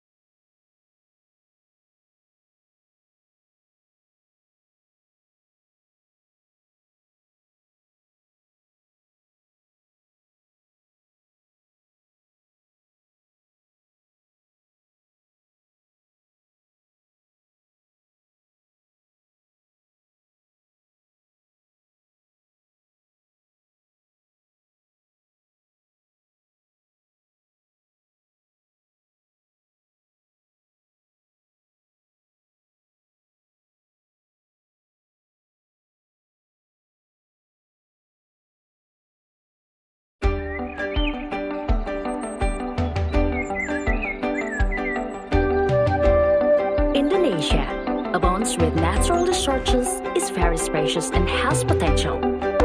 These factors could make agriculture become an important sector for Indonesian food security and world economy. So now, how do we prepare it?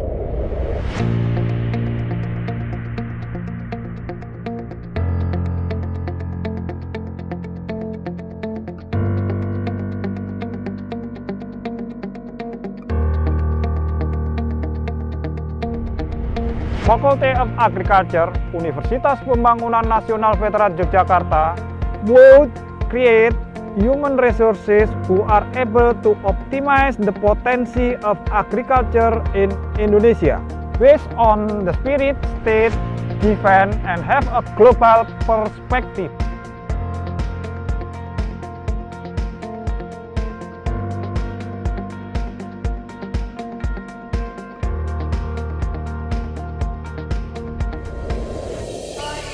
The Faculty of Agriculture from the University of Pembangunan Nasional Yogyakarta is located in Indonesia, more precisely in Sleman, Yogyakarta City.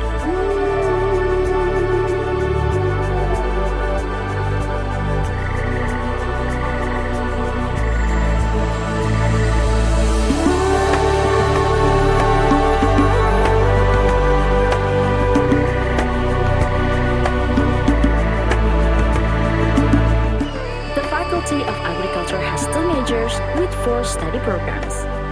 The first is the agribusiness major that has 2 study programs, consisting of an agribusiness bachelor's degree program and an agribusiness master's degree program.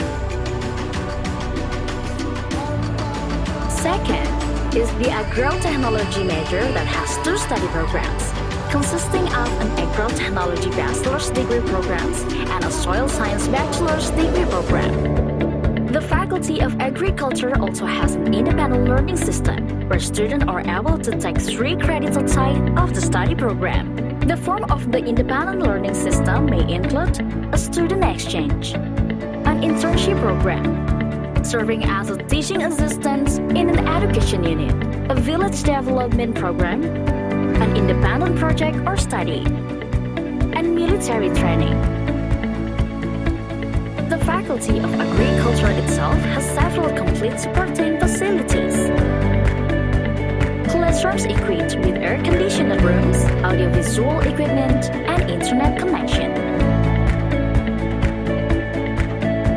Such as the administrative facility, where students can fulfill all administrative needs easily and quickly.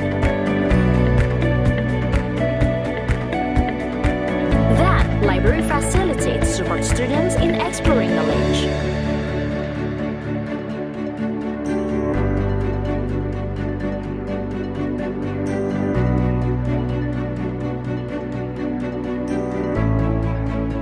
The laboratory facilities, where each study program has its own laboratory, so students can easily do the research and practicums at any time.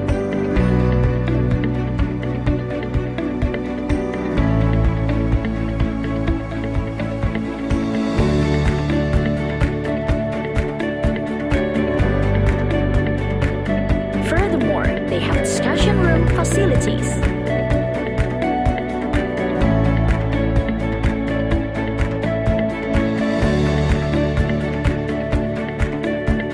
The last, greenhouse facilities, were also located in agricultural faculty.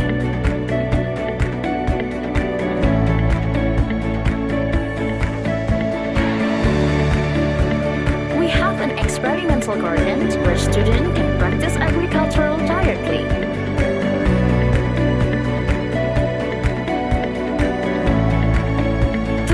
The implementation of the 3 Dharma of higher education, we have collaborated with various parties such as universities, government, and private institutions, both at home and abroad.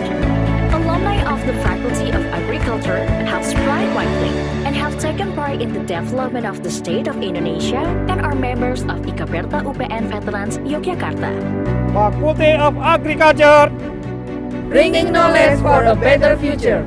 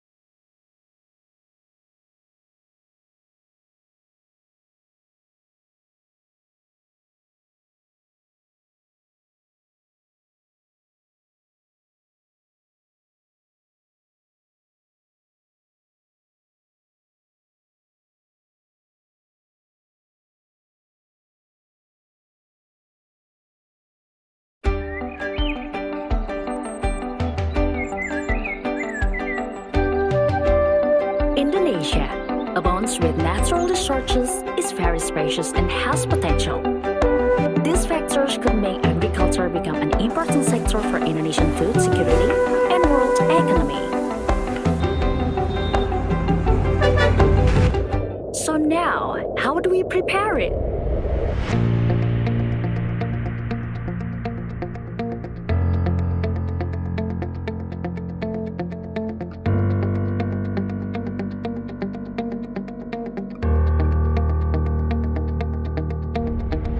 Faculty of Agriculture, Universitas Pembangunan Nasional Veteran Yogyakarta would create human resources who are able to optimize the potential of agriculture in Indonesia based on the spirit, state, given, and have a global perspective.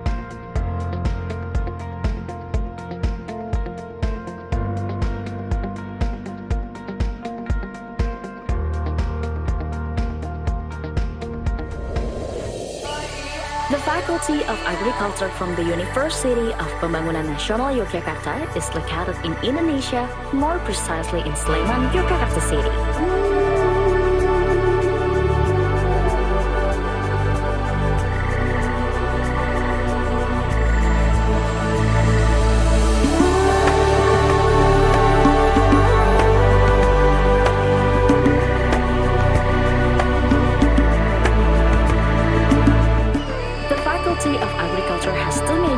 With 4 study programs.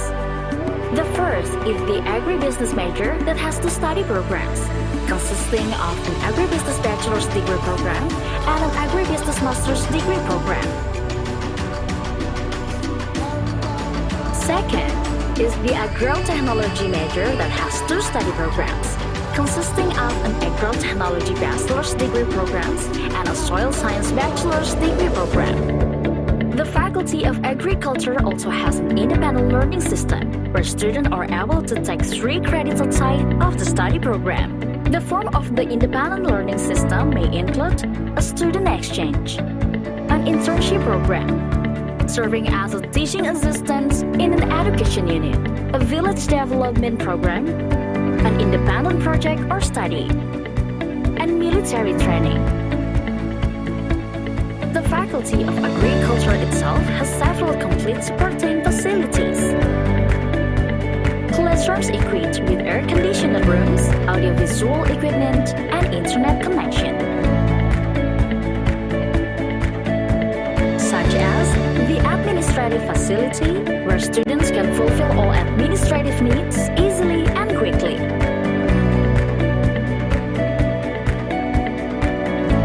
Library facility to support students in exploring knowledge.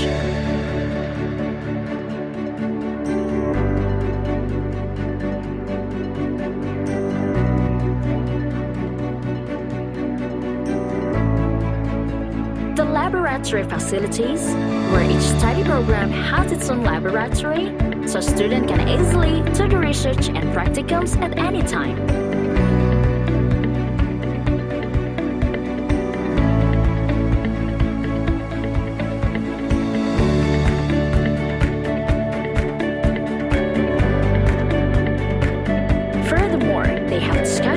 Facilities.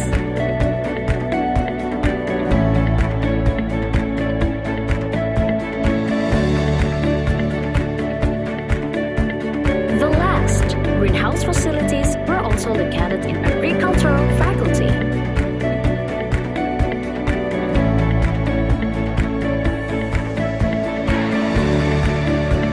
We have an experimental garden where students can practice agriculture directly.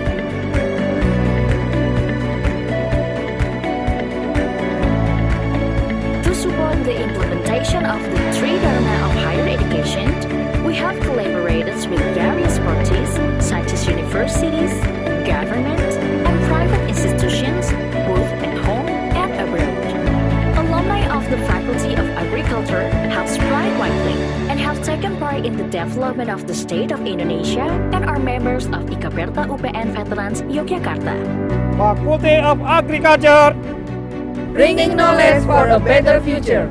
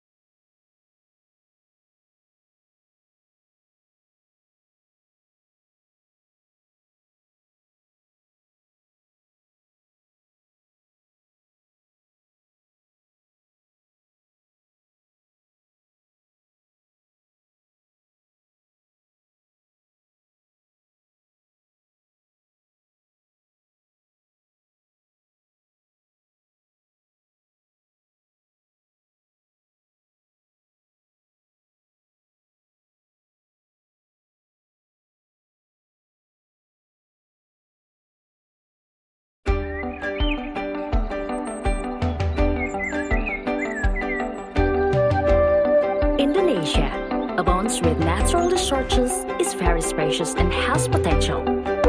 These factors could make agriculture become an important sector for Indonesian food security and world economy. So now, how do we prepare it?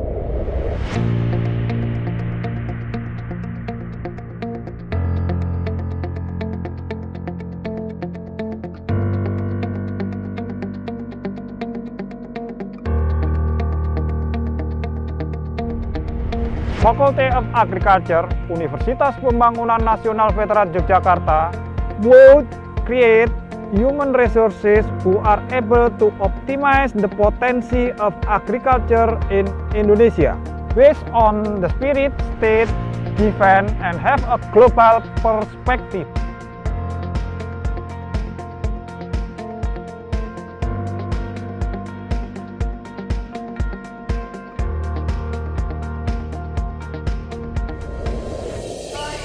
The Faculty of Agriculture from the University of Pembangunan Nasional Yogyakarta is located in Indonesia, more precisely in Sleman, Yogyakarta City.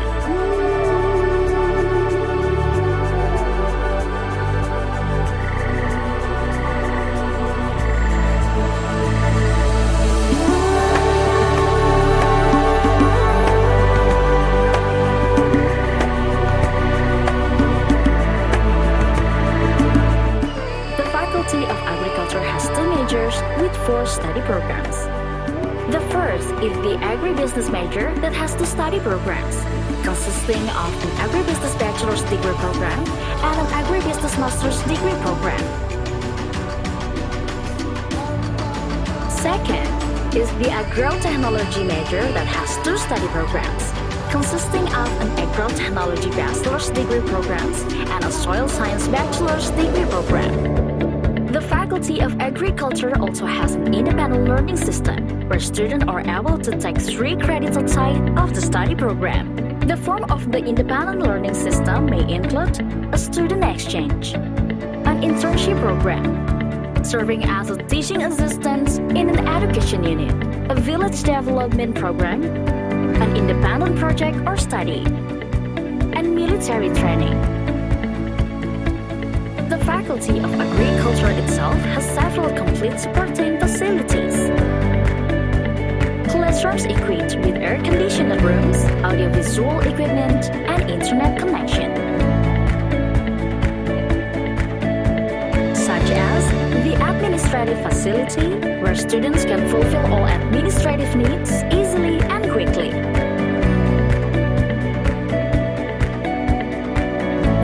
Library facility to support students in exploring knowledge.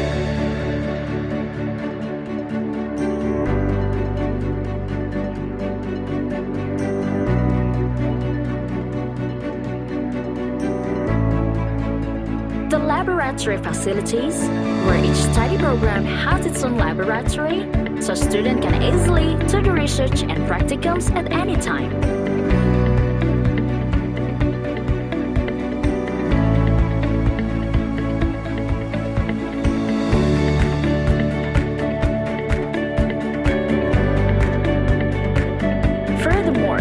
Discussion room facilities.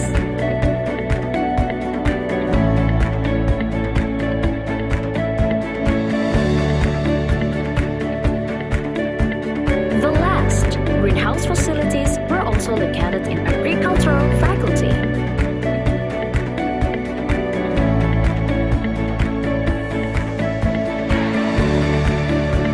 We have an experimental garden where students can practice agricultural directly.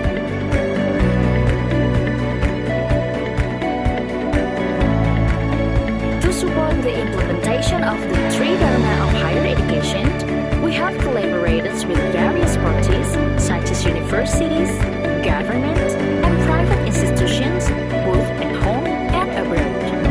Alumni of the Faculty of Agriculture have spread widely and have taken part in the development of the state of Indonesia and are members of IKAPERTA UPN Veterans Yogyakarta. Faculty of Agriculture, bringing knowledge for a better future.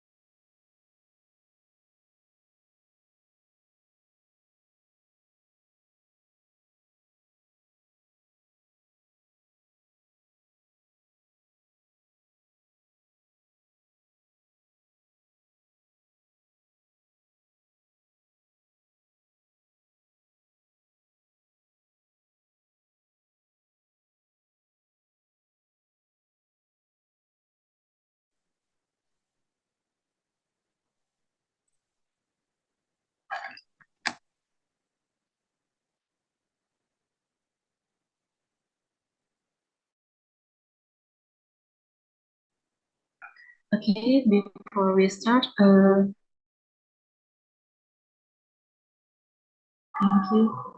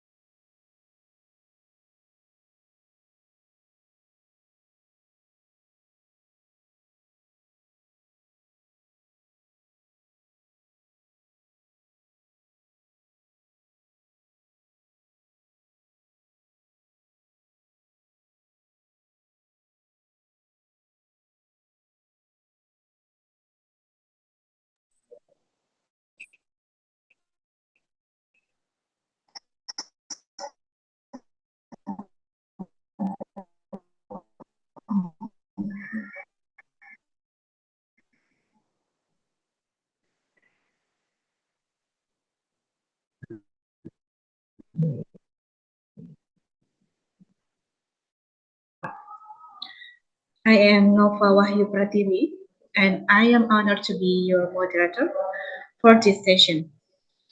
Our operator, Fadil Asha Ramadan, is here to assist us. Okay, today we will have 7 online presentation on agriculture sciences and engineering and agricultural socioeconomics or sustainable agriculture, which will be divided into 2 subsections. Its presentation is allocated for 7 until 10 minutes, and after 4 presentation, we will have a 15-minute for discussion. We will then continue with the remaining 3 presentations and follow it by another discussion. I hope this is clear. Okay, ladies and gentlemen, before we begin, let me introduce the presenters for today. The first is Emerensiana UK, SFP MSc, Nova Wahyu Pratiwi, SSC MSc, Hermawati Cahyaningrum, SPMSc, Prof. Dr. Insinyur Supriyono MS, Mahen S. Brutu, Dr. Bambang Ngaji Utomo MSc, and the last is Professor Dr. Imam Santosa MSc. Let's move on to our first presenter, is Emerensiana UGSP MSc, who will discuss about variation in yellow and black soybean resistance to potivirus infection.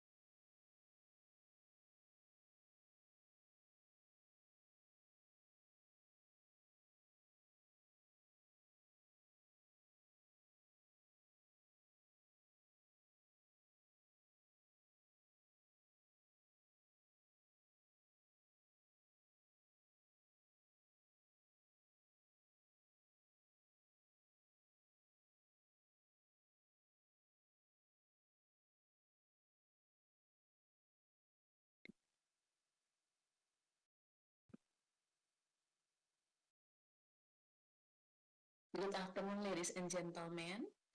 My name is Emerensiana Uge, and I'm from Indonesia National Research and Innovation Agency. Today, I want to present our research result with the title Variation in Yellow and Black Soybean Resistant to Potivirus Infection. The first is introduction. Soybeans remains to be one of an important commodity in Indonesia. The national production only reached less than 20%. Soybean plants are reported to be susceptible to viral infection namely soybean mosaic virus, soybean stand virus, and copy mite virus. From our previous research, we found that plant with symptoms like mosaic and mottle was positive infected by potivirus. We can saw from the picture. In Indonesia, there are two types of soybean that are widely used for industry, namely yellow soybean and black soybean. Seed coat is an important attribute in determining the consumption need of soybean. The difference between yellow and black seed coat affect the difference in content of isoflavone compound. So, the study aimed to identify the resistance of yellow and black soybean cultivar to potivirus that cause dwarf mosaic stripe disease through psychological and biochemical approach. The next, material and method. The research was carried out in greenhouse and laboratories. The study was carried out in complete random design with 15 cultivars and 5 repeat.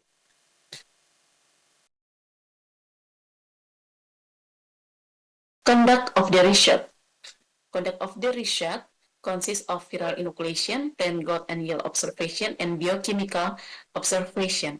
For viral inoculation, we use method from Wuye, and biochemical observation, we identified the phenolic, phenylalanine amyliase, and tyrosine amyliase. The next, result and discussion. From the picture, we saw that the mechanic tests appear 1 week after inoculation. The typical symptom is mosaic mottle. Symptoms seen in soybean plant infected by potivirus isolate varies from faint, mosaic, and chlorosis to curly. In non-inoculation treatment, we also found that symptoms were also mild, namely mosaic or faint stripe. Plant infection is thought to occur due to virus transmission through seed. Next, from the table, we can show the intensity, disease intensity, and criteria, resistant criteria from all varieties. Based on disease intensity, we found 3 cultivars were classified as susceptible, namely Degawan, Tengger, and Mutiara 2, which have disease incidence more than 57%. Then other 11 cultivars were moderately resistant that has disease incidence between 27 until 50%, and one resistant cultivar was Datam 2 with disease incidence 23%. The next, data plant and growth. Plant growth and yield component. Soybean mosaic virus infection affect plant growth indicated by decrease in plant biomass on infected plant was higher than in healthy plants. Likewise, it also affects the yield and weight of seed produced. Soybean response to viral infection varies between resistant and susceptible cultivar. The results show that all component, plant growth parameters, and pore were significantly different between tolerant resistant and susceptible resistant. Tolerant or resistant cultivar have a higher number and weight of both and growth parameter, such as plant height and biomass, than moderately resistant and susceptible cultivar. Based on the average number of yield component, plants infected by mosaic virus saw lower number and weight of seed than healthy plants. The highest number and weight of pod per plants were found in Mutiara 2 and Kawi with non-inoculation treatment, while the lowest number of pods were found in Devon 2. Next, biochemical compound. It is known that phenolic enzyme activity PAL and TAL decrease in resistant cultivar after inoculation. Meanwhile, in some susceptible cultivar, TAL increase after inoculation. The phenolic PAL and TAL content in yellow and black seed is generally the same both with and viral non-inoculation. This suggests that viral infection doesn't directly affect the expression of defense compound in yellow and black seed soybean. The next and the last, total phenolic. Phenolic compound are the most widely found group in compound involved in growth regulation in important in the resistant response to biotic and abiotic stress. The results show that pathogen infection correlate with phenolic content in plant as a form of plant defense response. This was shown by the difference between phenolic content in inoculate and non-inoculate plants. The highest total phenolic was identified in DETAM 4 and DETAM 3 in the inoculation treatment, while in the treatment non-inoculation, the PAL and TAL content was high in Grobogan cultivar, and in the inoculation treatment, the PAL content was highest in DETAM 2 cultivar. The highest TAL in DETAM 4. So, we conclude that in general, the content of defense compound in black seed soybean is higher before inoculation than yellow seed soybean. Conclusion. That brings us to the end of the presentation. So I would like to summarize by saying that potivirus infection in soybean show mosaic motile chlorosis and curl symptoms. The severity of potivirus infection continues to increase from time to time observation. The virus infection inhibits soybean growth, indicate baseline growth on inoculation plants compared to non-inoculation. Research on 15 superior soybean cultivar show that there are variations in the content of secondary metabolic compound in soybean with black and yellow seed coat colors, which are influenced by potivirus infection.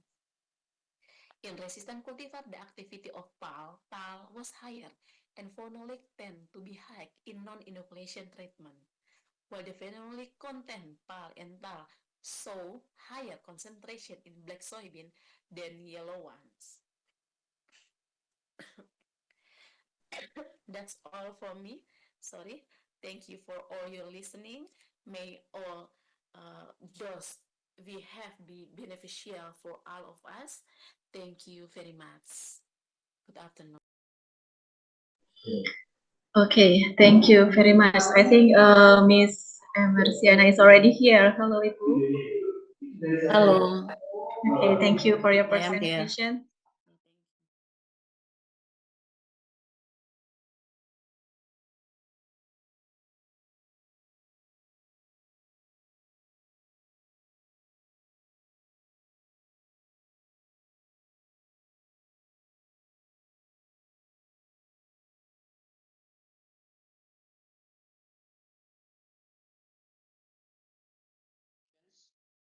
For example, preventing from abrasion, and the second function is coming from economic function. Mangrove has economic function. One of example of that is to prevent the economical needs of the human, for example, foods and also medicine. And we know that in Indonesia, nowadays in 2023, we still have 3,364 hectare of the mangrove, but it is lost away, and it is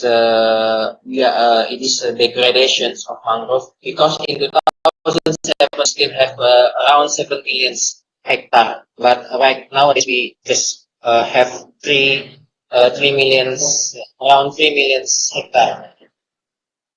And as we know that we need the concept of sustainable mangrove, so the present and next generations can have and can use the advantage of mangrove between the economical and also ecological functions. But in order to make the sustainability of the mangrove resilience, we need the role of stakeholders. So the role of stakeholders, that many stakeholders can have a role. And so strengthening the capacity and quality of human resource in mangrove management is very important. So this is become our career approach today. So next, please.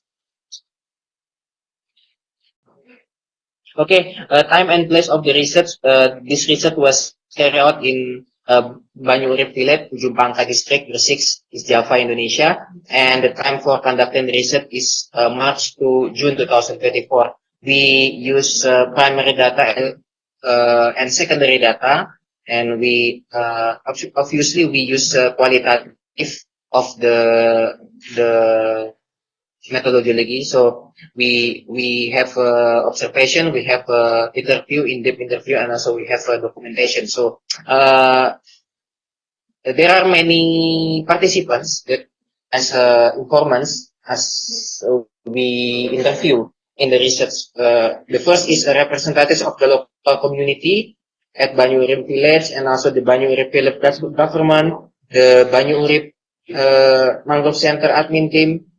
We also interview the non-government organizations named Arupa, the Volunteer Alliance for Saving Nature. We also interview the company, namely PGN Saka. We also interview chairman of the Mangrove Conservation Group at that village, and also lecturer from University of Brawijaya and Islamic University of Raden Rahmat Malang. And also we interview Mongabai as the mass media, and also the forestry services of the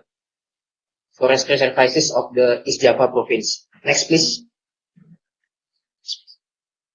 Okay, here is the data collections. We use qualitative method with triangulated qualitative data collections techniques. Data collection including observation, in-depth interview, and also documentation or document review.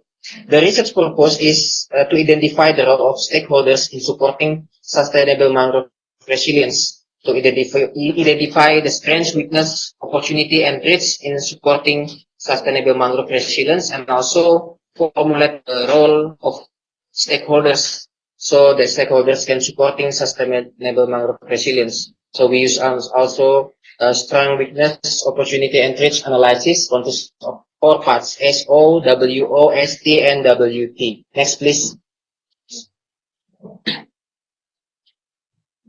So here the result and discussion. The first, we would like to explain about the role of stakeholders. As we know that each of stakeholders have the own role. For example, the Banyu Urip Mangrove Center admin team have a role in develop information center that provide guidance for people visiting the Banyu Urip Mangrove Center, and also the non-government organization have a role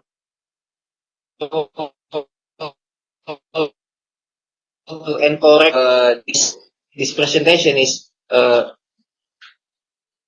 stakeholders have the role in each situation, in each condition. So they also have the important role in mangrove sustainable. So we need the collaboration between lecture, between mass media, between forestry services, between chairman, and the local community cannot undergo by themselves, but they need to collaborate with the government. They need to collaborate with academics or lecture. They need to collaborate with Banyu Urip Village government, also non-government organization, also the company, because company can support. As we know that the CSR funding, or corporate social responsibility funding, and etc. So the stakeholders cannot undergo by themselves. They cannot have the egoism, but we need to make a best collaboration between each other. Next, please. Okay. We also counting the IFAS matrix. We get 8 strange. We get 8 strange.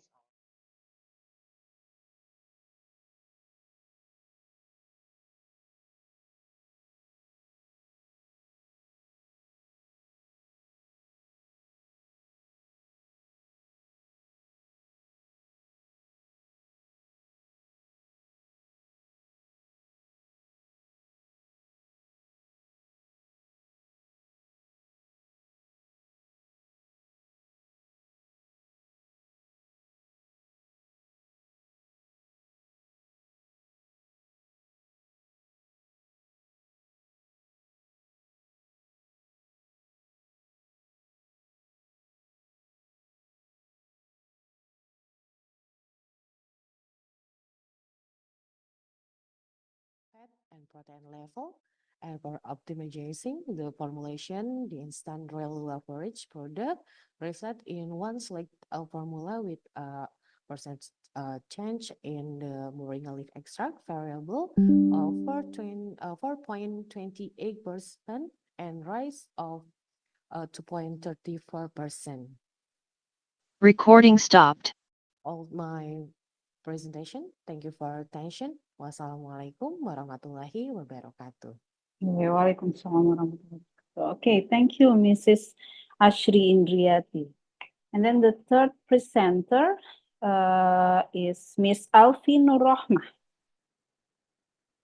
Yes, okay. With the title, paper is Enhancing Arrowroot Flour-Based Cookies with Almond Flour Substitution, Consumer Acceptance, Nutritional Value, and Total Energy. Is it correct? Yeah? Yes, correct. Okay, thank you. Okay, please, Miss Hosnita, to help me show the video presentation from Miss Alfi. Assalamualaikum warahmatullahi wabarakatuh. Good afternoon, ladies and gentlemen. My name is Alfi Nurrahmah. I will present my paper with a title Enhancing Arrowroot Flour-Based Cookies with Almond Flour Substitution, Consumer Adoption, Nutritional Value, and Total Energy.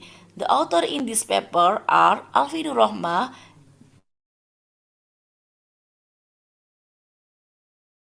Abdi, Prachualita Rukma Karisma, Dini Nadila, and the last is Arnada Rosita. Introduction. Processing arrowroot tubers into flour can be used as an ingredient to reduce food dependence on wheat flour. Potential to be a local food ingredient such as cookies. Cookies is one type of food that is like by society in general. Cookies can made from non-wheat flour as raw material. Arrowroot flour has a carbohydrate nutritional, and then fat, and then amylosa content, and then soluble fiber, and then low protein. This can be overcome by adding protein to cookies based from arrowroot flour. Almond flour has a high protein content. Based on Indonesian national standard, cookies has a minimum protein nutritional content of 5%. Making cookies based on almond flour can improve the taste while increasing the protein content. Research to study the consumer adoption and the nutritional value and the total energy of cookies based from arrowroot flour with the addition of almond flour. Material used in this research include material for chemical analysis and material for cookies production, and then equipment for this research about equipment for chemical analysis and then chemical for research stage. First step of making cookies based on arrowroot flour and almond flour are weighing the ingredients. The ingredients for production cookies are arrowroot flour, almond flour, powdered sugar, egg yolk, margarine, milk powder, vanilla, and baking powder. In the study consists of 4 formulation. Formula number 1 called P1 composed of arrowroot flour 55% and then almond flour 45%. Formula number 2 called P2 composed of arrowroot flour 70% and then almond flour 30%. Formula number 3 called P3 composed of arrowroot flour 85% and then almond flour 50%. And then formula number 4 called P4 composed of 100% arrowroot flour of the total dough. Then the mix all the ingredient in the basin. In the next process, 5 grams of dough is molded with flat round shape. The cookies dough that has been printed is then done. Pack the dough for 50 minutes at 100. Cook the cookies, then cool to room temperature for 10 minutes. And then store, and the cookies was ready to be analyzed.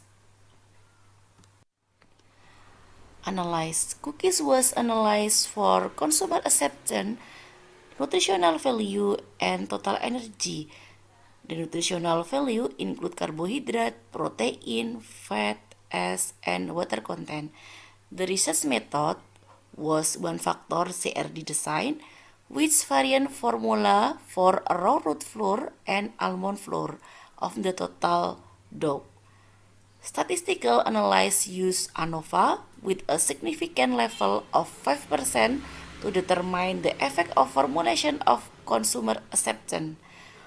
If is a significant difference, then the DMRT will test. Consumer acceptance test result on the most preferred formulation, then analysis of nutritional value, and then total energy. The total result of the data on nutritional value and total energy are present in a descriptive. Here is the result of consumer acceptance. Based on table 1, we can see that the P1 have the highest score on color, aroma, taste, texture, and overall. Therefore, this formula was continued to analyze the water content as content protein, fat, and the carbohydrate. Next, the P1 has water content of 3.05%, as content of 1.87%, protein content of 7.67%, and fat content 36.58%, and the carbohydrate 50.53%. And here are the calculation of the amount energy of all materials. The calculation was conducted by counting the total energy from each material used, and the energy conversion was known from the data by Indonesian Health Ministry and Food Agriculture Organization of the UN. The result showed that one receipt of 1,296.41 kilocalorie, which is for one serving has 25.5 kilocalorie. Conclusion: in arrowroot flour-based cookies product with the addition of almond flour, it was found that the most preferred formulation was P1 using 55% arrowroot flour and then 45% almond flour. The result of chemical analysis our water content analyzed were 3.05%, as content was 1.87%, protein content was 7.97%, fat content was 36.58%, carbohydrate content was 50.53%, and then the amount of energy for one serving size is 25.4 kilocalorie per 5 grams. The result illustrates that incorporating almond flour into arrowroot flour-based cookies not only enhance their nutritional profile, but also position them as a viable alternative to conventional wheat-based cookies.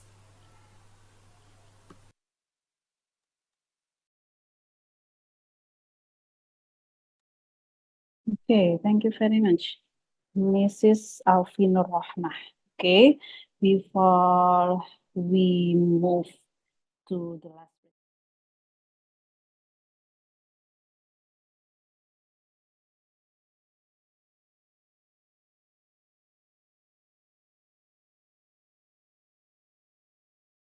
Contains 60% silica.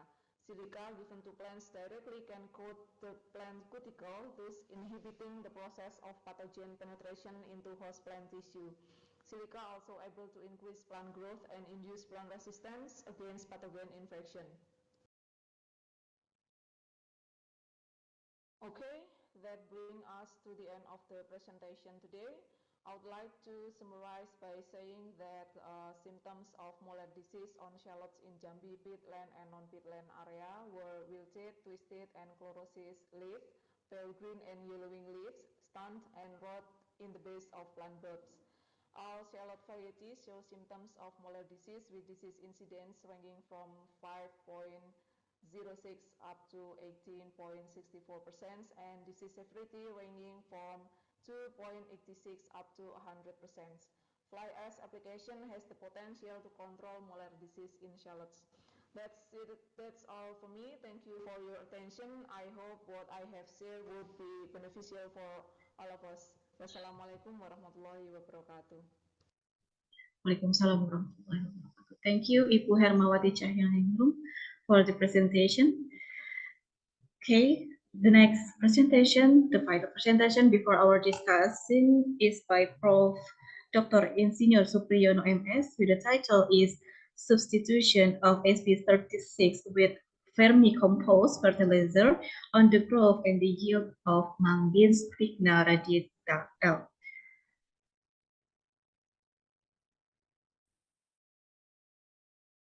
Assalamualaikum warahmatullahi wabarakatuh. Ladies and gentlemen, I want to introduce you to myself. My name is Supriyono. I want to give a paper with the title Substitution of Superphosphate 36 with Vermicompost Fertilizer on Growth and Yield of Mung Bean. My name, I am Supriyono, Igar Cahya Bagaskara, Mr. Pardono, and Mr. Joko Purnomo.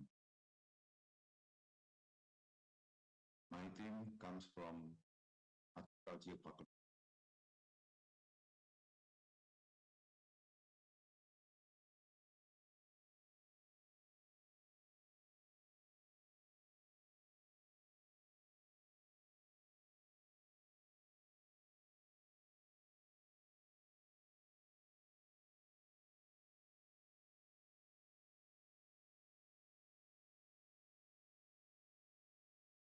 Fresh weight of plants, total fresh weight of leaves, total fresh weight of fruits, there is also not significantly different.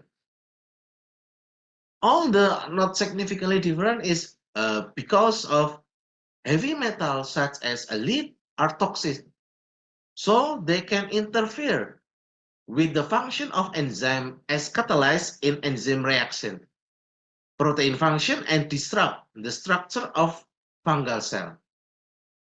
This is the reason why the administration of Trichoderma hercynium did not have significantly effect of the growth and yield of the pestside.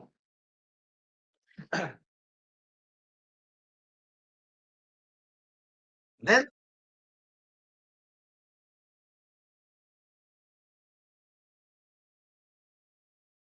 Okay, thank you for Mr. Arif Prasyadi Santosa for the insightful presentation. Next will be presented by Mr. Hendra Tony. Okay. Mr. Hendra Tony will present the effect of chicken manure and urea application on the growth and yield of cowpea. Okay. Thank you for the time for presenting our research. The title, The Effect of Chicken Manure and the Urea Application on the Growth and Yield of Cowpea. Authored by Wentiliana Susilawati and Hendra Tony. Introduction. Cowpea as Vigna unguiculate L plays a crucial role as a tropical legume due to its versatility. It can be utilized as a grain in various processed product as a vegetable, including fresh leaves, peas, and fruits, and as dry hulm and powder.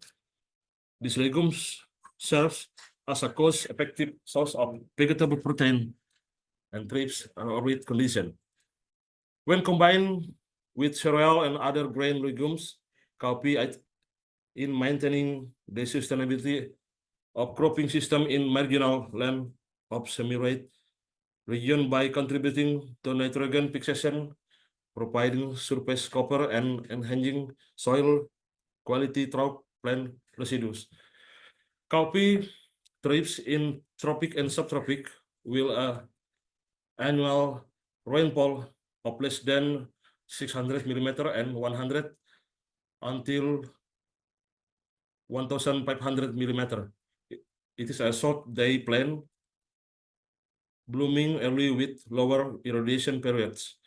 The ideal temperature for cowpea growth is between 25 degrees Celsius to 30 degrees Celsius, with temperature below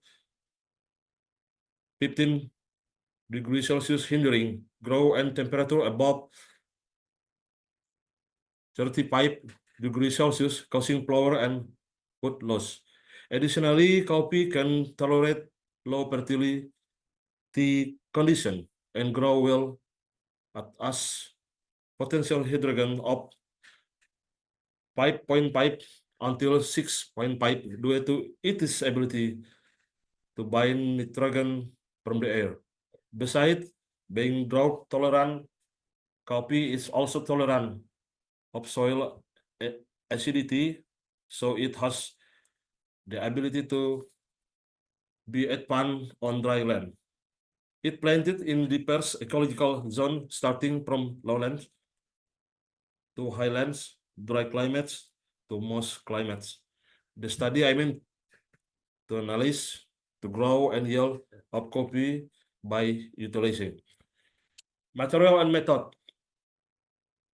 Red coffee from Indonesian Center for Agricultural Biotechnology and Genetic Research, BBBagen, was planted separately in visitor plot following randomized complete block design with the 3 replication. The whole plot was 80 to 9 meter, which has divided into 27 equal blocks.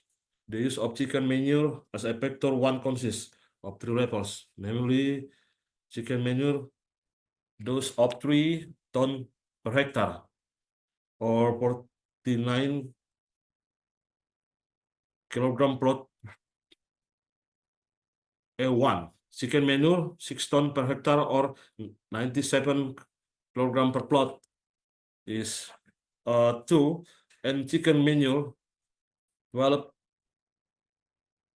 ton per hectare or 145.8 kilogram plot per hectare per plot. True. Urea fertilizer as factor 2 consists of 3 level, namely urea fertilizer 75 kilogram per hectare or 0.4 kilogram per plot, U1. Urea fertilizer 50 kilogram per hectare or 0.8 kilogram per plot, U2. Urea fertilizer 75 hectare per hectare or 1.2 kilogram per plot, U3. The distance of 0.5 meter between the block was kept to irrigation fertilizer. Healthy, disease-free and uniform seed were planted on the same date with a spacing of 30 centimeter to 20 centimeter. Pot were harvested when 85 to 90% of the pot are dry.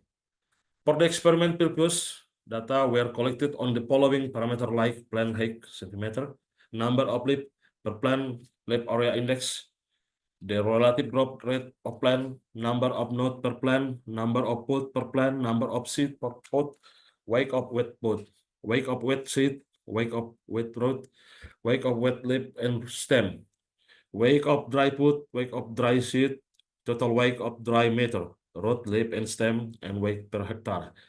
The different amounts treatment was evaluated by Duncan. There's one at the 1% and 5% level of probability. Result and discussion. The type of soil uses I classified of insectisol has a texture class of sandy loam. Based on chemical properties, it appears that the reset site has a slightly acidic potential low organic C and total N, moderate CNC cation exchange capacity atau or ketika, and low at on table 1. Soil fertility condition can be seen from CAC and AS. It appears the CAC is moderate, so that the ability to absorb and provide nutrient is better than low CAC soils. Otherwise, allow us indicate that the soil in the reset area has begun to experience a lot of leaching. Weather condition during planting season in Palangkaraya city have average temperature is 26.50 until 28 degrees Celsius. Average of humidity is 86.86%. Average of participation in 254.85 millimeter. Average of rainy day in 21.86 days. And the period of duration of sunshine is 58.40%. So in table 2, that the area of adaptation of cowpea covers the tropic with a dry to slightly wet climate with less than 600 millimeter and 1,000 until 1,050 millimeter of rainfall per year. And like other legumes, planting time is important factor that determines the success rate of coffee cultivation to achieve high productivity levels. In terms of average rainfall, the rainfall condition in the dry and rainy season are still suitable for coffee cultivation. So in table 3, performance of coffee, the application chicken manure and urea fertilizer in table 3 has shown significant effect of plant height, leaf area index, and relative grow rate of plant and total of dry weight, root, leaf, and stem. Among the treatment, R3U2 and R3U3 exhibit the highest value. The interaction between manure and urea fertilization has been found to be significant, suggesting that the use of manure as an organic material might exchange to absorption of nitrogen. Organic material play a crucial role in improving nitrogen availability per plant. As highlighted in previous studies, they emphasize the essential role of organic material in facilitating provision of necessary nutrients by the soil for the plant. Sorry, Mr. Hendra, I mean. Coffee plant have an ability to fix nitrogen element from the air straw, the tree nitrogen fixation process facilitated by Rhizobium species. When Rhizobium is active to coffee plants, it can fix up 150 kilogram per hectare or nitrogen of supply approximately 80 to 90 to the required nitrogen nutrient. However, experiment have shown that an initial application of 25 kilogram per hectare of nitrogen fertilizer can be benefit plant growth at the airspace. Nitrogen is crucial for coffee growth, with studies indicating the coffees respond well to nitrogen and phosphate fertilization. Additionally, studies have shown the chicken or poultry manure is weak in nutrients such as nitrogen, phosphorus, calcium, potassium, and magnesium, leading to improved soil physical properties. Enhanced nutrient uptake, the increased growth and yield. Addition of chicken manure show positive effect enhancing soil fertility, as it significantly increase in the N and P and actionable base of the soil planted. Conclusion, the application chicken manure and urea fertilization has shown significant effect on plant height, land area index, the relative grow rate of plant, and total of dry weight, root, leaf, and stem. Among the treatment, A3U2 and A3U3 exhibit the highest value. The interaction between manure and urea fertilization has been found to be significant, suggesting that the use of manure as an organic material might enhance the absorption of nitrogen. Thank you. Okay, thank you very much, Mr. Hendratoni, for informative presentation. We'll go to the last presentation for the first term. The presenter is testing the efficacy of several wheat extract in suppressing wheat growth and its effect on yield of Japan cucumbers.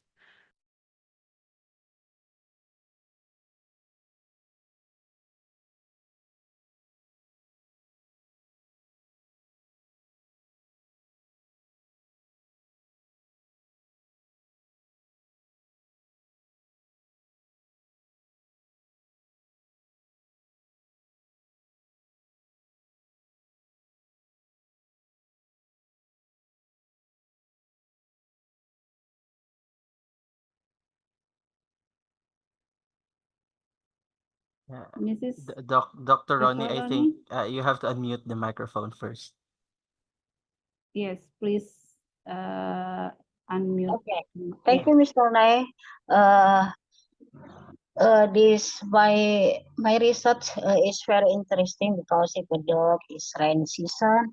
So PGPR is a group of beneficial bacteria that colonize is rhizosphere, a thin layer of soil between 1 to 3 millimeter, so around root zona, and PGPR activity has a positive effect on plant growth, both directly and indirectly. So the Cartina is research is to see because it stimulates growth in the vegetative and generative phase.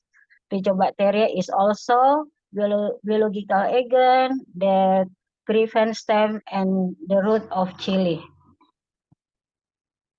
I see. So, does the research has already started its commercialization? Because I think it would really, good for the market. It has great potential for the market. Is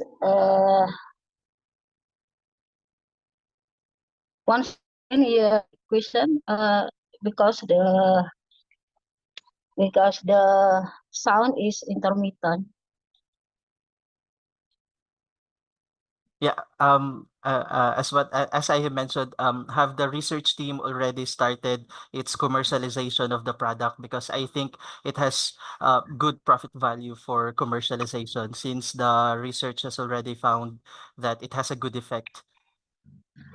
The research saw that role of PGPR great influence the growth and yield of local chili plants and Kencana chili varieties because the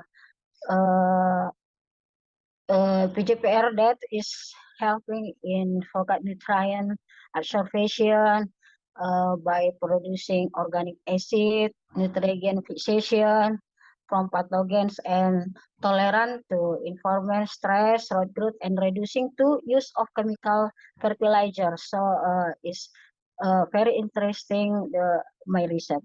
Thank you. Okay, I think it's clear, yeah. Yes, it's very good for commercialization, but the PGBR is for cutting and dry land, yes? Yes. Yes, the dry land soil in Central Kalimantan. If it can scale up the product PGPR, it is good, very good for commercialization. Is it clear, Mr. Nel Van Aligan? Yes, very clear. Thank you. Thank you, Mr. Nel. Thank you very much. Okay, is there any question?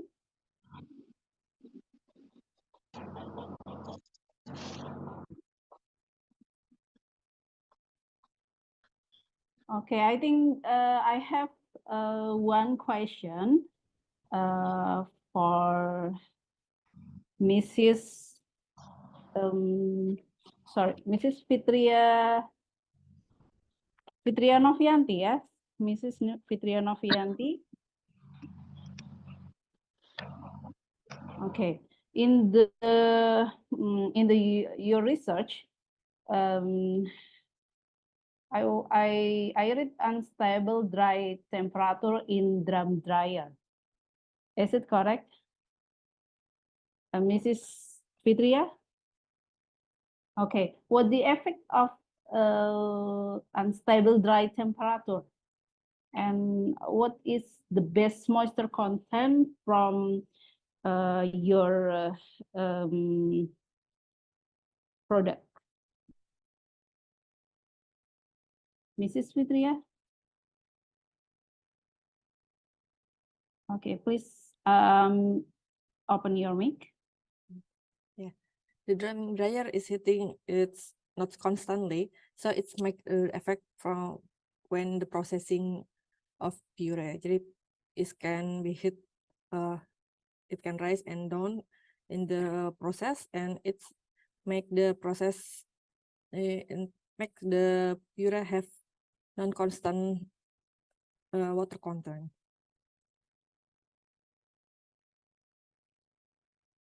Yeah. I'm sorry, I cannot hear. Okay, the temp is good or not, or what's the what is the best of moisture content for your product? For the best result, it have to be lower than 5%. But in the process, several formula have higher than 5. It's almost 6%. Okay. Okay, 6%. Yeah. And it's still need to be optimizing. Yeah, it still need to be optimizing because if we make the the best is under the 5% moisture content. Yeah. Okay, thank you very much, Mrs. Fitria Novianti. And the last, Mrs. Ashri Indriati, I have the one question. In the conclusion of optimization, it's obtained by 4.28% for moringa leaf and 2.34 for rice. Is it correct? Yeah. Yes, correct. Yes. Is there any validation from the community in Sumba West regarding the formulation of the optimization results? Yes. This product, after at my laboratory, and for the next,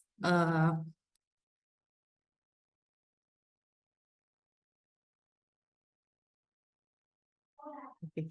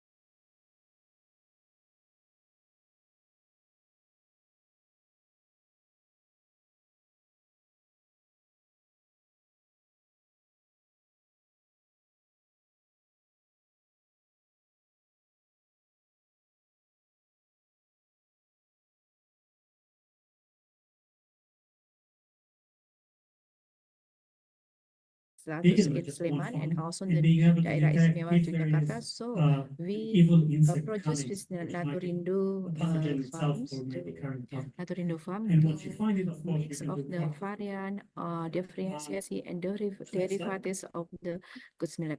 There are the spirulina. Why we research about the spirulina? Because spirulina have the many kind of the nutrition and can improve to get the food of many kind of food of the toddler, so can to decrease of the stunting.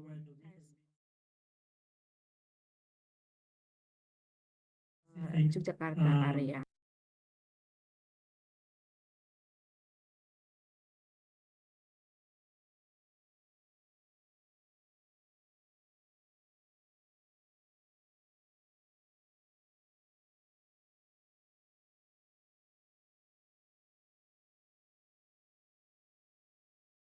Conduct about it. And I hope in the next time the farmers and the community of the farmers can produce any kind of the differentiation of the spirulina, goose milk, and also the others of the derivative product of the goose milk. It is like this. So there was this company. So I met the government researchers, and they were paying. Okay, thank you very much for your answers, Ibu Dr. Dwi Aulia. It's so clear for me. Okay, I think the time is up for our first session. It seems like we have covered all the questions for now. Thank you once again for your presentation and the response. The data that exists. So there is definitely an opportunity, a business opportunity of being able to create sensors that actually do the thing the scientist needs to get. So let's move on to our next group presentations. As previously mentioned, we will have the following panel of 4 presenters. This session will run until around 2:30 p.m. As in the previous session, please hold your question until the question time or type them early in the chat room. Please ensure your audio is muted during this presentation to avoid disruptions. And our operator, Ms. Linggar Hermalia Putri, will assist you in playing the pre-recorded videos. For the second sessions, there will be 4 presentations delivered in a row by Ibu Dr. Anti Suprihanti SPMSI, Ms. Dinda Dewi Aisyah SPMSC, Ms. Uun Antika, and Bapak Dr. Insinyur Susilo Herlambang MSI. Okay, for the first presenter in the second session, there will be Ibu Dr. Anti Suprihanti SPMSI, who will be presenting on the valuation economic of Digos City, Eco Park, and Arboretum San Nicolas de Mayo, Digos City, Philippines. Okay, for Ibu Dr. Anti Suprihanti, the time is yours. Ms. Linggar, could you please play Ibu Anti videos? Assalamualaikum warahmatullahi wabarakatuh. Good afternoon, everyone. In this occasion, I would like to present our paper. The title is Economic Valuation of Digos City, Eco Park, and Arboretum, Philippines. This paper also have the authors Limark, April, and Anna. And this is the outline of this research. The first is the goals, and then theory, third method for result and discussion, and the last is conclusion. Introduction.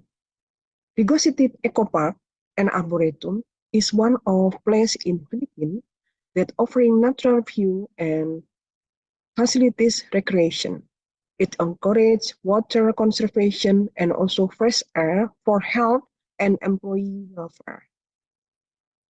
Assessing the tourism revenue, local employees, environmental conservation, and potential long-term economic benefit to community is needed to know and important for the government and stakeholder regarding its benefit and for maintaining the sustainable of these natural resources.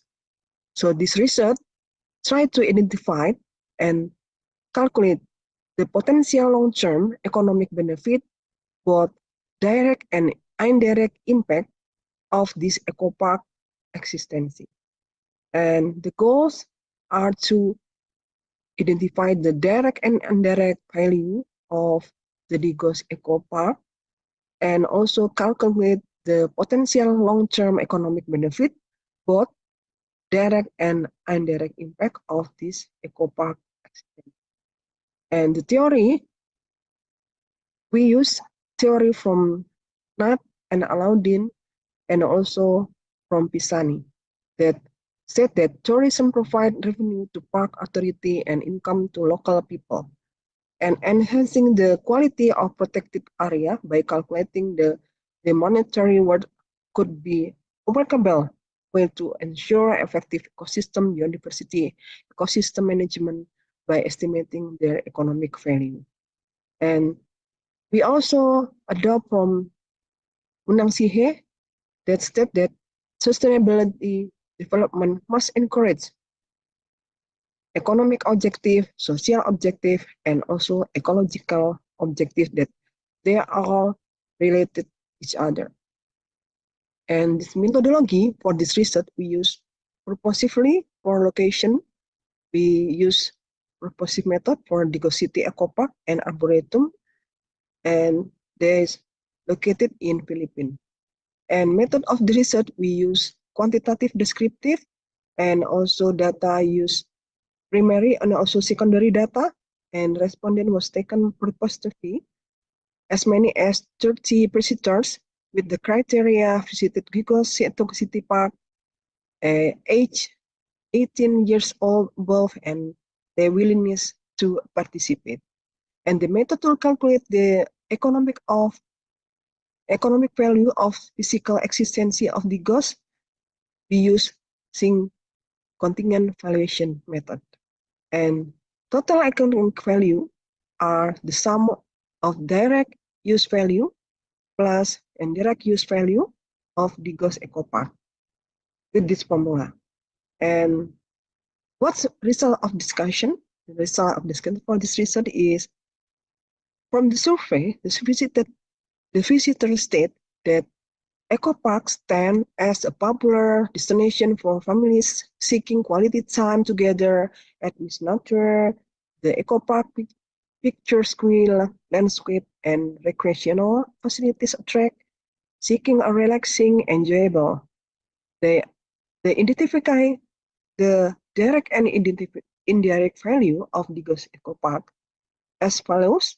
First, direct use value are for tourism, and it is divided into ticket fee and job employee.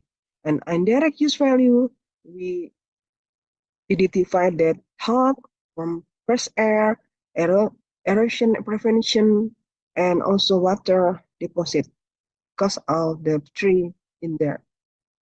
And result of the valuation economic of this eco park is direct use value from tourism, from ticket fee, it comes to millions more Philippine peso total income each year. And from job employee, we get from ticketing staff, maintenance and security, we get 1,600,000 more Filipino pesos each year. And indirect use value from health, we have from acacia trees that we can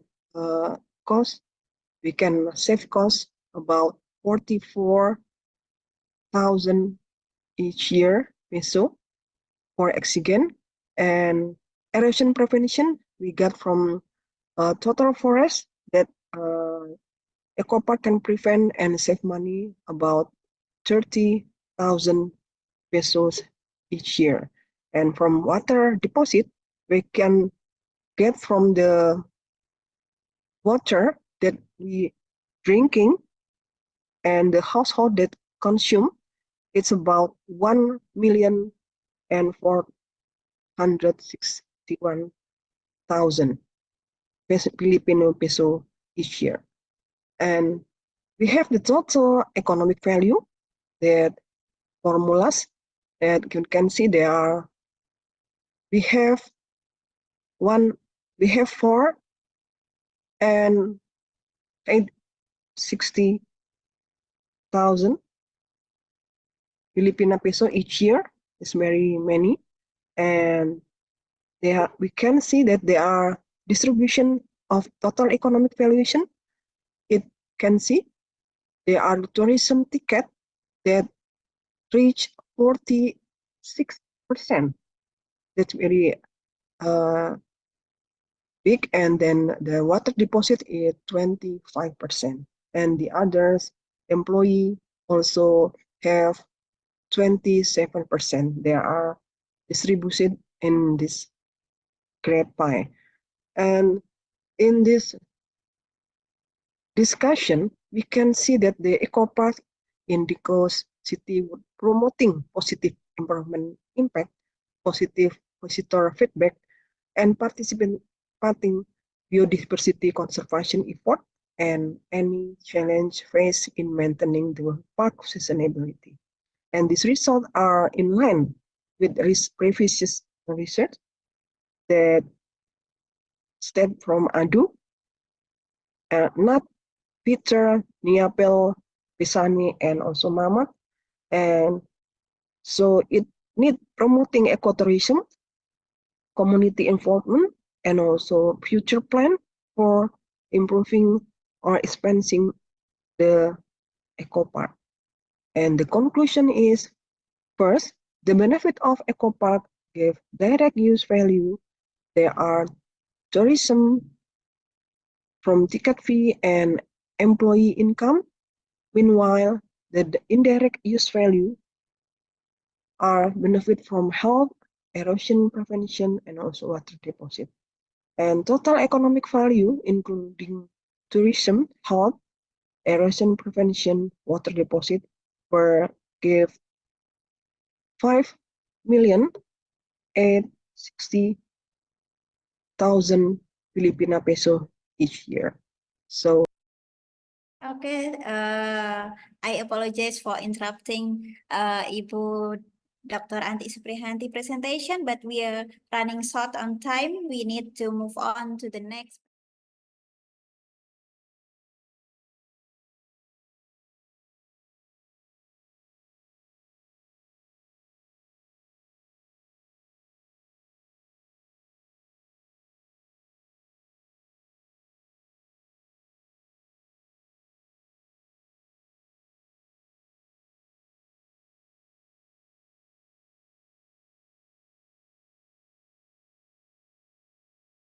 And also Department of Environmental Studies,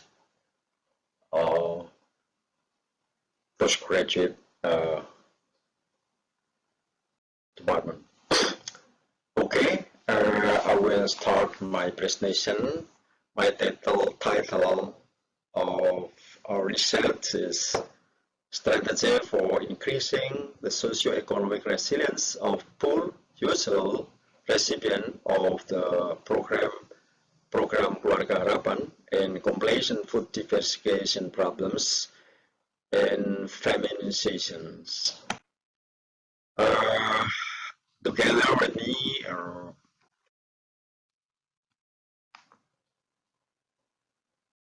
Pak Muhammad Refan and also Dinda Dewi Asia from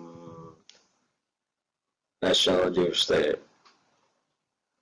Development University, or we call familiar with UPN, Department of Agribusiness.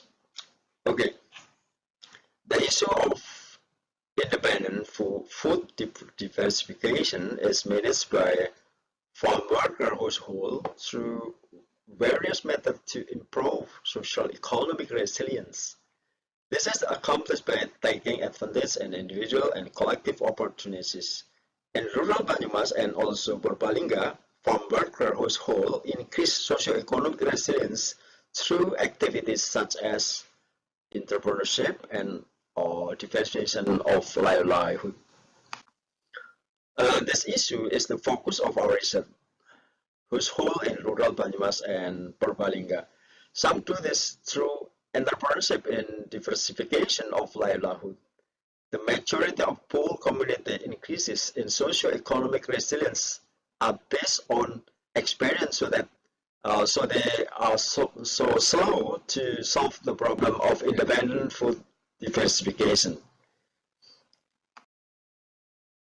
The goal is, what is the behavior orientation of poor households in developing their socio-economic resilience? And two, what are strategies for increasing socio-economic resilience that are strategic and ready to solve the problem independent food diversification during the famine seasons? And the location is in Linggasari village and also in Susukan village. One of them in the location in Banyumas and also the others in Banjarnegara. The problem of household vulnerability and the poor population receiving the Family Hope program, or we call program Keluarga Harapan, which the focus of the study was found in the two selected.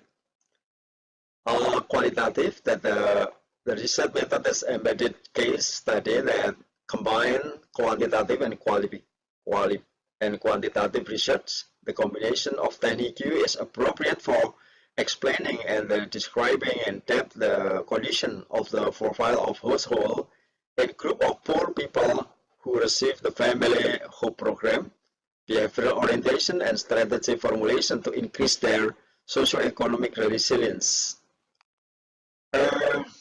Result and discussion. General picture of PKH recipients in Central Java can be described in Banjarnegara Regency, receiving to 21% to 27% for 322, while in Banyumas Regency from 21% to 29% has a lower increase of 1% compared to Banjarnegara Regency.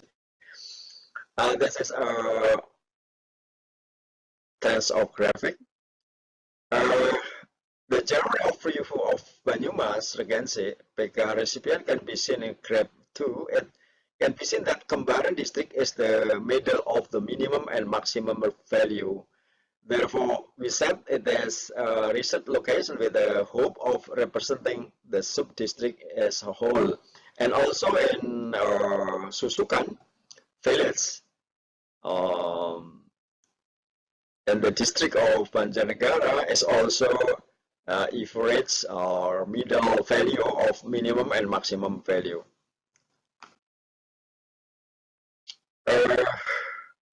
This is of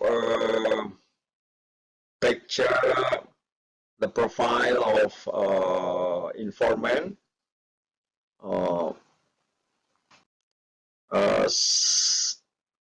Maturity is come from elementary school and also from rural group or rural unfortunately group in rural community. We also describe the household based on the data presented in graph 4. It is found that the pattern of food diversification is dominated by rice and vegetable as well as tahu and also tempe. Other types of food are still not dominated. For example, fish, meat, and fruit. For protein needs, informant generally eats eggs, tahu, and also tempe. Dried fish and fruit are underutilized as educational food for them. The price and fruit, especially certain types, is still unaffordable for them. Usually, they rely on banana from their garden even when they are seasoned fruits. Economic and social observer and This case have proven the truth that the lower the socio-economic status, the higher the food consumption, especially food which is a basic need for society. This is an line with my thinking. This is a distribution of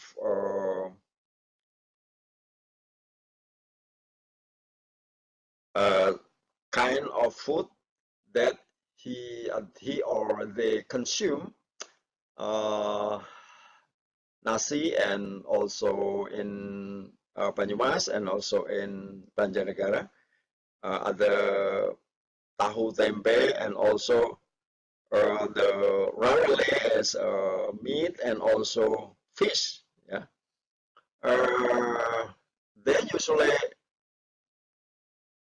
eat an egg or gresek, something like fish, dry fish. Yeah. An informant face obstacle in food diversification due to their lack and knowledge and financial problems. They show different socio-economic resilience, even though their economic level were not much different in dealing with financial shortage and managing their diet. The strategy they created include diversifying and source of income through activities such as collecting, recyclable, and farming from local sources. Effort to build socio-economic resilience to maintain food diversification were revealed by three informants.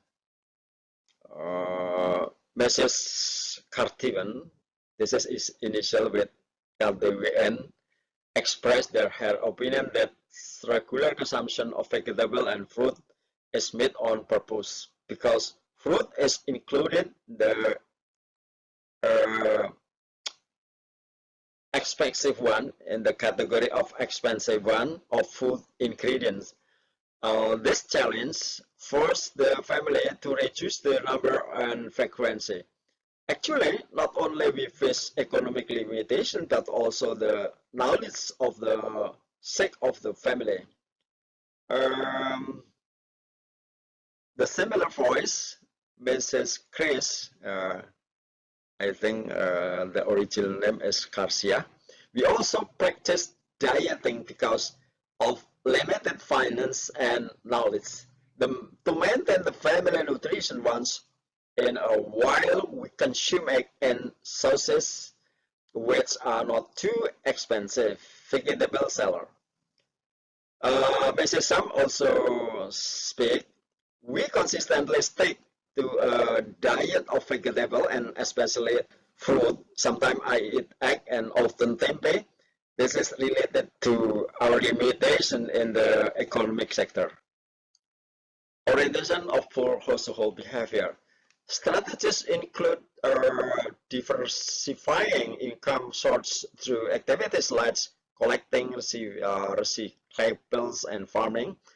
According to their opinions, community leaders and officials also provide insight to the challenge and discrepancies faced in implementing the PKH program at the administrative level. Input from village, HITS, and social services personnel highlight to the importance of data accuracy and inclusivity in the problem selection criteria. Social and economic resilience are still locally oriented and not yet in broader sense. Conclusion and recommendation. Recipient provided suggestion for improving the PKH program, including increased funding, better targeting of beneficiaries, and increased support for skill development. Layoff recipients argued for continued improvement in social assistance programs to ensure equitable and sustainable support for marginalized groups in society. Recipient aspirations for this program are called for more effective communication and follow-up from program authority to address technical issues such as inactive account, and recipients eligibility issues. Thank you very much for your attention. Okay, thank you so much, Bapak Profesor Dr. Iman Santosa for your presentation.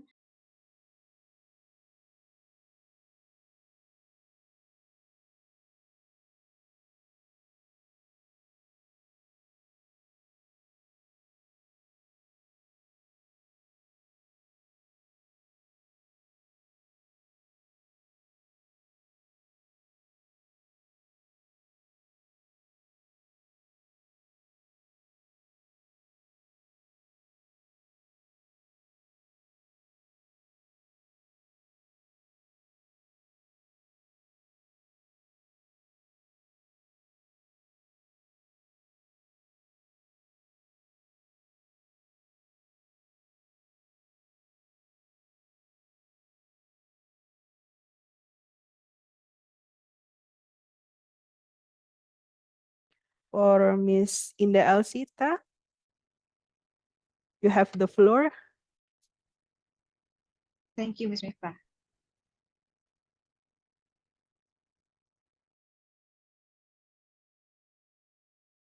Good morning, ladies and gentlemen. I would like to say thank you for coming to our presentation today. I'm Indah Alsita from Jakarta Technical University of Fisheries. I would like to present about our research about the suitability analysis for sustainable marine tourism in Matahora Waters Wakatobi Regency with my team Nasrun, Kezia Gloria Apriana Runto, Sarya Mensahari, and Muhammad Irfan Sejati Tasaka. Here's the background of this research, that tourist activities has become a basic need for many people, and the data showed that Wakatobi has 31.06% tourist attraction from all tourist attraction in 17 cities district in Southeast Sulawesi. And another data, Wakatobi has potential attraction that contributes to the country's foreign exchange, especially the potential for marine tourism. Wakatobi has had many diving and land tour operators, but the concept of marine tourism as Wakatobi strength has not been highlighted. In addition, the concept of conservation-based tourism with power of community participant has also not been prioritized in tourism promotion. Apart from that, tourism exploration in Wakatobi, especially on Wangi-Wangi Island, is still focused on Western waters. More effort are still needed to provide the greater benefits to the region. Tourism often intersect with environmental sustainability issues because its management still tends to be conventional. Conservation-based integration is needed in the management and use of space in marine tourism sector. So the purpose of this research is first to analyze the suitability of tourism activities for sustainable marine tourism in Eastwater Wangi-Wangi Island, Wakatobi Regency, and estimate the regional carrying capacity of marine tourism activities for scenario if Matahora Waters will be developed as a sustainable tourism zone. This research had been constructed from the issues about over-tourism versus natural resources depletion, and in the context of marine ecosystem, every tourist activity carried out in coastal and marine area is as well adapted to its resources. There are some requirements to consider to see eco-friendliness. These requirements are divided into physical parameter and biological parameters. One consideration of carrying capacity is the authenticity of natural resources, because the natural atmosphere can determine the tolerance of disturbance of human activities and the large number of visitors. This is from Yulianda 2020. So the ecotourism is the part of sustainable tourism that is based on nature tourism, applies good environmental management practice, contributes to conservation activities, and involves local communities from Bakri 2016. This is the research methods from the research purpose to analyze the suitability of tourism activities for sustainable marine tourism in Eastwater Wangi-Wangi Island, Wakatobi. There are some variables. That first variable is suitability index for diving activities. Here's the parameter, and the data collection is observation and underwater photo transect. And the output of this method is potential suitability of location to be used as a tourism object for diving. And for variable suitability index for snorkeling activities, here's the parameters from Yulianda 2019, and the output of this method is potential suitability of the location to be used as tourism object for snorkeling, and the variable for suitability index for fishing activities. Here's the parameters, and output is potential suitability of the location to be used as tourism object for fishing, and the variable for suitability index for beach recreation activity. Method is potential suitability of location to be used as a tourism object for beach recreation. Here's the research location. This is the Matahora Waters. Is located in eastern Wangi-Wangi Island. Wangi-Wangi Island is one island in Wakatobi Regency, and the data collection of tourism suitability parameters has carried in 7 stations. The parameters taken are measure the suitability of waters for tourism activities. There are for tourism activities, diving, snorkeling, fishing, and beach recreation from Yulianda 2019. Here's the formula where IKW is tourism suitability index, BI is weight of parameter I, and SI is score for parameter I. After we calculate this formula, it will result the category of IKW, tourism suitability index, where if the value is larger than 2.5 or less than 3.0, the result is the location is very suitable, and there's another category. Because one activity is beach recreation. Here's the Pulau Matahora. Pulau Matahora is one island in Matahora Waters, and the yellow area is the Matahora Island Beach, as the part of object is the object of this research. And this is the result. Here's the parameter tables with weight and score from Yulianda 2019. And after we calculate this formula, and on the result is Matahora Waters. This is the value of tourism suitability for diving activities in Matahora Waters. Showed that the point of the value is 2.365, and this is very appropriate for diving activities. And for the value of tourism suitability for snorkeling activities, here's the table from parameters table from Yulianda 2019. After we calculate this formula, the result is the value of tourism suitability snorkeling activities is very what Matahora Waters are is very fairly appropriate for snorkeling activities, with the value is 2.005.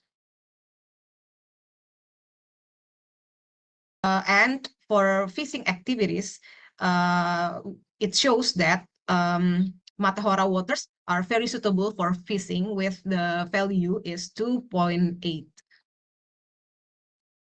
And for the last activities is beach recreation. This is the parameters table from Yulianda 2019, and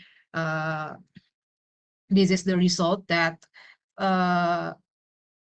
Matahora Waters or Matahora Islands very suitable for beach recreation, with the value is 2.680. So that shows that Matahora Waters area has natural resources capacity that can support marine tourism activities. Thus, this area can be described as suitable for use as tourism area. With Matahora Waters are very appropriate for diving activities, and fairly appropriate for snorkeling activities, very suitable for fishing activities, and very suitable for beach recreation. Okay, after we calculate about the suitable suitable activities for tourism,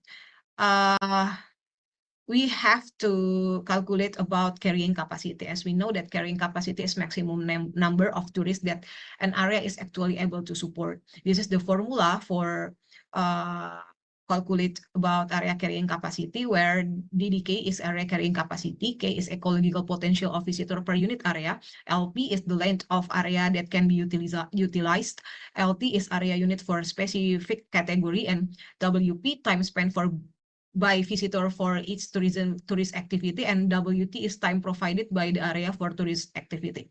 And for the result of the formula is here, that where the carrying capacity of Matahora waters for diving activities is 516 person per day, and for snorkeling is 267 per day, and for beach recreation is 31% per day.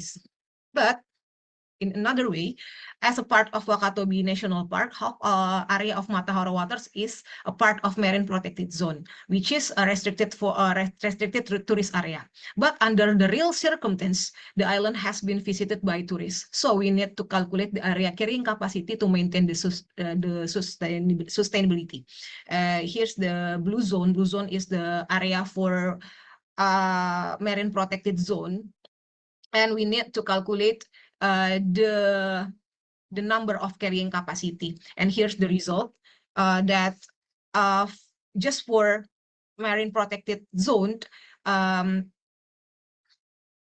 is for restricted tourism, the result of the carrying capacity is carrying capacity for just for marine protected zone is 13% per day for diving activities, 9% per day for snorkeling activities, and 31% for beach recreation. This is the map of area marine protected area zone, and we overlay marine area protected zone with the location of this area, location of this research.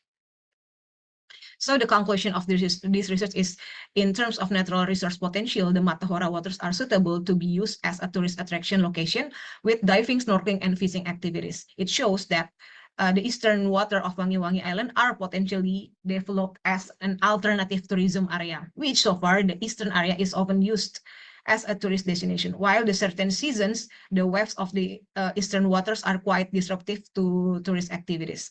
And for the carrying capacity, total carrying capacity for diving activity in Matahora waters is 516 people per day. Snorkeling activities is 267 people per day, and beach recreation is 31 people per day. Part of Matahora waters is marine protection zone in Wakatobi National Park, so special control is needed to limit the number of tourists there. Based on calculation in the marine protection zone, diving activities is limited for limited for 13 people per day. Snorkeling activities is limited for 9 people per day. Thank you.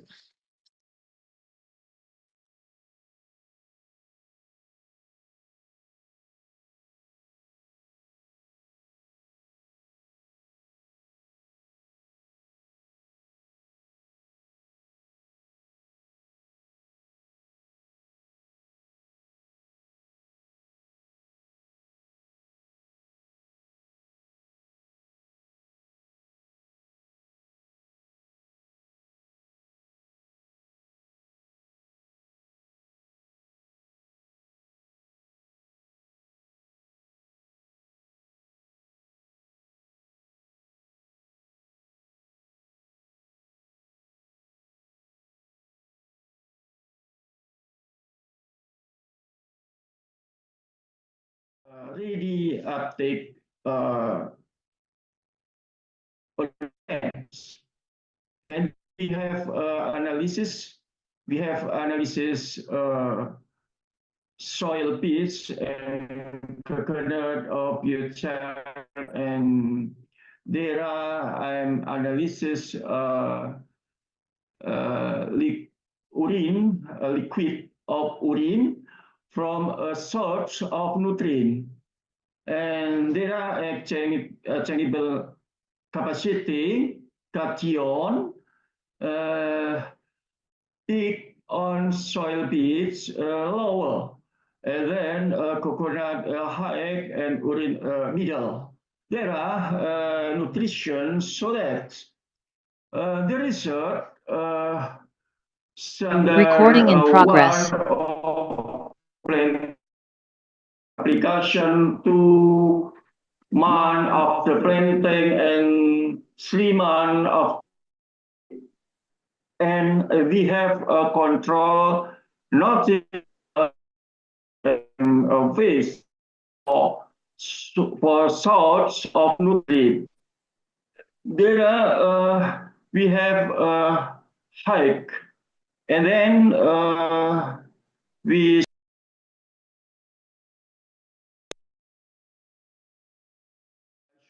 1 month, and then 3 months is hike 2.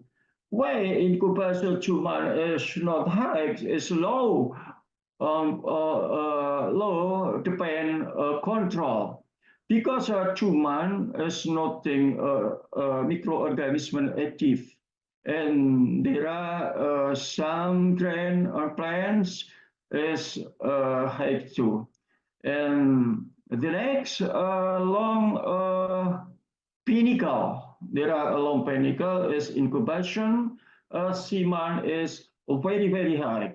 The conclusion, future technology is an alternative in improving the road environment and function to make vital in the reduce soil nutrient for leaching by groundwater.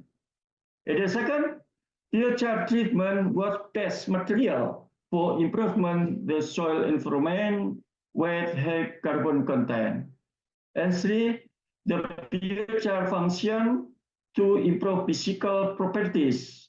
There is not chemical properties, because future is not manure of soil, and it's not a fertilizer in supplying for nutrient. And 4, future function to repair soil damage and increase soil nutrient and increase soil fertility for sustainability food. 5, the synergy of improvement to support high production and sustainability agriculture. Okay, thank you, Ms. Yulfa Nur Aulidatun. Okay, thank you very much, Bapak Dr. Susila Herlambang MSc for that fruitful presentations. Let's give big round of applause to Bapak Dr. Susilo Herlambang MSc and all of the presenters in our second session today. So all presentations are now completed. We will move on to the last 15 minutes question and answer sessions. Is there anyone who wants to ask in person? You can use the raise hand feature in the Zoom toolbar, or you can type your question in the chat room.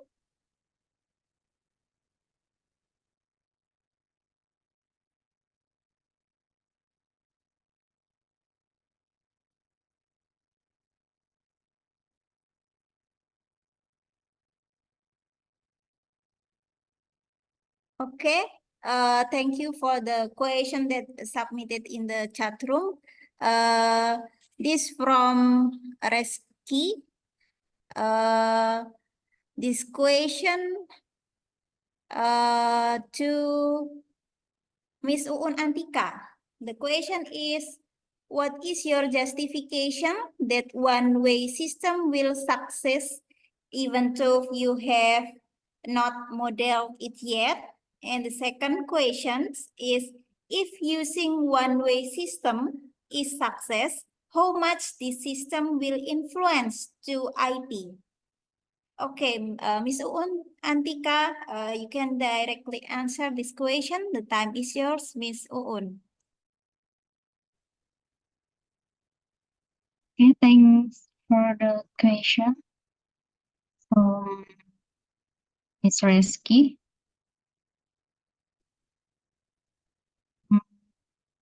Going to answer for the first question about justification of one-way system. The recommendation of this one-way system is based on literary study and some research about lowland irrigation, especially in Kalimantan. Those research prove that one-way system is more effective to be implemented in area with hydrotopography type A or B, in which Deer Terusan Tengah belongs to that category. With that system, water circulation will be better and reducing pyrite oxidation, so that leaching process will run more effective. Therefore, it is expected that the water management will improve the water quality of the land. And then by connecting the secondary channel with the collector channel, sedimentation process is expect more minimum in the end of the secondary channel. And beside that, the leaching process in that system can prevent sedimentation process in the channel. And that's all. And then for the second question about IPR productivity index, right?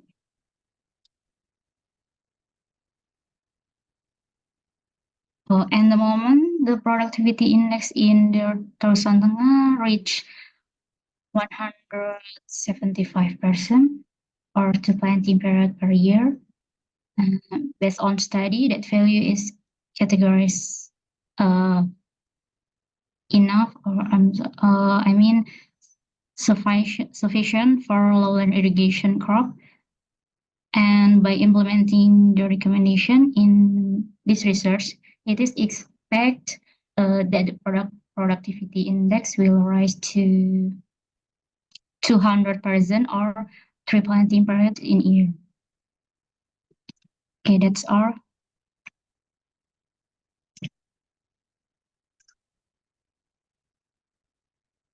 Okay, is it clear for you, Miss Reski?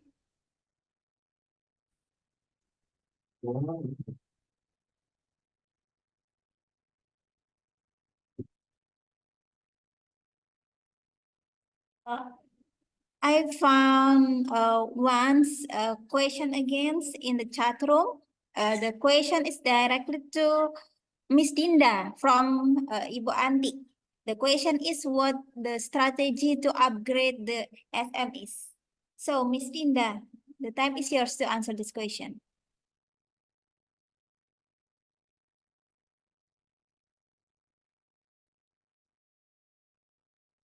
I'm sorry, Miss Dinda, you are still muted. Okay, can you hear my voice? Okay, it's clear enough. Sorry.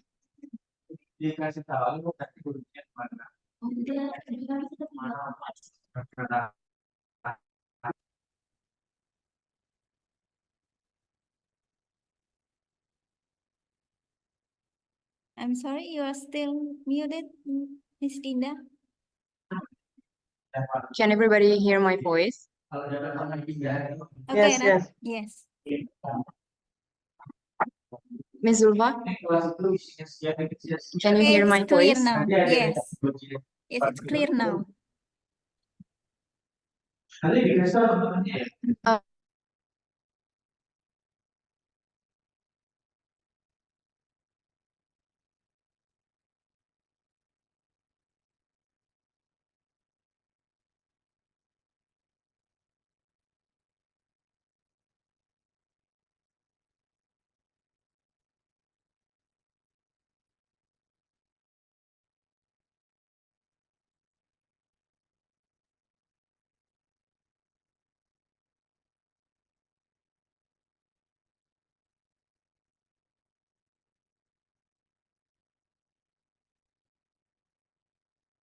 Okay, because Miss Dinda have some issue with her device. Miss Dinda, you may answer the question through the chat room.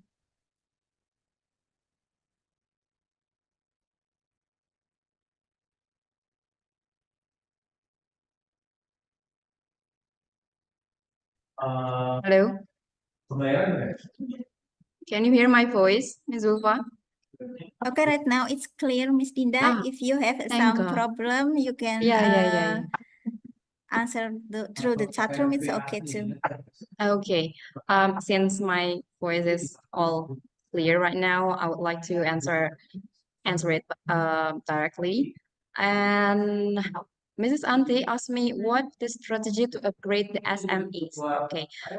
One strategy that we promote here on the result of our study is actually we motivate them, we encourage the SMEs that become the object of our research to build the so-called business relations. Business relation, as I mentioned before in the video, it actually become very what is it important for SMEs because SMEs that become the object of our study, apparently they do not even produce a finished product. They just produce some kind of unfinished product.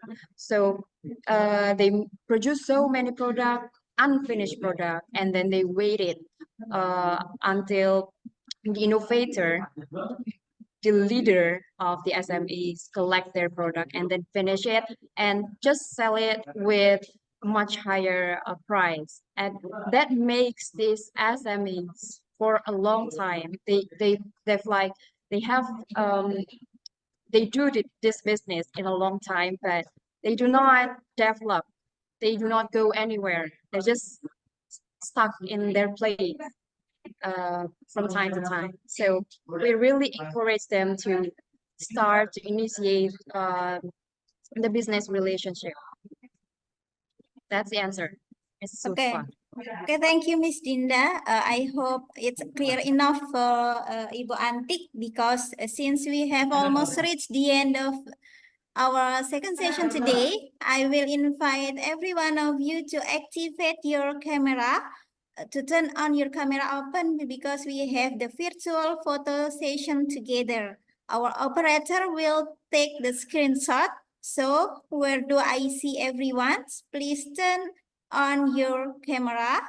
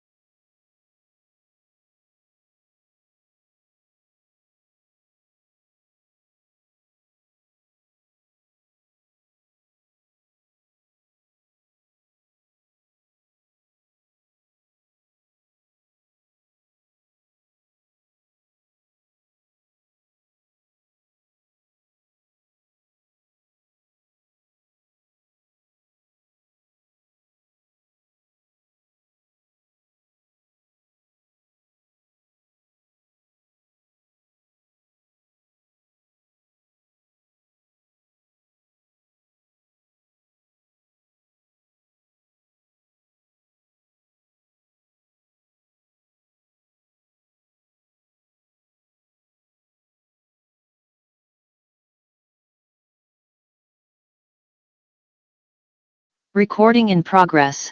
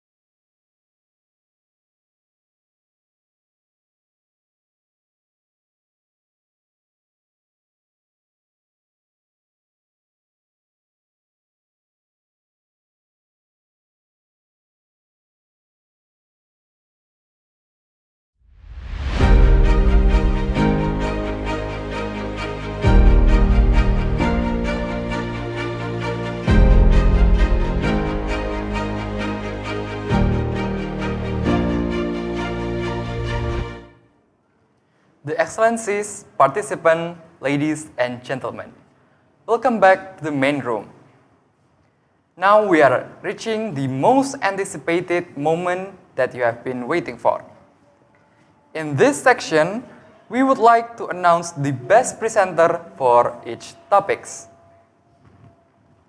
In the topic of agricultural socio-economic for sustainable agriculture, please welcome our best presenter. Congratulations to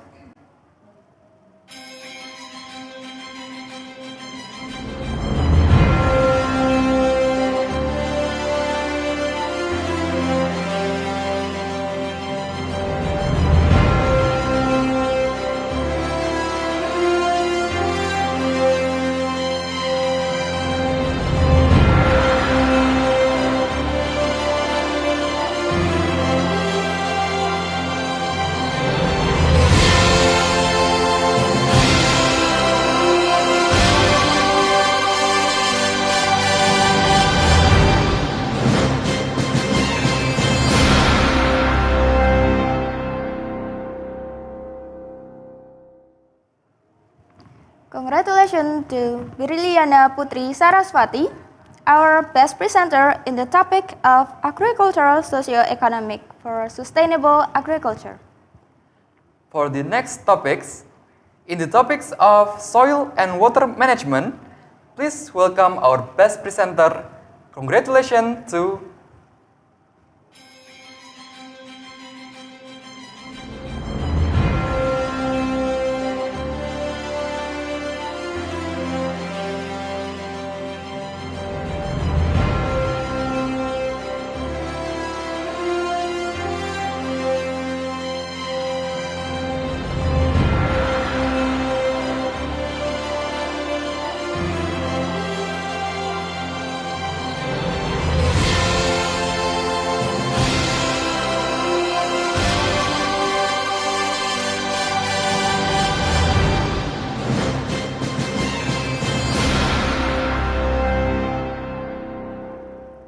In the topic of agricultural science and engineering, please welcome our best presenter. Congratulations to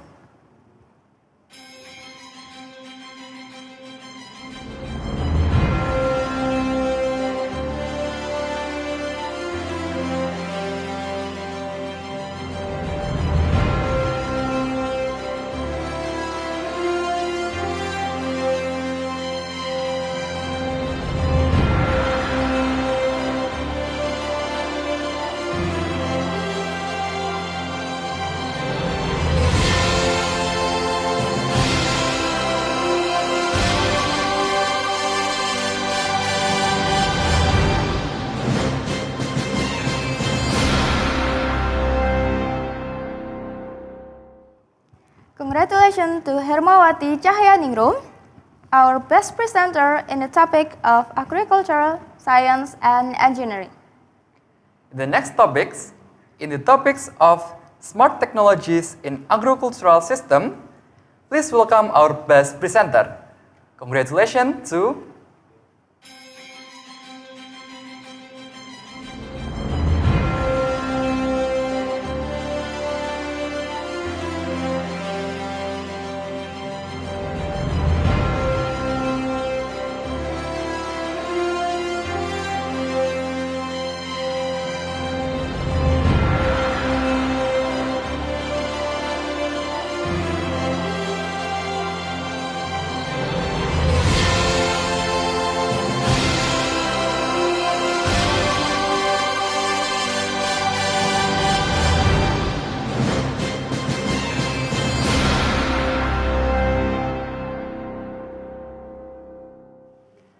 Congratulations to Panaligan for being the best presenter in the topic of smart technologies in agricultural system. In the topic of food, science, and technology, please welcome our best presenter.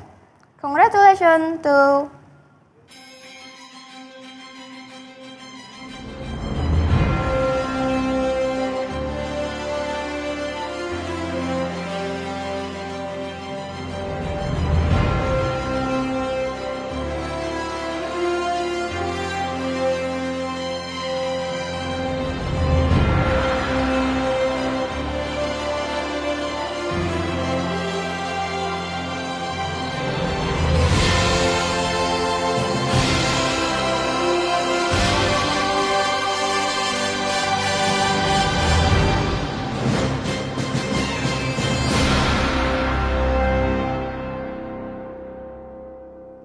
Congratulations to Ainia Herminiati, our best presenter in the topic of food, science, and technology.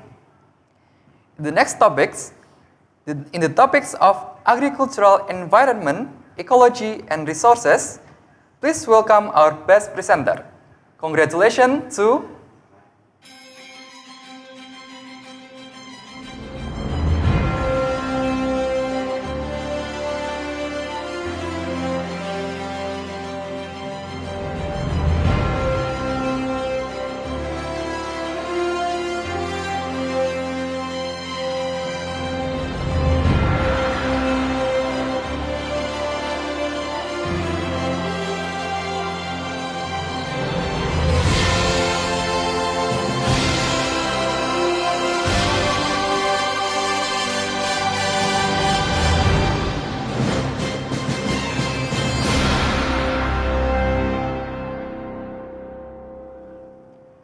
Congratulations to Indah Alsita for being the best presenter in the topic of agricultural, environment, ecology, and resources.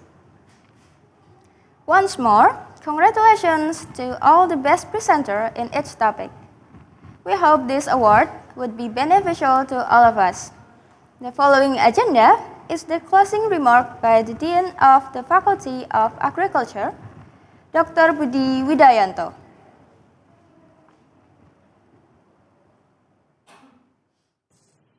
Dear distinguished guest speaker, conference participant, and the entire esteemed organizing team, Assalamualaikum warahmatullahi wabarakatuh.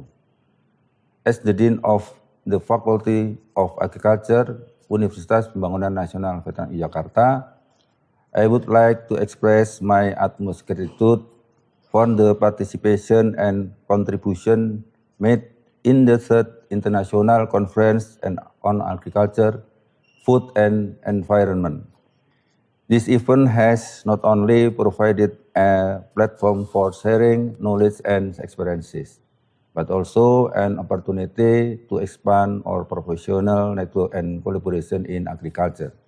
Through this conference, we have heard various innovative ideas and current solutions to address challenges and opportunities in agriculture sector. All the thoughts and discussion that have taken place here will serve as valuable assets for all of us in developing and enhancing the quality of agriculture in the future. I hope that the spirit of collaboration and the eagerness to continue learning and innovating that have been fostered during this conference can be maintained and implemented in our daily activities. Let us continue to contribute and work together to create positive change in the world of agriculture. Lastly, I would like to extend my gratitude to the entire organizing committee who worked tirelessly to make this event possible. To the speakers who shared their knowledge and experiences, and to all the participants who actively engaged. May what we have gained from this conference serve as valuable resources as we journey forward. Thank you and see you at the next International Conference on Agriculture, Food and Environment. Thank you. Assalamualaikum warahmatullahi wabarakatuh. Thank you, Dr. Budi Widayanto, for the closing remark. The Excellencies, participants, ladies and gentlemen, our conference today is coming to an end. We all hope that this conference can bring improvements in sustainable agricultural practices, navigating environmental challenges, and maintaining global food security. In this occasion, on behalf of Universitas Pembangunan Nasional Veteran Yogyakarta, we would like to express our gratitude to Davao del Sur State College as the co-host of this conference. We are grateful for all parties that has actively participated in this conference. We would like also to express our deepest apologies for any inconveniences that may have happened in this conference. I am Tri Bayuyuda Pamungkas and my partner, Hanifa Tri Astuti. We will excuse ourselves. Thank you and see you in the next 4th International Conference on Agriculture, Food and Environment.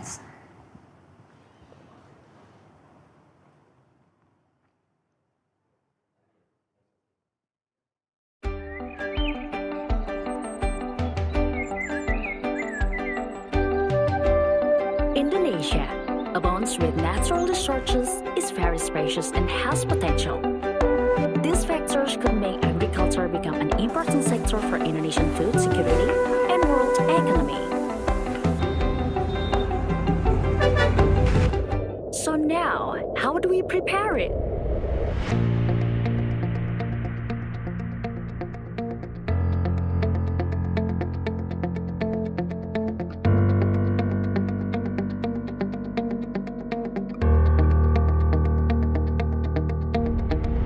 Faculty of Agriculture, Universitas Pembangunan Nasional Veteran Yogyakarta would create human resources who are able to optimize the potential of agriculture in Indonesia based on the spirit, state, given, and have a global perspective.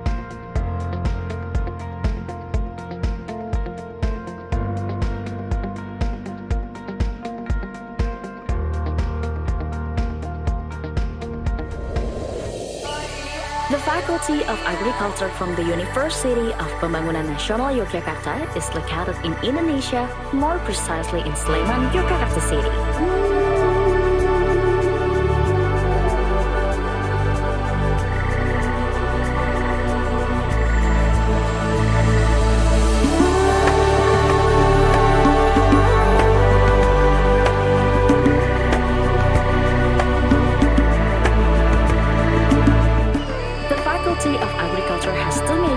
With 4 study programs. The first is the agribusiness major that has 2 study programs, consisting of an agribusiness bachelor's degree program and an agribusiness master's degree program. Second is the agrotechnology major that has 2 study programs, consisting of an agrotechnology bachelor's degree programs and a soil science bachelor's degree program. The Faculty of Agriculture also has an independent learning system, where students are able to take 3 credits outside of the study program. The form of the independent learning system may include a student exchange, an internship program, serving as a teaching assistant in an education unit, a village development program, an independent project or study, and military training. The Faculty of Agriculture itself has several complete supporting facilities. Classrooms equipped with air-conditioned rooms, audiovisual equipment, and internet connection. Such as the administrative facility, where students can fulfill all administrative needs easily and quickly.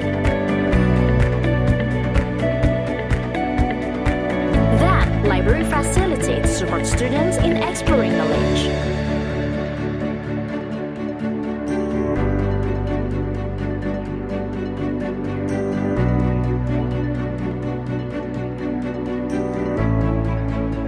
The laboratory facilities, where each study program has its own laboratory, so students can easily do the research and practicums at any time.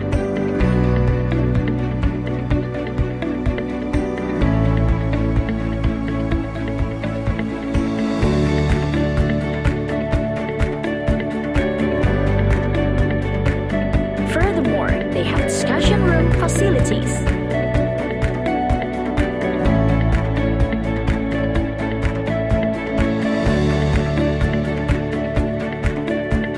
The last, greenhouse facilities, were also located in agricultural faculty.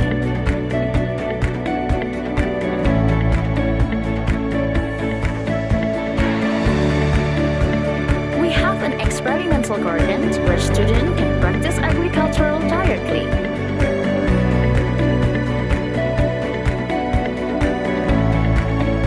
Support the implementation of the 3 Dharma of higher education, we have collaborated with various parties such as universities, government, and private institutions, both at home and abroad. Alumni of the Faculty of Agriculture have spread widely and have taken part in the development of the state of Indonesia and are members of IKAPERTA UPN Veterans Yogyakarta. Faculty of Agriculture, bringing knowledge for a better future.